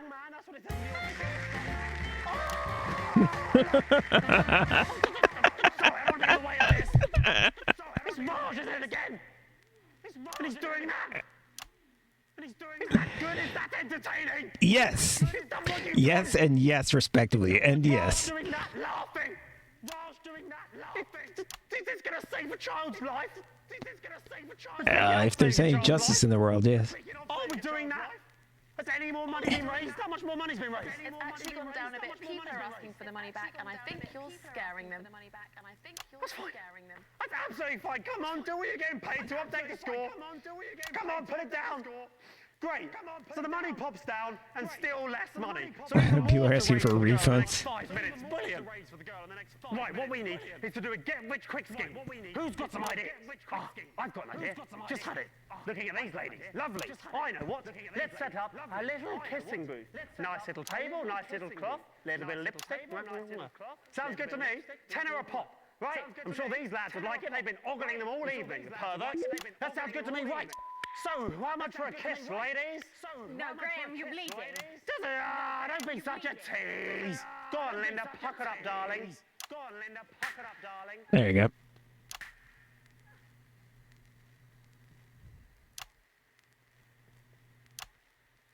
Thank you, Linda, I needed that. Thank you, Linda, I needed that.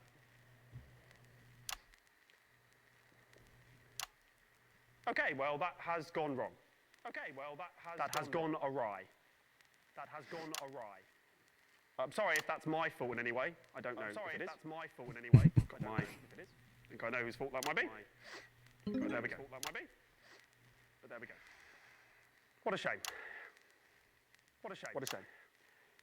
I'll level with you. It's looking unlikely we're going to make money. Haven't got long left. It looks like that might be the end for little Sally. It is actually Susie. Whatever. She'll be dead soon. I knew he was going to say that.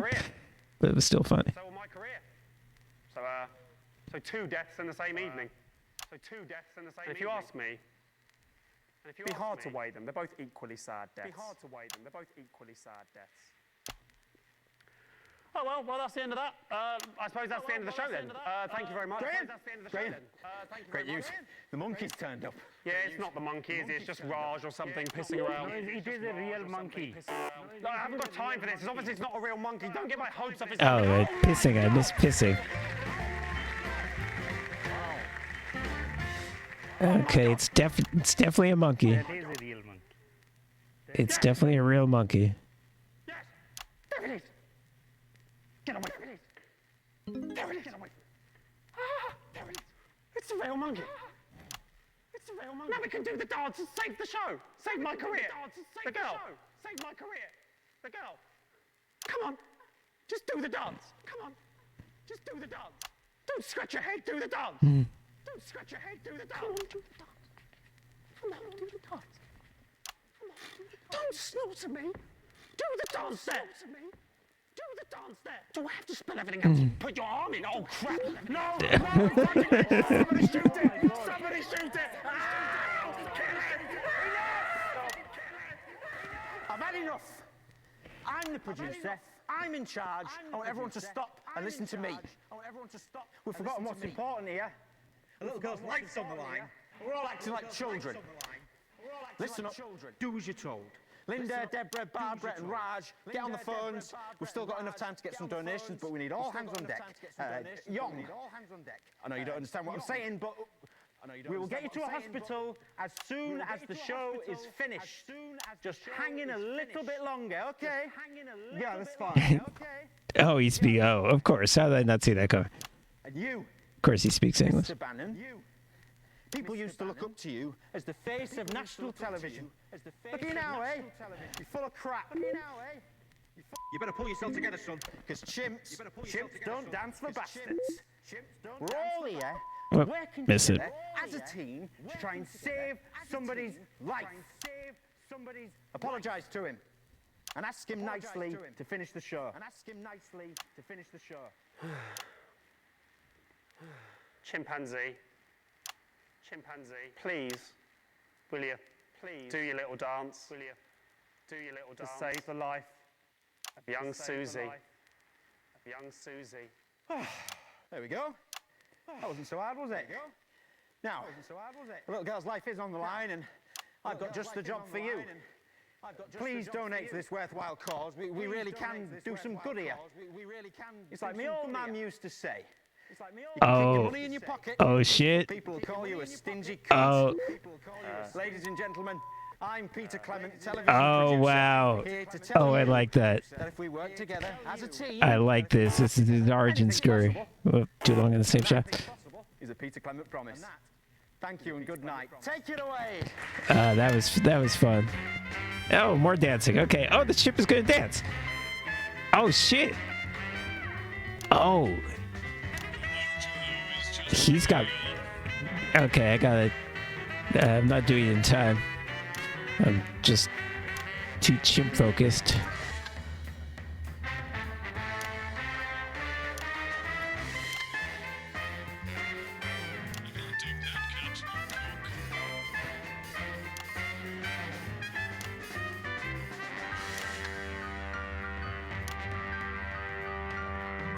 Brilliant. Do you want to go away so I can get...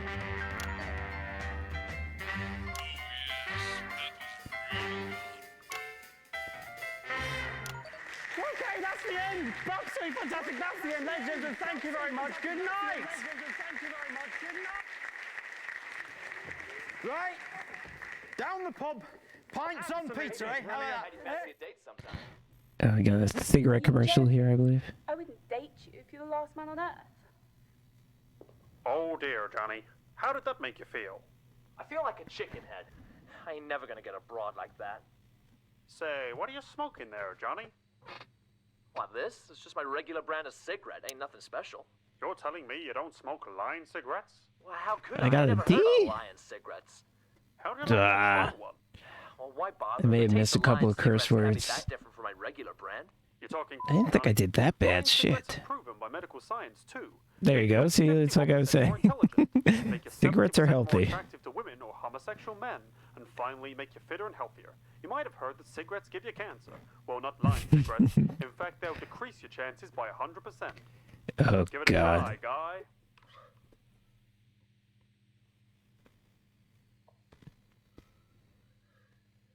Hold on. Something's happening. Whoa. One smoke of a Lion cigarette and I feel like a new man. Hey, hot stuff. Are you coming to bed? Sort of Charles Atlas situation.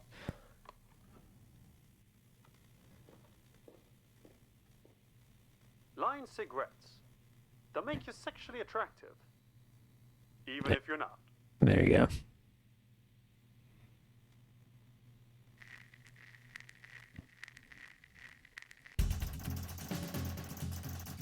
And you got the achievement Abandon Year, which I assume just means I played this. And all. I'm so disappointed. All offensive words were centered. Obviously not true. Why can't they get that right?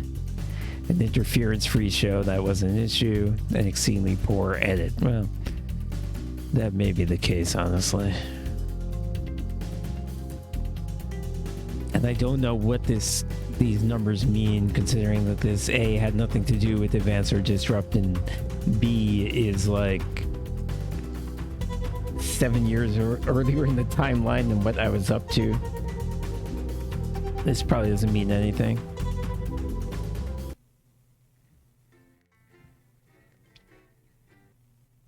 There you go. There's Patrick Bannon, or the former Patrick Bannon, the first Patrick Bannon, which I have to assume is that guy's son. And I'm Jeremy Dawes. Our main headlines tonight.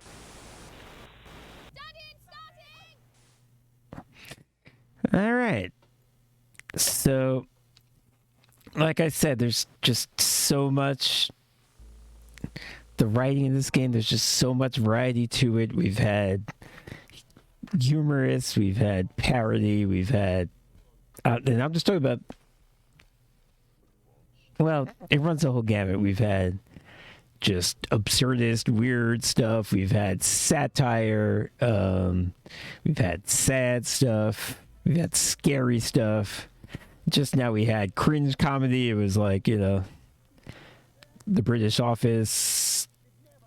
That style of comedy, also making fun of, you know, 1950s morals. And wow, these people can do anything. I'm so impressed by the quality of writing in this game, and unfortunately it is about to come to an end with the finale, but you know, it's interesting. The momentum of the game sort of ground to a halt, but I think that's was on purpose to sort of indicate that Advance had seemed to have won and the news had become useless. So I'm hoping we'll see Disrupt make one final comeback, and maybe we can free this country, or maybe we'll just get gunned down. We shall see. But I am anxious to find out, and I hope you are as well. Thank you very much for watching, and watch this space, as the British say. I may be back tomorrow, maybe back Wednesday. One of those days, I think, to finish this game up. Thanks again. I very much appreciate it. Have a good night. Have a peaceful night.